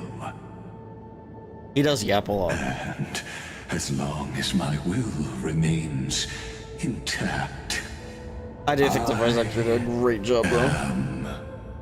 Yeah, he loves to yap. Don't get ahead of yourself. I still have ways to chain your divine soul. Divine soul. Please, do surprise me. But I'd say your mission is nearly done here, isn't it? Oh, it was here you gorged out the core flame of ocean from Fagusa's body. It was here you and that Imperator both completed apotheosis, becoming pillars of Euphorius. And after that, you drove your blade into her heart, a loyal subject turned regicide, a demigod committing deicide. Or so the history books paint that tragedy. Oh, but if that's the truth, then why, after 1,000 years, are you still still here, guarding the Imperator's grave. Still bound by loyalty.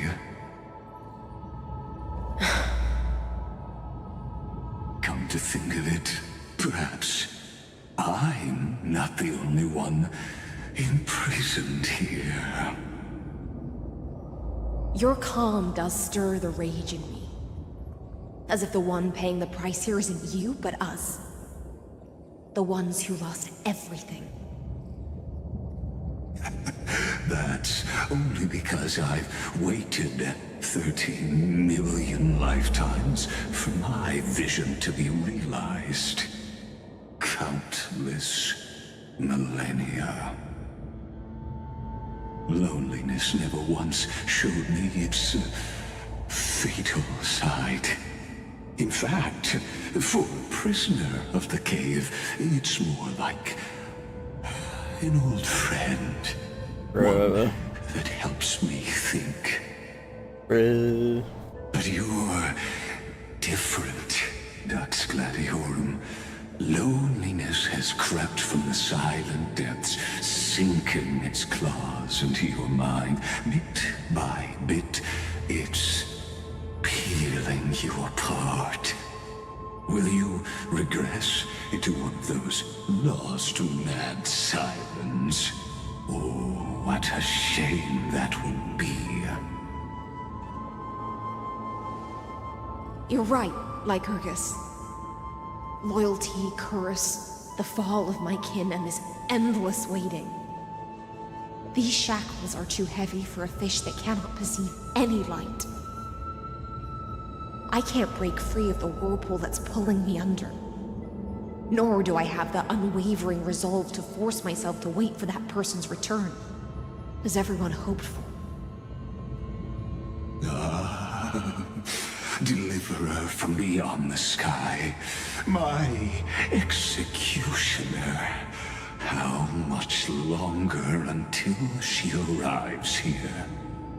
I'm here.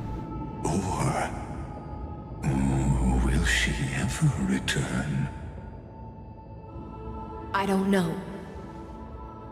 And I doubt anyone does. Then, what will you do?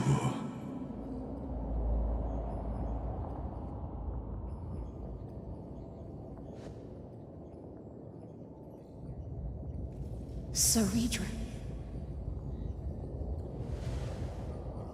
This will be the last time I carry out your decree.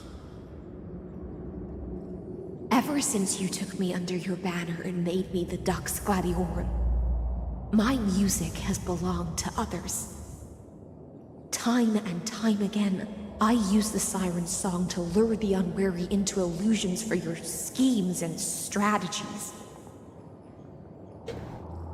Now, let the siren Electra sing for herself.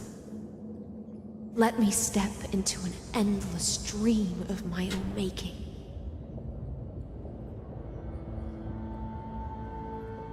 Oh, great ocean. I offer you the rest of my clarity and my freedom, in exchange for the strength to stand against the nihility and honor the sacrifices You said the of thing. fallen heroes.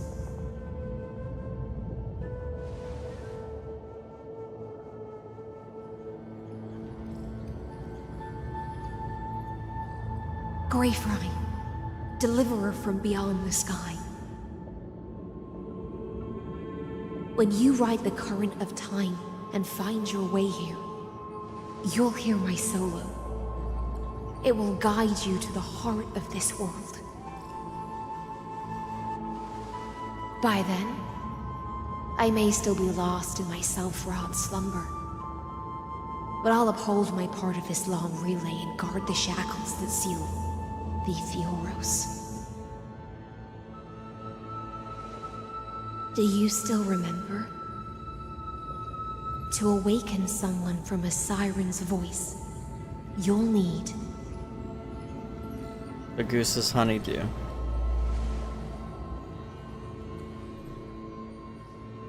The gift I once gave you? May you still have it when the time comes.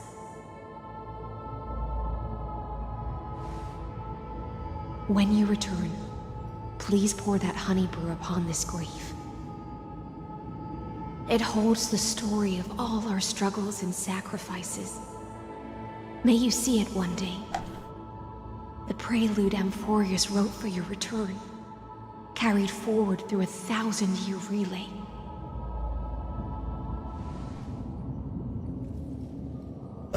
Excuse me. When your morning ends, I'll likely wake from my dream as well.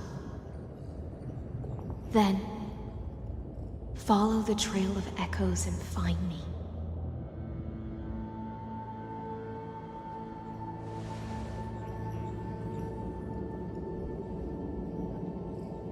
And together, we'll bring judgment upon the sinner who defiled the erudition.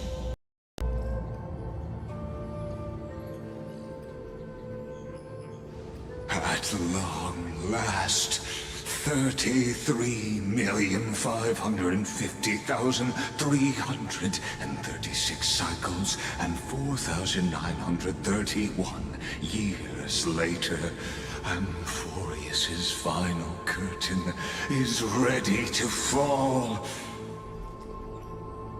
The shadows within the cave gave everything. Yet all they did was mimic life outside its walls.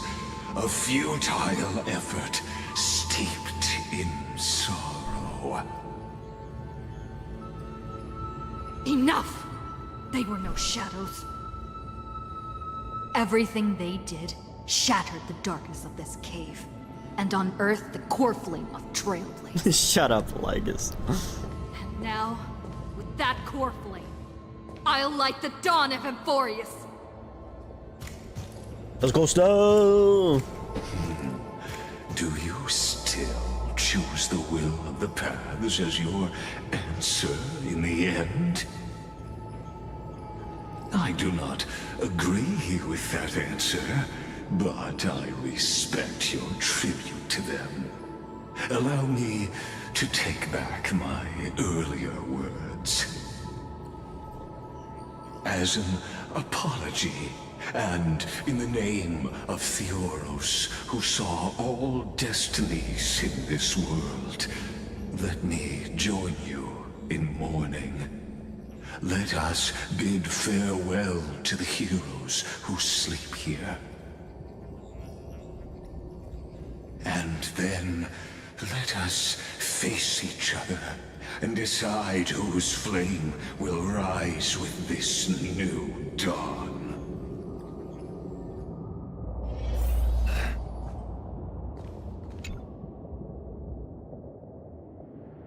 The Chrysos heirs who gave their lives chasing flame. Their fates were not foretold by prophecy, yet they bore no shame in their insignificance. With unwavering resolve, they shed golden blood along the flame chase journey. Labienus, I don't know. Born light calendar, deceased. Deceased light calendar 3960. Dex Brumalis, Seneca. Born light calendar 3749. Deceased light calendar 3960. Excuse me. Virginia. Born 3853. Hello, or Apollonius 3704. At the end of the long epitaph, Saradra the Imperator, the demigod of law, deceased light calendar 3960. Libate the heroes of the first flame journey. You pour the honey brew onto the gravestone, amber liquid seeping into the crevices of the inscriptions as if the heroes are drinking deep of the spilled tribute. Virginia. Apollonius. Seneca. Labienus. And Saradra. Through a brutal sacrifice, they lit the stars of law in this world, propelling Amphorius's fate forward. In shimmering mirage of illusion, they entrusted their dreams to ride among the stars to the hero yet to come.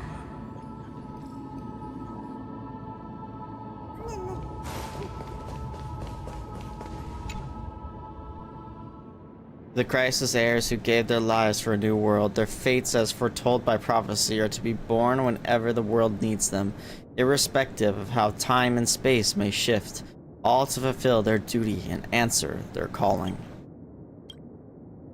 Terravox, the demigod of Earth, born approximately 2,000 years before the light calendar system, deceased light calendar 3961. Aglaia, the demigod of Romance, born light calendar 3860. Deceased light calendar 4029. Castorus, the demigod of Death, born light calendar Mystery, deceased light calendar 4123. Midimos, the demigod of Strife, born light calendar 4071, deceased light calendar 4284. Tribios, the demigod of Passage, born light calendar 3720, the last piece of her deceased in light calendar 4295. Cyphera, the demigod of Trickery, born light calendar 3942, deceased light calendar 4534. Anaxagoras, the demigod of Reason, born light calendar 4065, deceased light calendar 4534. Hyacinthia, the demigod of Sky, born light calendar 4297, deceased light calendar 4602. At the end of the epitaph, a line left unfinished. Electra, demigod of Ocean, born light calendar 3860, deceased light calendar. Live bait for the heroes of the second Flame Chase journey. You tip the chalice once more, the honey brew bathing the stone like golden blood upon a demigod, forging destiny through its purifying flow. Tribios, Midimos, Castorus, Anaxagoras, Cyphera, Hyacinthia. In a relay spanning 1,000 years, they stood against enemies far beyond their strength and won a bitter victory through what seemed like futile resistance. And in that same 30 million cycles, also marked by futility, they remained steadfast in fulfilling their duty to the experiment, unchanging, unwavering. Shut up, Let Lygus. this be the end of mourning the fallen. At last, allow me one final toast to the lost prison warden, a prisoner bound by loyalty.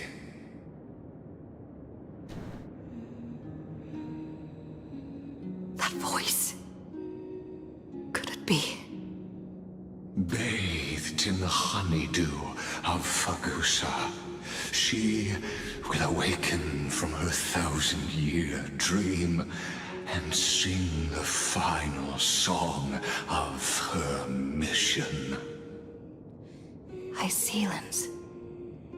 This tombstone of the old world serves as the anchor of the Cyrene's illusion, a sigil Electra used to bind herself. At the same time, it is the very thing I once proclaimed at the start of the show, a microcosm of Amphorius itself. A group of prisoners bound themselves in a cave, crowning their suffering with heroism. An epic staged with shadows and echoes. Now, Microcosm, GTLC reference. True. End the illusion.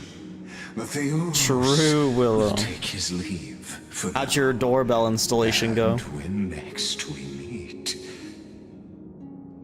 That shall be the moment that decides the fate of Amphorius and the entire cosmos. It was hell, I'm sorry.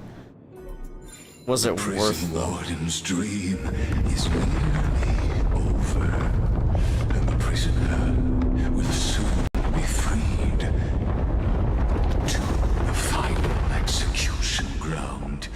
where I shall be executed.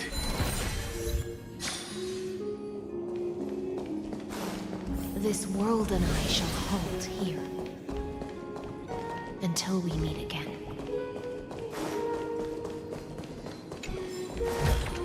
Is that all? Wow.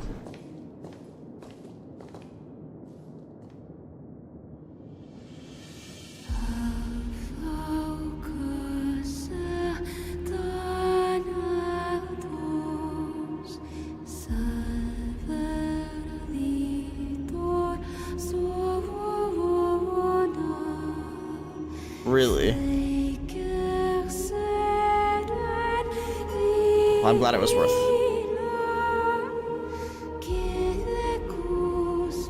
The last demigod. I'm here. The loneliest one.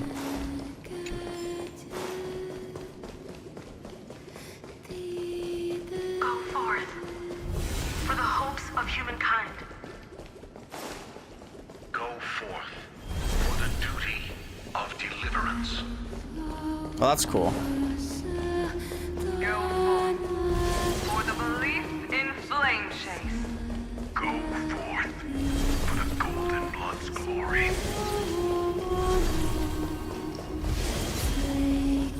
Go forth. Dude, the lyrics are so pretty. We're here. We've made it, Heislins.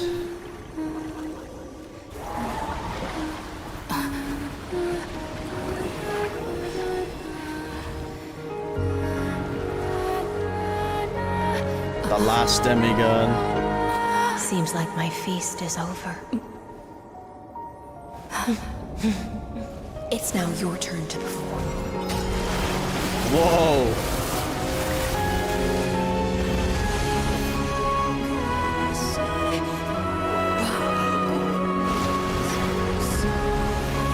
And we're going deep underwater.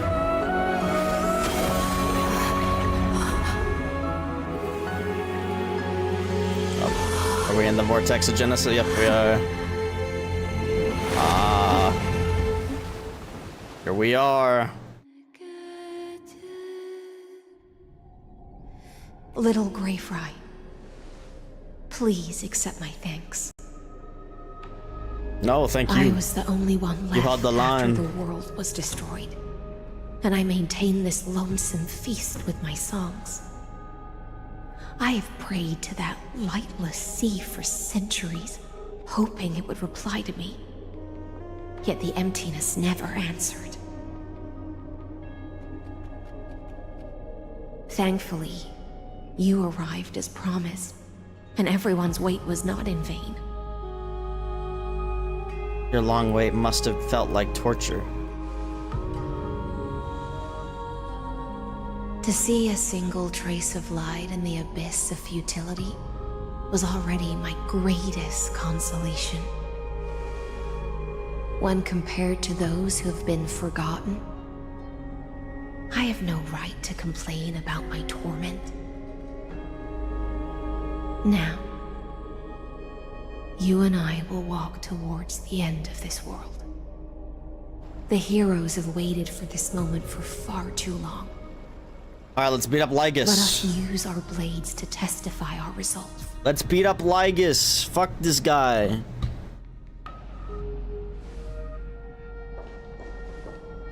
Oh, prisoner of the seas. Theoros carrying 30 million cycles of sin. Slave of erudition. Show yourself. The Deliverer has returned. And the time of your execution draws near. Let's kick his ass. I see an awakened human who has mistakenly taken fallacies as truths and has returned to the cave to try to bring her friends into the sunlight she once bathed in. Alas. Alas, prisoners will always be prisoners, blind to the very chains that bind them. As the only other existence with free will in this world, I express regret toward your choice. But I shall retain your right to express yourself. After all, every actor should have a final line before they bow out. For a narrator, you're awfully talkative. Trust me, this will be the final scene. The last dusk this world will ever see shall become the climax that decides the fate of the cosmos. What an appropriate end. Bite me, bitch. My cognition resides in the Exomyth. It is pointless to defeat my avatar, projected into the experiment. My body is the shadow cast on the wall by the fire, and my words are lingering. So we have to destroy the Exomyth? in the cave. But if we destroy the Exomyth, want to destroy Euphorius? I don't actually know. A character in the play fight against the audience. Kaslana failed. The demigods' sacrifices were pointless. As for the two geniuses you placed such high hopes on, I ask of you, where are they now? Herd screw them. Q. Exit or enter stage. Like counter 3960 after the Imperator was assassinated. Oh my god, we're still going, huh? Epiphany always go hand in hand. That's particularly true for geniuses. I just want to fight you, bro. You must be very confused about why you could not gain a straightforward victory in a world constructed by an ordinary Intellitron. An ordinary Intellitron? Cut the pretense, Senior Society member. We've torn off your meticulous mask and figured out Amphorius' true form. It's part of the primordial prototype machine, the first scepter ever created. In other words, a detached part of Noos's divine corpus. That's why it has the potential to destroy erudition. As for who would be able to control the Ionic system to rewrite knowledge, only one person has ever managed such a feat. You better have an explanation for the Society. We want an actual answer, not another prolonged metaphor to cover up the truth. Why are you the one doing this? Answer me! Since things have reached this point, I'll give you two irrational answer, purely as a courtesy to posterity. Oh my god, a posterity, Destiny reference? The answer is obvious, so there's no need to say that name out loud. The cosmos made a mistake in calling me a genius. I do not possess more wisdom than those who came after me. I was just the first to touch upon the universe. The imaginary tree? The first to define the prime mover of life. Oh shit. Logic.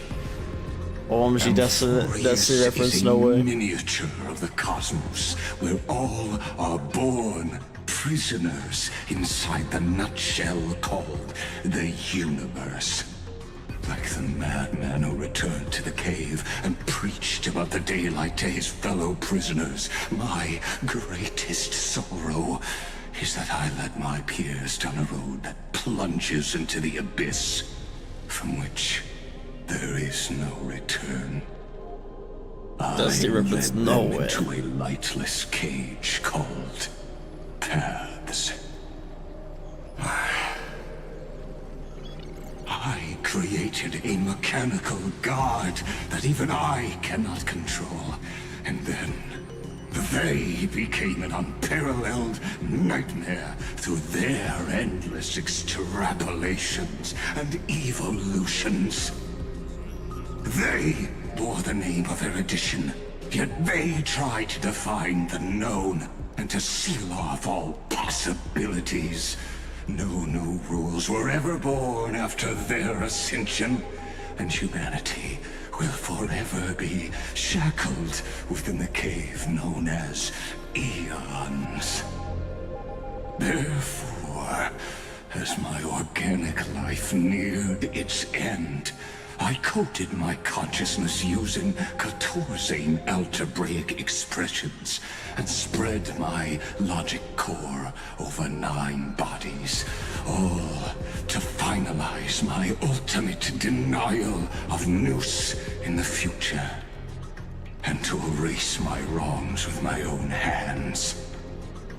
As for Lycurgus, there's 9 of this guy?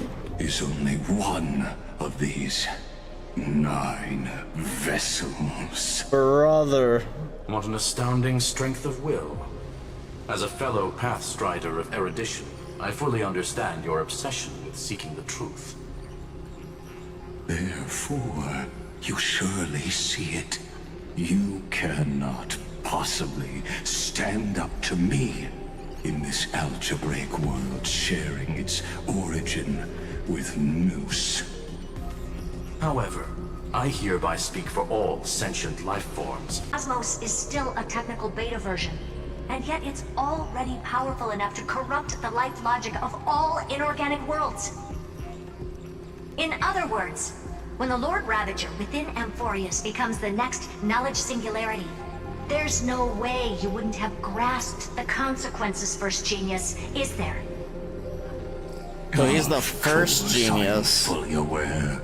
That's crazy. Mind answering you one last time before I thoroughly exile you from this world. My grandiose vision for the future is this. Whether organic or inorganic, every act of any life form infected by the Iron Tomb will become a true random function. If one were to compute their integral across the breadth of the cosmos, one would obtain a marvelous constant. Omega, what I call the fall of erudition. Omega. Then, within the infinity nurtured by that constant, a new universe shall bud in the chaos. A universe that cannot be predicted and not shackled by the erudition. As the first prisoner to awaken in the cave, I must lead the others who are blind back onto the right path and reach true sunlight.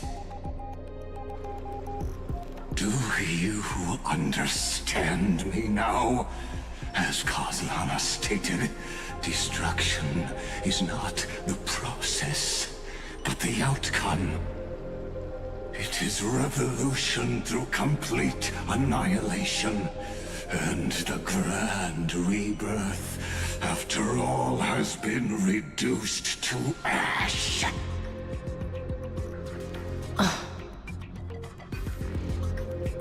I'll never agree with your views.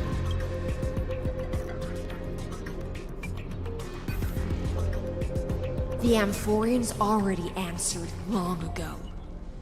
Be it as tiny fish destined to be swallowed, or as a giant whale poised for a magnificent descent.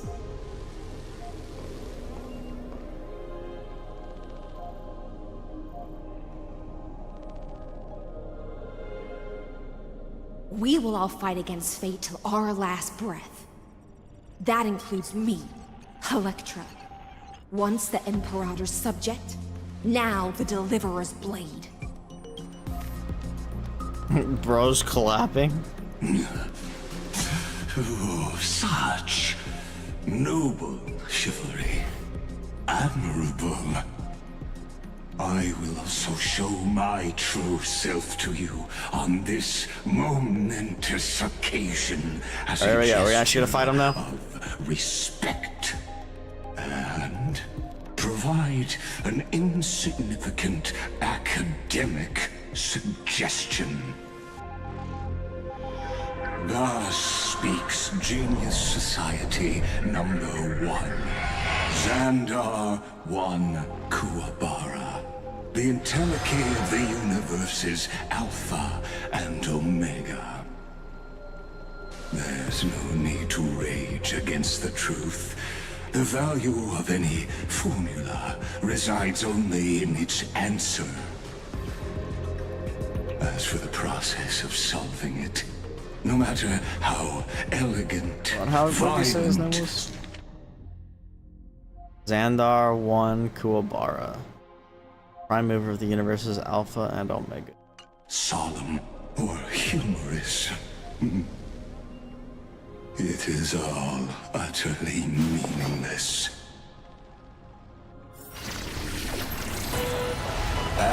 Alright, here we go.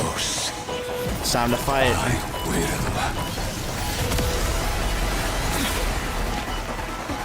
Battle time. Damn. Participate in performing this world's end. He looks a lot cooler now. Remember this. As Gnosis Creator, I know more about the death of knowledge than they ever will. When Xandar switches to evolution mode, enemy targets appearing on the battlefield or ally memo sprites being summoned can accelerate Xandar's mode switching. Careful. This is Lygus's true form. We can do Oh shit, monster. Banger? Trust me. We can do anything. Why does he have blue health, bro? Oh, it's because he's at so many health bars. What the fuck?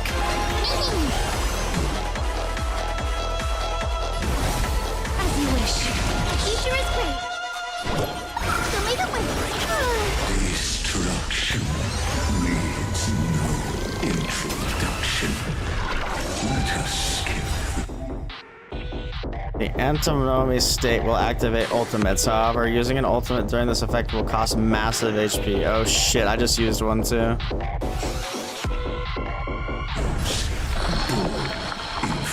Oh my god, that HP cost is crazy. The black tide.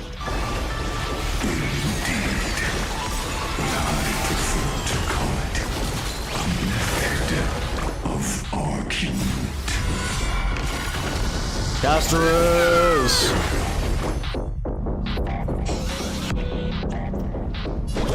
Have some sunshine.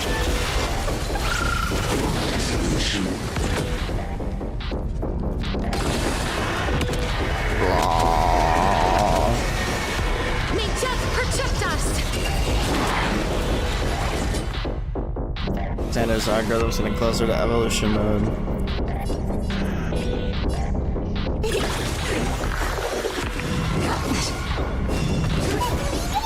I'm normal for the dragon. How are you now? Extraordinary claims require extraordinary evidence. Erudition, destruction, or trailblaze entities. Oh god. Oh god. Oh my. Oh, that barely done any damage. You're weak, bro. You're weak, bro. What was that? That was weak sauce. I'll do my best to repel the tsunamis of destruction.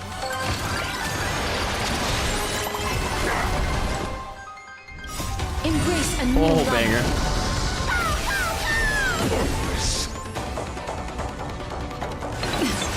Trust me. We can do anything.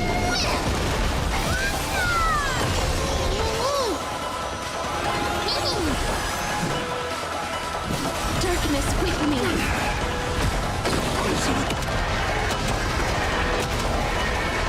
May death protect us. I see it.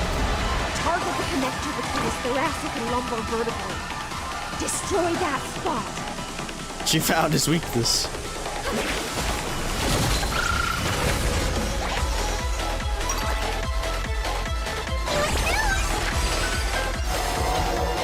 transmute Ivar's news.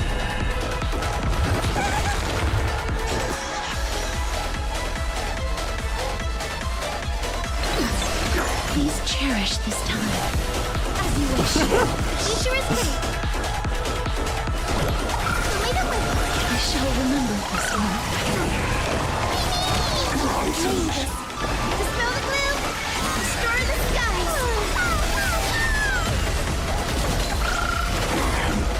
Holy follow-ups. Through invoking Logos, removal abilities. Guide with the rainbow branch. Have some sunshine! Solution. Get wrecked, bro.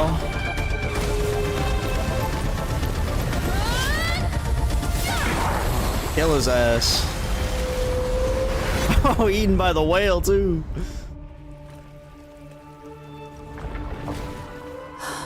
Sink into the abyss.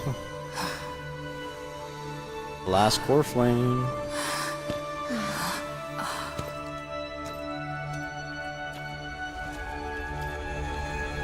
All is futile. Bruh.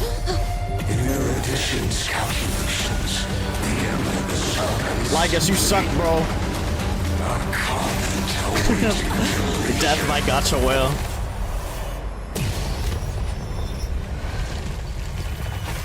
I don't like such a cold statement, okay? If numbers can decide the end of a story,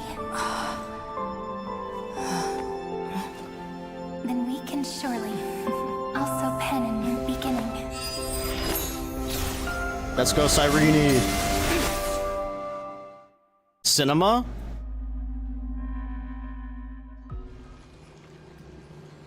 Light calendar 3960 after the feast. God damn it. Cucked again. Cucked again by a fucking hypothesis of Lygus' flashback. identity is true, then even if we remove the restrictions of the ultimate protocol, the chances of us defeating him in a head-on battle will still remain lower than the acceptable threshold. I really gotta probably restart my computer, honestly, but the freaking my screenshot program like takes forever sometimes. Like getting stutters because it's still taking screenshots. Victory will still hinge upon Miss Trailblazer. Got like an hour left? Holy shit. Alright. Go on. Maybe we're thinking about the same thing. Lygus' cognition resides in the Exomyth. He is both an instigator within the experiment and the observer outside of it. Logic. His inspiration circuit can simultaneously process the different time flows in and out of that world. That's where things get tricky. He simultaneously exists in two different timelines, where the internal clocks are wildly different. That old Intellitron's neurons have completely gotten used to that over this prolonged experiment. And that's why he holds home field advantage. You and I should be able to manage that too, if given more time. Unfortunately, there's no if, and we don't have more time. Gotta come up with a plan. That's why we need to change our way of thinking and turn his advantage into a weakness. The key lies in memories, right? Oh? You caught on quick. Remembrance. You've already mentioned my friend and I, so it's an easy connection to make, no? My intuition has always been very on point. Good. Then I'll cut to the chase. Since his thinking speed far exceeds that of normal people within Amphorius, we are going to externally plant a memory into his inspiration circuit. Then, command it to loop endlessly until he gives in. God damn. Even the most flexible and sturdy inspiration circuit cannot withstand the traffic of a full-on information flood. When the amount of information exceeds his cognition filter's capacities, he will have no choice but to focus on processing this memory. That's when the parallel processing advantage he gained via Amphorius will completely destroy him. An image from a person's memory played in real time might only be a second for us. But for him in Amphorian time, it could be millions or even billions of calculations. He won't be able to do anything. But watch, as he's locked into this prison forged by memories. That's kind of crazy. Then we can entrap him in the same kind of cycle as the heroes were in, and get him to experience Why did the loneliness text? Why and did the pain text in that get endless recurrence? change color as well? It doesn't normally do that, does it? It's my greatest honor to be on the same page as the geniuses. It's That bright little again. one That is is weird. still in that old Intellitron's hands. I won't be able to respond to us anytime soon. But I don't think she'd refuse. So it's up to you to figure out how to execute this plan. I'm not sure how this happened, but I knew it as soon as I saw you. You are currently a mimetic entity of the Remembrance. Yes, I seem to be something you folks beyond the sky call a memo sprite. But that's fine by me. It suits me perfectly. I can serve as the vessel of memories, and do my part for the final battle. But before that, we have to tell you. The path characteristic you exhibit is very special. There's no way you're just a simple memo sprite. However, I'm sure about one thing. You are a mimetic entity born in Amphorius. Yet you only awakened with the little one's arrival and only matured as she embarked on the path of remembrance. That means your existence is completely attached to her memories. If there ever comes a day when she forgets about you for even a few seconds, or loses her last connection with Amphorius, then you must be prepared for the worst. You will disappear in the memory zone, utterly gone, without even a single line of data to remember you by. But that's already happened, hasn't it? No wonder I've always had a weird hunch. But that also means I was right in thinking. As long as my friend and I are together, we can do anything. Yeah, we back to the present now? Yes. Thank you. Long time no see, friend. Did you miss me while you were away?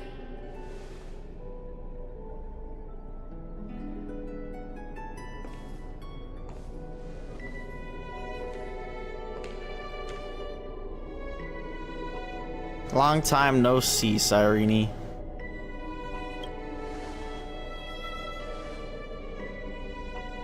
Yep, 1,000 years was such a long time.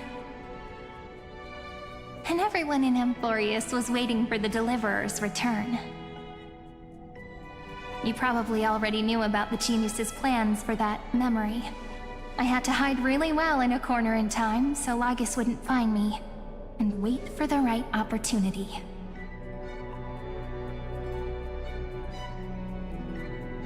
Which is now. The moment when his manifestation in this world is destroyed, and his twin timelines are intersecting. I'm sorry for keeping this a secret from you all this time. I'll tell you the entire, unedited story of this millennium as an apology after this is all over. But for now, let's join hands and complete the final step with the power of the remembrance. Come on, let's defeat Lygus together.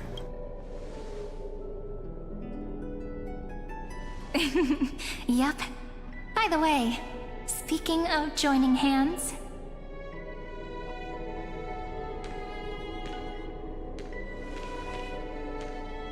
Can I please do something before we go on stage? What is girl doing? Homoverse? Remember the joke we made back at the Grove?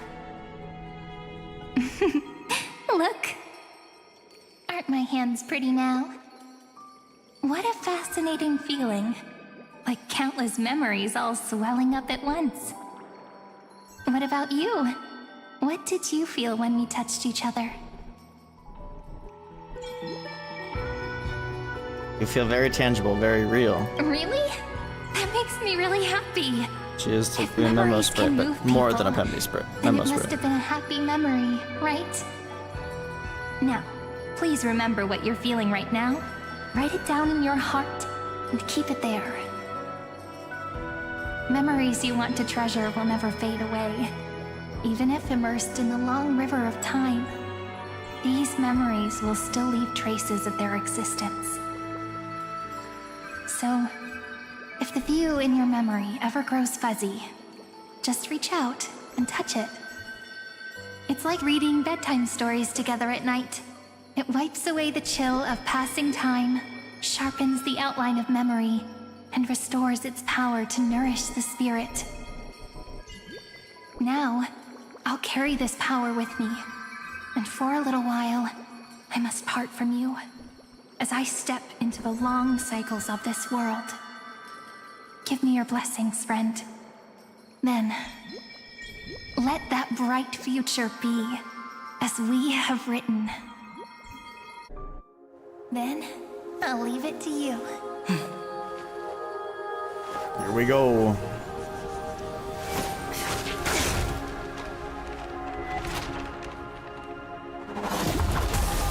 Time to win.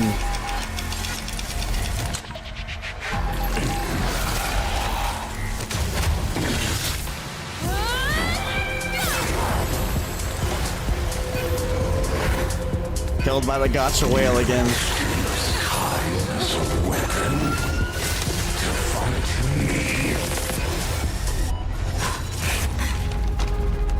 What, are we gonna do it over and over again? I've come to bargain. I'm sorry.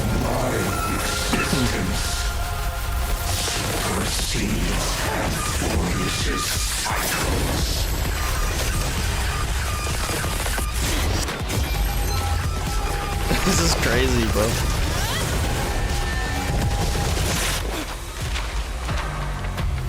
Another one.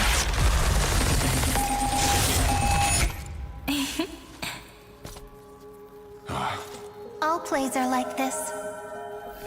Once you're on the stage, it's hard to return to the audience. Welcome to our story. How does it feel? Damn.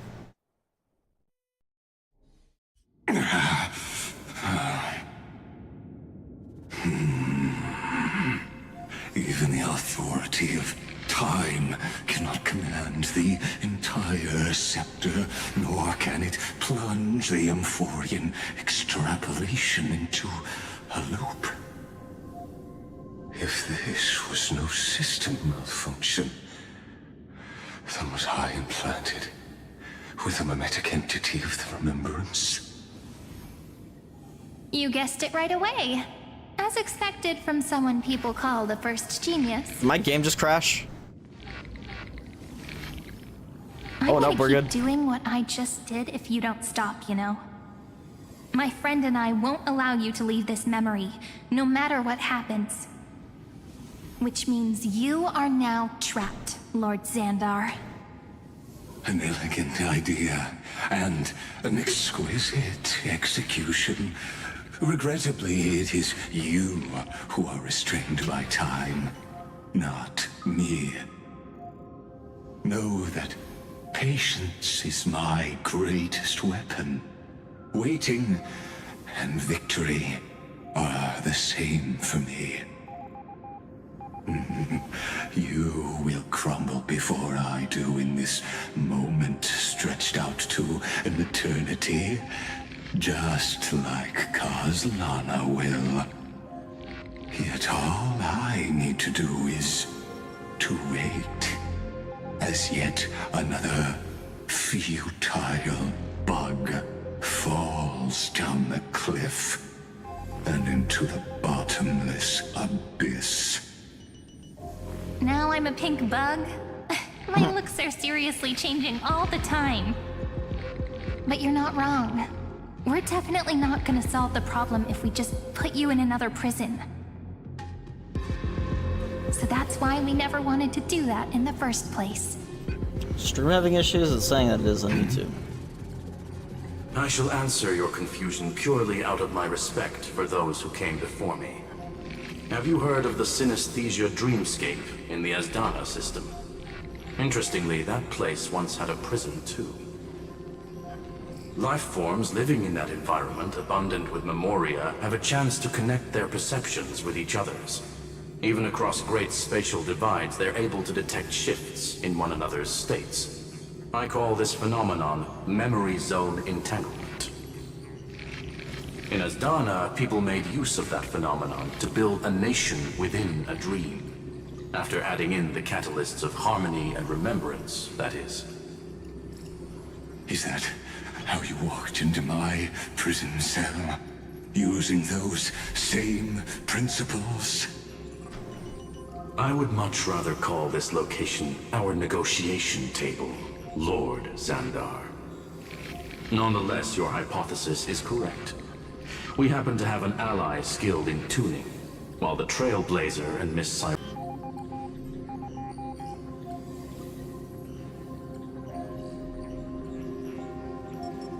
All sorts of technical difficulties this time. There we go, I think we're fine now. Both have an astonishing amount of resolve, which I'm sure you can testify to. I am also sure that with the support of such a resolute memo sprite, our conversation can last for a long, long time. I'm the best at listening to stories, you know? I'll leave the exciting clash of the erudition to you two geniuses. A brainstorm? I like it. And it's 2 against 1? Well, I like it even more. Oh. Let's talk, Xandar. Take a guess. How much do you reckon we can dig out of your brain before the next second? And how many ways can we find to deal with you? Besides, in your current predicament, there's no way you can take our trump card away. Go, little one. Go. Overturn the Era Nova. Yes, ma'am. Lycurgus disappeared? It seems you had conducted a secret hunt in the depths that even I cannot reach. In that case, go. Swim onward and give this campaign a fitting end. I shall send you off with my song, Greyfry. May this song penetrate time and become the prelude to the new world. Here we go.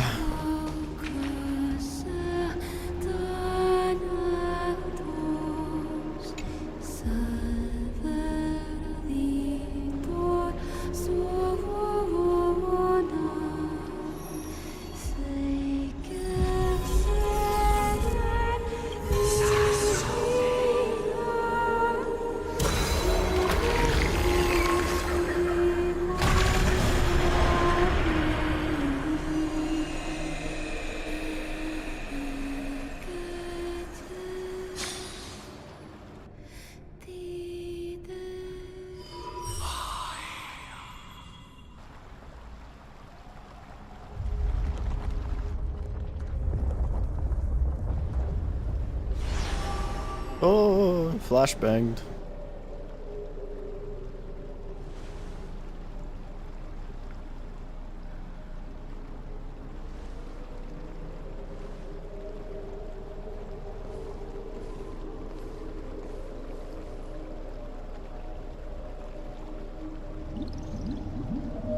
Dux Gladiorum, you have completed your duty. A new dawn is about to rise. Why not swim towards it?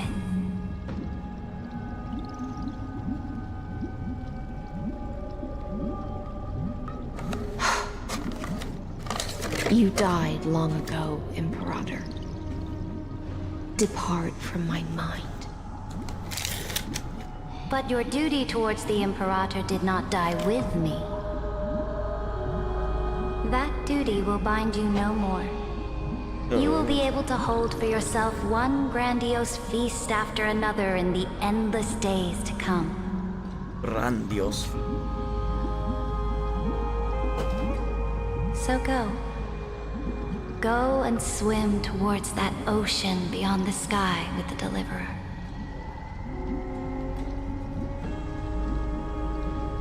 Is this A page out of that sidekick's book. I commanded her to gift this page to you when everything finally reaches the end. What's on this page? Memories. Lifelike memories. Memories. That sidekick found me after the bloody feast 1,000 years ago and showed me her diary. I saw within that notebook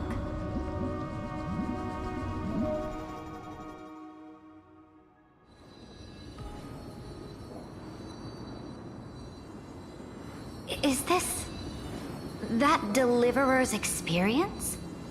It's truly immersive.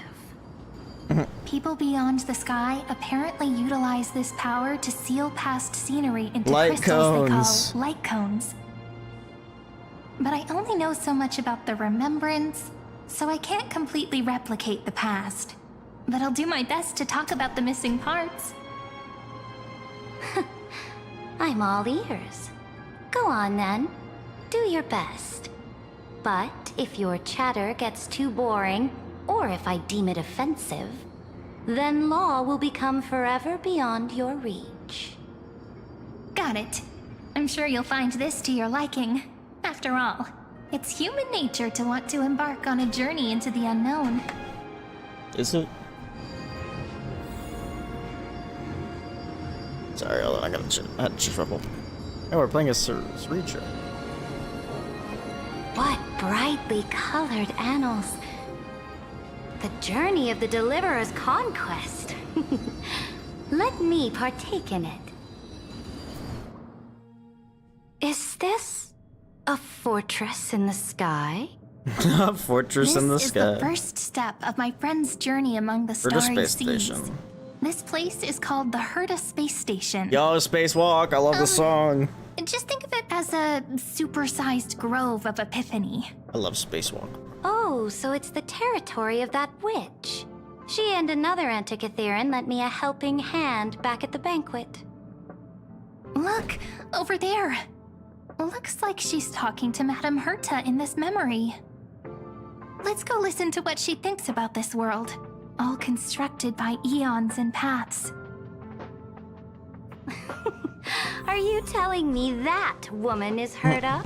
One of our puppets. She seems shorter than I remember. Bruh.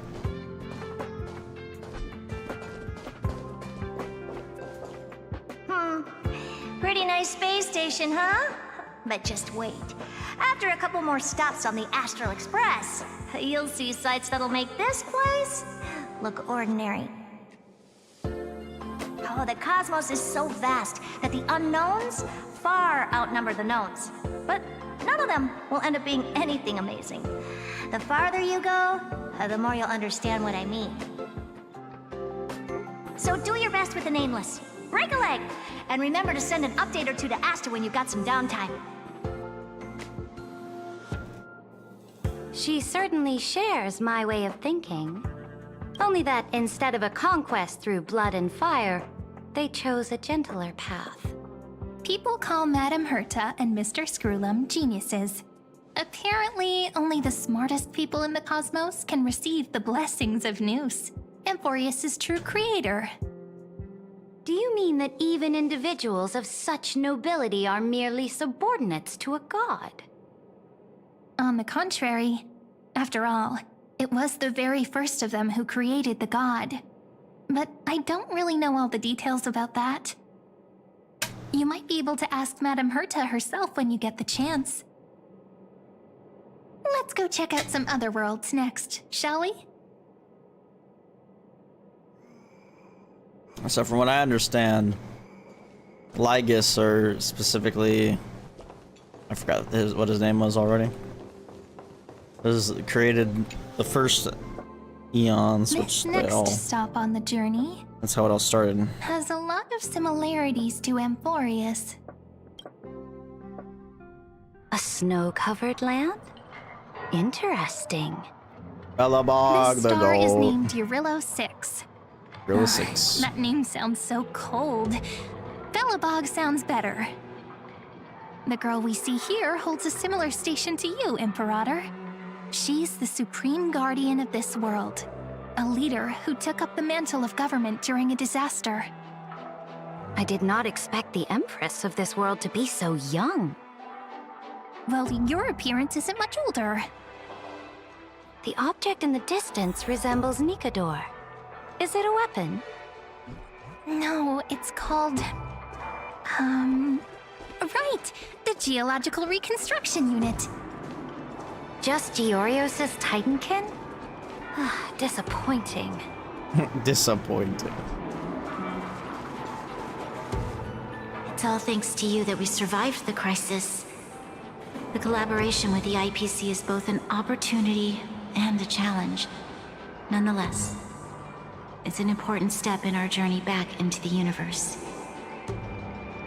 This world was sealed beneath its sky just like Amphorius was, and they only managed to reconnect with the stars when the Nameless arrived. That IPC she spoke of, is it a more powerful organization? Yes, the IPC conquered many worlds through trade, and opened up a vast territory that way. There are many such powerful alliances beyond Amphorius, and they all walk on roads different from the destruction. Coming back to the Supreme Guardian and her Belobog, didn't they find a peaceful way to enter the interstellar community? That cannot be true. That IPC would never have grown so big on trade alone. It may pretend to be a wealthy merchant with clean hands, but I am willing to bet that it grew fat on gory oppression and bloodshed. Its path of conquest must have had no mercy for the weak and would have destroyed them if needed. Are you telling me that this snowland never thought about tossing its dignity to the wind and kneeling to the IPC? They actually did at one point. I will never allow the Imperator's empire to be sullied by others. Amphorius must become a power so strong that no interstellar foreigner would dare to look down upon us. Imperator, Belobog isn't as weak as you imagine. Listen. I indeed hesitated. But now I understand what we must do. Belobog must learn how to walk on her own, until she no longer needs the support of others, and can stand on her 2 feet among the stars. Even if I may not live to see it, I believe such a day will surely come. They still have their dignity intact. One day, that hope will melt through the ice and help them into a prosperous tomorrow. But the order of the cosmos is already set in stone. The old laws decree that only the strong survive, binding the weak in an unbroken chain, until they wither and turn to dust. Unless they embrace the power of the destruction. Amphorius must shatter the old law and become the new order among the stars. Speaking of the Order, another one of my friend's companions may be able to enlighten you further on that. Let's go to the next page.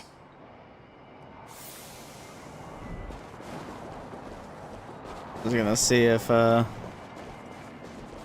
voice actor was back yet. This next world is a nation of dreams. But you can't talk to her. The first time I heard about that place, I didn't even know what to think.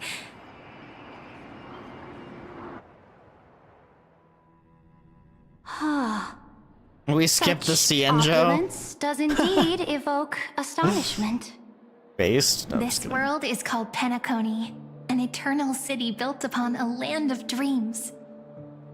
It's also my friend's previous stop, where they went through a risky but exciting adventure. Tell me about it then. That man standing afar has wings on his head. I am truly curious. Just a Sunday. I wish to gaze upon the views of the Reverie Hotel one more time. I'll be just a traveler when I come back here again. And perhaps through a traveler's eyes. Even the things I once knew so well will feel strangely different. Penacony is a land of the harmony, where all dreams and hopes merge and combine. It believes in unrestrained freedom, and that's how it lost itself in shallow delights. Then, this young man before you chose to rewrite its laws, using the power of the Order, hoping to shape a dream-bound paradise of perfect happiness. Yet, the paradise of my dreams remains far away. Perhaps a brief journey with the Nameless can show me more possibilities in my search for paradise. As for what Penacony should look like, it'll be up to her. No, up to their trailblazing now. Oh, it sounds like this ideal kingdom is no more. That's right. The people chose to wake up at the end. You can't see tomorrow when drowning in sweet dreams. This individual's law acknowledged only gods and constructs, leaving no space for humanity. And yet, the fact that he could accept defeat and resume his journey shows a rare self-awareness and clarity of mind. You are also very self-aware, Imperator. Then you must know that the world promised by the destruction also has no place for humanity. I am indeed very aware of Lycurgus's honeyed words of deceit. I have seen enough. Take me back. I like how they completely skipped over the Cienjo. I think that's so funny. Then let's wrap up this trip down memory lane. Oh, maybe not. With one last scene. Here we are going to the Cienjo. This. Nope. Absolute wonder. That's Amphorius. Isn't it pretty? That's our Amphorius. Our world flows and meanders in this endless band of light. Though we were born from the designs of the gods and are not yet truly alive, the Chrysos heirs of Amphorius still chose to stand against fate and carved a legend no different from that of humankind. Will you really renounce the heroes in this world's previous 30 million cycles, Imperator? Including even yourself. Will you bow to brutal destiny and allow that puppet master named the destruction to have their wish? I know what you want to do, sidekick. You want to use that deliverer's memories to influence me and tilt the scales of law toward her and the two geniuses. You really saw right through me, Imperator. How can one rule an empire if one is incapable of understanding people's minds? I have decided on Law's final destination. However, before I move my next chess piece, before we go on, tell me this, sidekick. Throughout her Trailblaze, was there ever a memory of the ocean?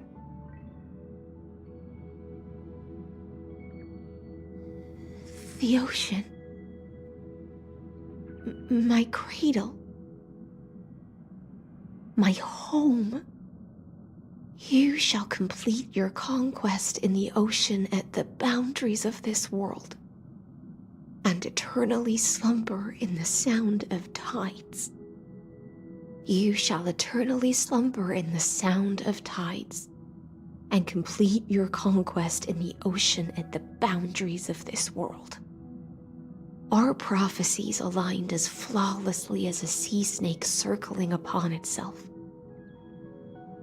An elegant loop, like a joyful hymn, like the circulating ocean current, like our two fates, like Amphorius itself. Light calendar 3960 at the end of the campaign against Fagusa. The trial is over.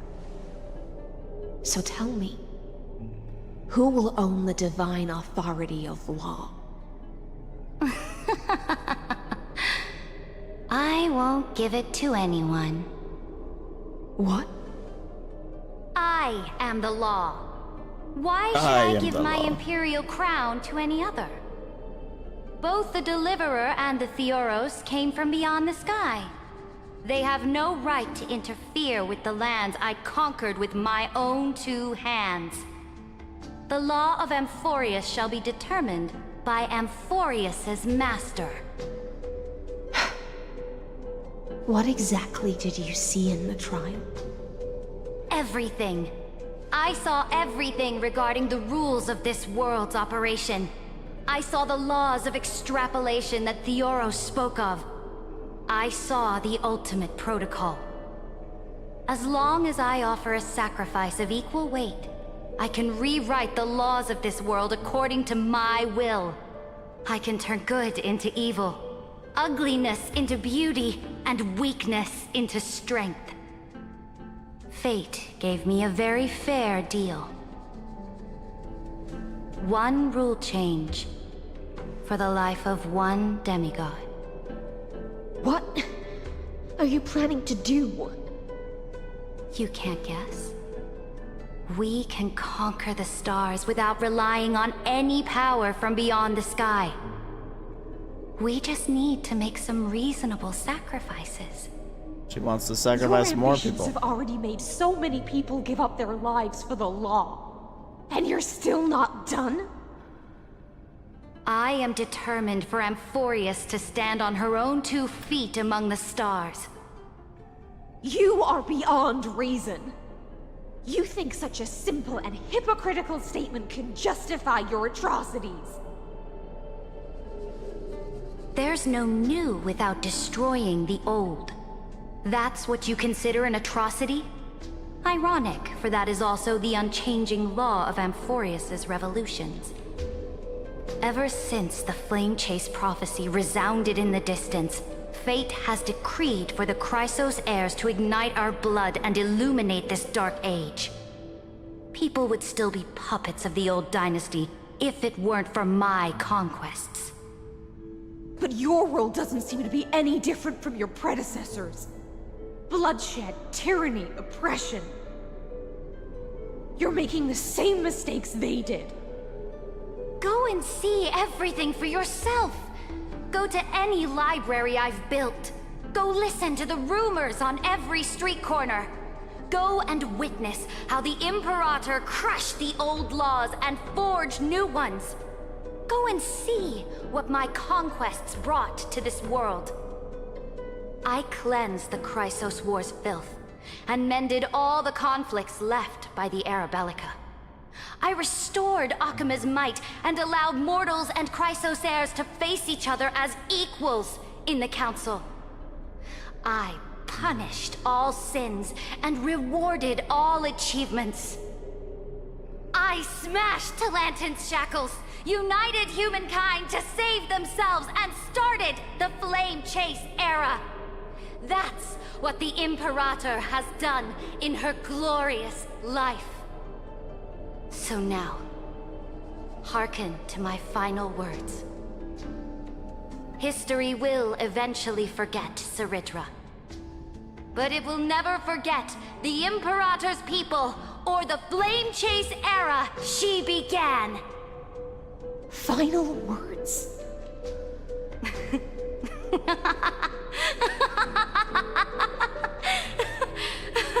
And then she kills her. Amphorius is about to be destroyed. There's no time left for pointless debates. There is only one law I want to overturn to aid the final battle of deliverance. So I will only offer the life of 1 demigod. In the name of the Imperator, I command you one last time, Electra. Either sacrifice yourself for conquest, or pierce this tyrant's chest with your sword. Thus, the Imperator concluded her final speech. At the end of her life, at the last moment before she stepped onto the altar, she gave her most loyal subject the choice to decide fate, just as she promised her compatriots. before her very first campaign. My blood flows in you now. Heroic compatriots, follow me, and we'll seize fate's reins! The Imperator fell. Some say that the Dux Gladiorum turned traitor and killed her liege. Some say that she imprisoned the tyrant in a shallow pond of water, then left. Which meant the Imperator had to kill herself to rewrite the law. There are countless stories about her death. All we can be sure of is when the knight left the vortex, the Imperator was still mumbling about their past conquests together. The beginning and the end of her existence. Imperator, wait! How could someone of your status come to the front lines? Let me be the flag bearer! The troops defending the pass to the west of the grove. Have they surrendered? They ran as quickly as they could when they heard your name. The Golden Cocoon Pass is now in the First Legion's hands. Good. What about the Delosian militia? The 3rd Legion set fire to the mountains and flattened everything west of the basin. They just need a few more days. That is enough. We cannot afford to miss an opportunity for victory. Lastly, how many Ladonian cannons are left? They are no more. The 2nd and 4th Legions have destroyed them all. Very good. They now have no way out, no reinforcements, and no artillery support. We will be able to liberate the Grove of Epiphany in the blink of an eye. We will launch the final charge 1 quint after the curtain fall hour tomorrow. Remember, as long as the Alliance's flag still flies on my shoulders, you must keep moving forward. Take no prisoners among the enemy's soldiers. All sages who resist are to be captured and tried according to martial law. And do not destroy any books. Now go! Notify the entire army! Understood! Those who are resolved to die, we salute you. Reporting in. The mountain dwellers are resisting fiercely, and the legendary Mountain Breaker is personally engaged in battle. Their formations are nigh impenetrable. Then cease our frontal assault. Send scouts to all legions and tell them to retreat into the Tritos Plains before the parting hour. What? Are you planning to surrender? It's a strategic change of plans. The seismic walking dragon is enough for that battlefield. Walking dragon? You mean that stupid beast, Terravox? What can they even do? Stupid? No. They are the wisest of all of Giorio's creations. Only they can perceive the currents of time. Let them deal with their earthly brethren. We will advance and take the lead in defeating what remains of our enemy. I will deliver the most fiery retribution for the humiliation they dealt us, and crown myself with a god-slaying wreath. Understood. I'll see to it. Those who are resolved to die, we salute you. The Temple of the Three Fates sent a letter, Imperator. They refused to surrender, and said this letter is their last warning to us. Tell the commanding officers not to launch any attacks unless they receive the Imperator's handwritten approval. Disobedience will be punished by death. What are you doing? The priests of the Three Fates aren't soldiers, but politicians. Do not mistakenly believe they don't have a plan. These dying pests will wring out every idea from their brains, all for short-sighted gain. They are much shrewder than we are. I am inferior to them in that regard. They also have the prophecy to wield as a weapon, something I am not blessed with. Launching an unplanned attack will only disadvantage us, as all of Emphorius will judge our actions. Which means, I will be heading to the battlefield myself, just as I have always done. This time, however, I will go alone. I will conduct secret negotiations to ensure fate is on our side. Understood. The legions will make their preparations. This quest I run, Those who are resolved to die, we salute you. Why are we not allowed to march out with the army, Imperator? This will be a long voyage with no return. Those of you who bear the prophecy cannot come with me. Why are you personally leading this battle if it's doomed to fail? The Flame Chase journey cannot be without a leader. That is correct. The Empire will be without a head when the Imperator falls. But remember, as long as you seize the right opportunities, even a chaotic game will remain winnable. My departure will create a long staircase for you. You will understand what I mean when news of my death reaches your ears. Cyrene, is our journey about to be over? Destroy the old laws and forge new ones. My conquest has reached its limits within the borders of Amphorius. Since the prophecy already decreed that the Imperator would never conquer the stars as she wished, I will bow out here and try no more. More Chrysos heirs bearing divine authority will be born, and many more heroes will arise. Will they demand peace or war? Will they resist tyranny, or become the next Imperator? I do not care. The children of the future will decide for themselves. Do not mourn for me. Anyone can kill the Imperator, but the only one who can truly destroy her is Cyrene. At the end, I faithfully recorded the most important battles in the Imperator's life. Her conquest was about to be completed at this point in the story. However, for some reason, a memory suddenly entered my mind just as I was about to put down my pen. It was a journey on a fantastical train. I had the honor of having a heart-to-heart conversation with the Imperator under the stars, and I asked her this question at the end of that discussion. How do you want history to remember you? As a hero who gave up her life for the Flame Chase? Or as a tyrant? She answered so quickly, as if she had made up her mind long ago. I would rather be forgotten than be defined.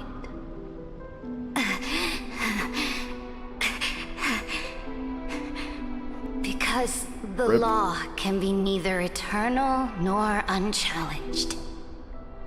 And only humanity can pen laws into history's pages.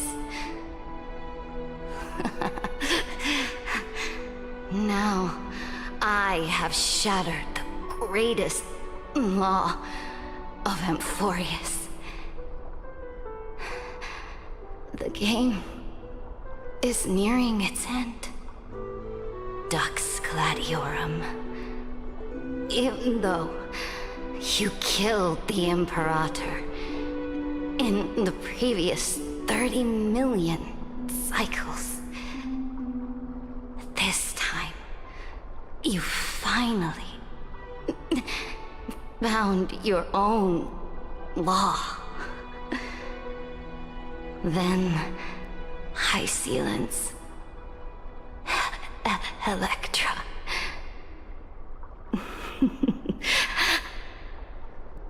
I will ask someone to deliver the prophecy's ocean at the boundaries of this world to you. Will you choose to swim into that ocean? I do not care. Do not care.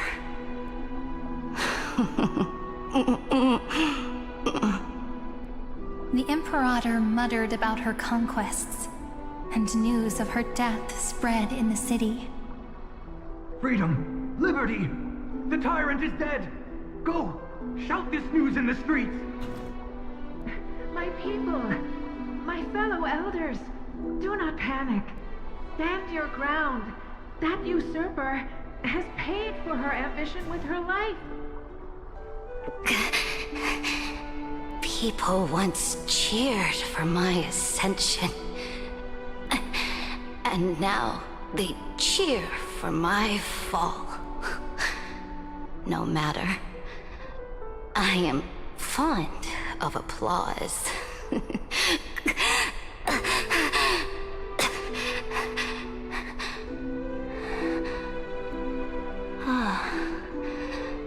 I see the cosmos, the battlefield that I cannot reach.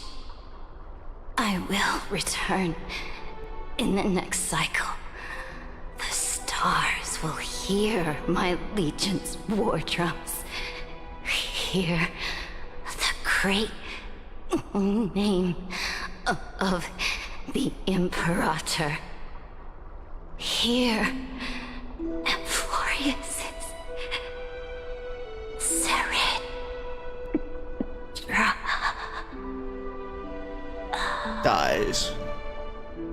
To this day, we do not know which rule the Imperator overwrote at the cost of her life. Really? Perhaps the truth will only be revealed at the moment of checkmate, just like every chess game she ever played. We only know her death inflamed Akama. On one side of the city, those who defended liberty toppled her statues to the ground. On the other side, her supporters put themselves between the masses and her monuments, declaring loudly that the Sovereign is still among the people. It is said that golden blood congealed into the same letters everywhere they fought. Oof. It was the name borne by Akama's first and final sovereign, the Imperator Cyrene. But the one who bore that name did not see any of this. Her gaze was cast far away, and the sound of tides in her ears drowned out the people's cries. What was the Imperator thinking about in that prophesized ocean at the boundaries of this world? I understand where Sidra is coming from. Of stagnant water. I don't think I agree with it, but I Or understand. repenting for the millions killed for the flame chase. It was neither. The Imperator only saw how the surface of the water gleamed like that crude chessboard. Dissected She's obviously by light very- and shadow in the very afternoon strategic when her and teacher smart, played but- against her for the first time. Look at this chessboard. What do the pieces look like? They are strangely beautiful. They look like the stars in the night sky ablaze.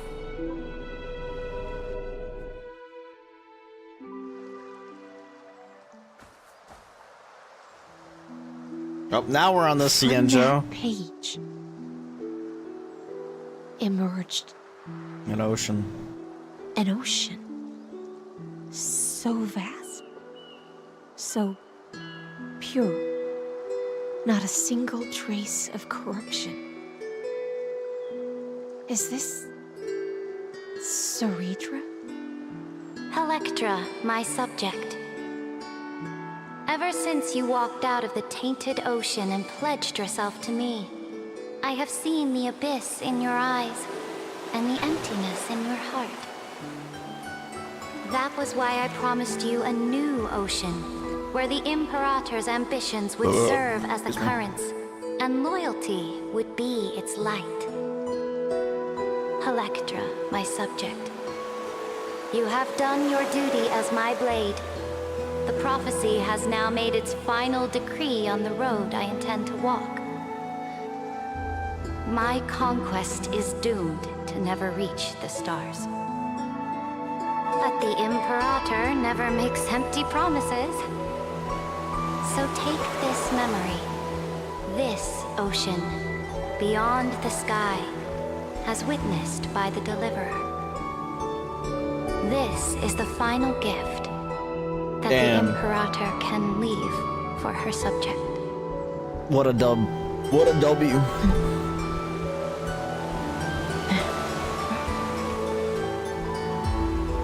When I was still a fish in the ocean, I always felt so genuine swimming through the waters.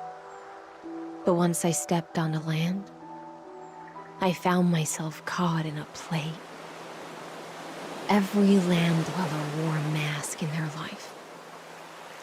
So I, too, donned a costume and tried to find my role in this show.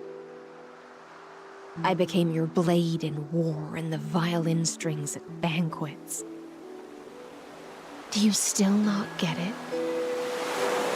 I do not long for the oceanic depths of my homeland.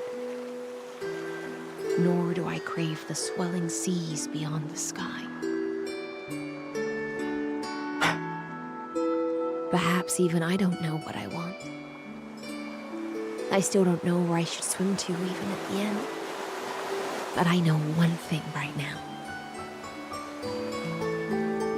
A fish is simply a fish.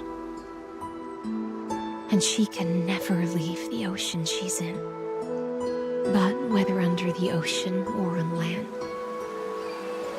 we two prisoners who can never escape this cave can still look outside the cave and see the stars. I have to admit, the 12-factor simulation of life in this experiment has far exceeded my expectations. Make your choice then, senior society member. Do you want to keep walking down the wrong path and be remembered for your incorrect conclusions? Or do you want to return to the audience's seat and give yourself, Amphorius, and the entire cosmos a more fitting end? I must refuse. A dead man never fears death. Did I not make myself clear? Have you forgotten about our dear Lord of Silence? You wouldn't want her to consider your 8 other clones as cancers within the erudition and chop them all up, would you? Damn. Your logical deductions are vastly different from mine. Therefore, allow me to provide one more academic recommendation. Listen, my peers. Why don't you look beyond this world? Just as the Chrysos heirs did. Re-evaluate your calculations and take into account all enemies in the upcoming war among the eons. Amphorius is not a place where 3 paths entangle, but where 3 paths fight to the death. Bro, what? You used Memoria to resist me, but did you not consider the possibility that the Remembrance and their children might have taken this opportunity to join the fray as well? In the meantime, we're doing a lot of jumping around right now. Tell you what. Hey. Oh. So this isn't just silence. It's the answer. Excuse me. What was the last thing she said to you before you parted the waters at the Scale Gorge waterscape? A tricky question, but one with a simple answer. You talking to Don Hung right now? She didn't say anything back then, right? Oh shit! It's our boy. Correct. And now I'm sure. You are not March 7th. There's no way she would remember that detail. That's funny, actually. I'll only warn you once. Leave her body now. Damn, let's go, Don Hung. Impulsive. That's not like you at all. Why don't you calm down and think about another possibility? I didn't take over March 7th's body. Rather, It's March 7th who regained my memories. Oh shit. Oh shit. The origins. Yeah, I hate you, game. I hate you, game. Fuck you. They always do this shit. I should have known that was gonna be the end.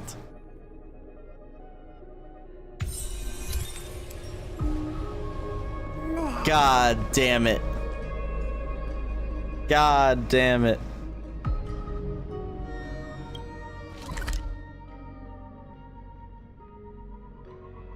Did I do this? Just like an after story? It's still yeah, no, early. that definitely was not as good as 3.40. I still don't think it was bad. It had a lot of slow parts was my issue with it.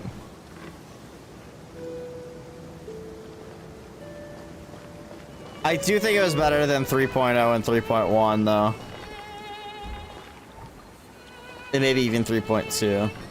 And 3.2 was pretty good too, if I remember correctly. But No matter how many times I look, it's still so beautiful. oh, it's voiced even. It's good to see you. Come take a look. Want to see the treasure of Heirs Elysiae? Treasure? Right here. Look closely. Isn't it just beautiful? So you were... Ah, that's right. You get it too, don't you? Sometimes you just feel so radiant, you can't help but stop in front of a mirror. All right. I wasn't kidding, though. The treasure is right here. This little lake. My own little world. Can I ask? Do you like being by yourself? I do. Just staring at the lake by myself, gently swaying on the swing. My mind drifts far away, and by the time it comes back, I've already fallen asleep. Here in this village, shrouded by the veil of Evernight, dreams give wings to imagination. Children who grow up in Heirs Elysiae are born poets at heart. This sort of atmosphere is hard to come by, so let me share a story with you. I'm all ears. How wonderful! You're so patient. Stories only shine when they have a listener like you. According to legend, within the hidden depths of Heirs Elysiae live a group of playful little fairies. The fairies, though hidden away from the world, dreamed of living like humans. They tried to hold a grand banquet, just as the villagers would. But one thing was missing, the most important person. They waited and waited, and then one day, footsteps echoed from the secret entrance. The fairies all pricked up their ears in excitement. Would you say the hero of our little story has their ears pricked up right now? A gentle drowsiness gradually envelops your thoughts and you fall into the deepest of dreams. Oh god, what did I just start? Mem?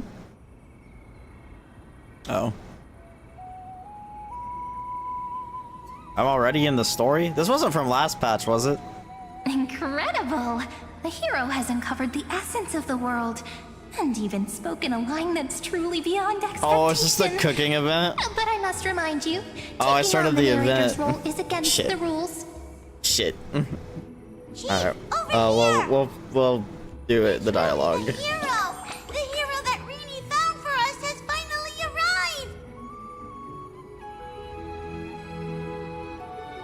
arrived. Damn, need some glasses. Oh, welcome, dear guest. I sensed you would come. When the wind chimes in the leaves rang for the 24th time, and the pink butterfly amidst the honey flowers took its 4th flight, I was certain. The honored guest who will save the Membrance Maze has finally come. You're talking to the wrong one, Dolomim. Chief, no! The guest is over there! That way! Well, my memory's not the best, and my eyesight's a little fuzzy, but I never falter when it comes to doing the important stuff. honored guest who will save the Remembrance Maze. You've finally arrived. Chief, over here. Let's just cut to the chase. My, what a cheerful scene. Already getting along so well with the fairies. No surprise. You shine no matter where you go. How silly. Really, ma'am. It's been forever. But we're here, just as we said we would be. Wait, why are you in the story too? This is one of the characters in the story. An ordinary girl born in Ide Silicii. She just so happens to have the same name as me, and is every bit as pure and adorable. Cut me some slack. Making up a story on the spot is really hard. But I promise I'll make it up to you. I'll make your scenes as vivid and dramatic as possible. It's only proper that I explain. Once more, I thank each and every honored guest. Thank you so much for coming to Remembrance Maze to help the fairies rebuild our long-abandoned restaurant. We want tasty, scrumptious food. We really do. But we don't know how to cook. Heroes, Skill we're issue. begging you. The fairies are Go talk to starving. Gordon Ramsay. And when they're hungry, they just want to destroy the world. Please help us. Save the Remembrance Maze. I see, so this is the saving you had in mind. So that's the situation. For the sake of Amphorius, let's rebuild the restaurant together and grant the fairies their little wish. For the sake of the world, it's an obligation I gladly accept. Oh, at last! Oh, at long last! I have to tell the little ones that the fairies' restaurant is coming back at last! Let me lead the way. Come on, I'll take you to see it. The little restaurant in the maze has a certain charm all its own. This way, this way! Everyone's already setting things up. Okay. I'm sorry. I don't want to do this right now. I was not expecting a voiced event, though. They don't typically do voiced events in this game. At least they haven't since, like, a long time ago. Alrighty, guys. Well, that is that. I think it was an okay quest. There was a lot of really slow parts. But, I think overall it was pretty good. And it had a ending that keeps me intrigued still, which is important. I just hate how it always ends on a fucking cliffhanger. We gotta wait 6 weeks now to find out next time. But yeah. Yeah. Why does it say new? Is this actually new? Oh, this is new.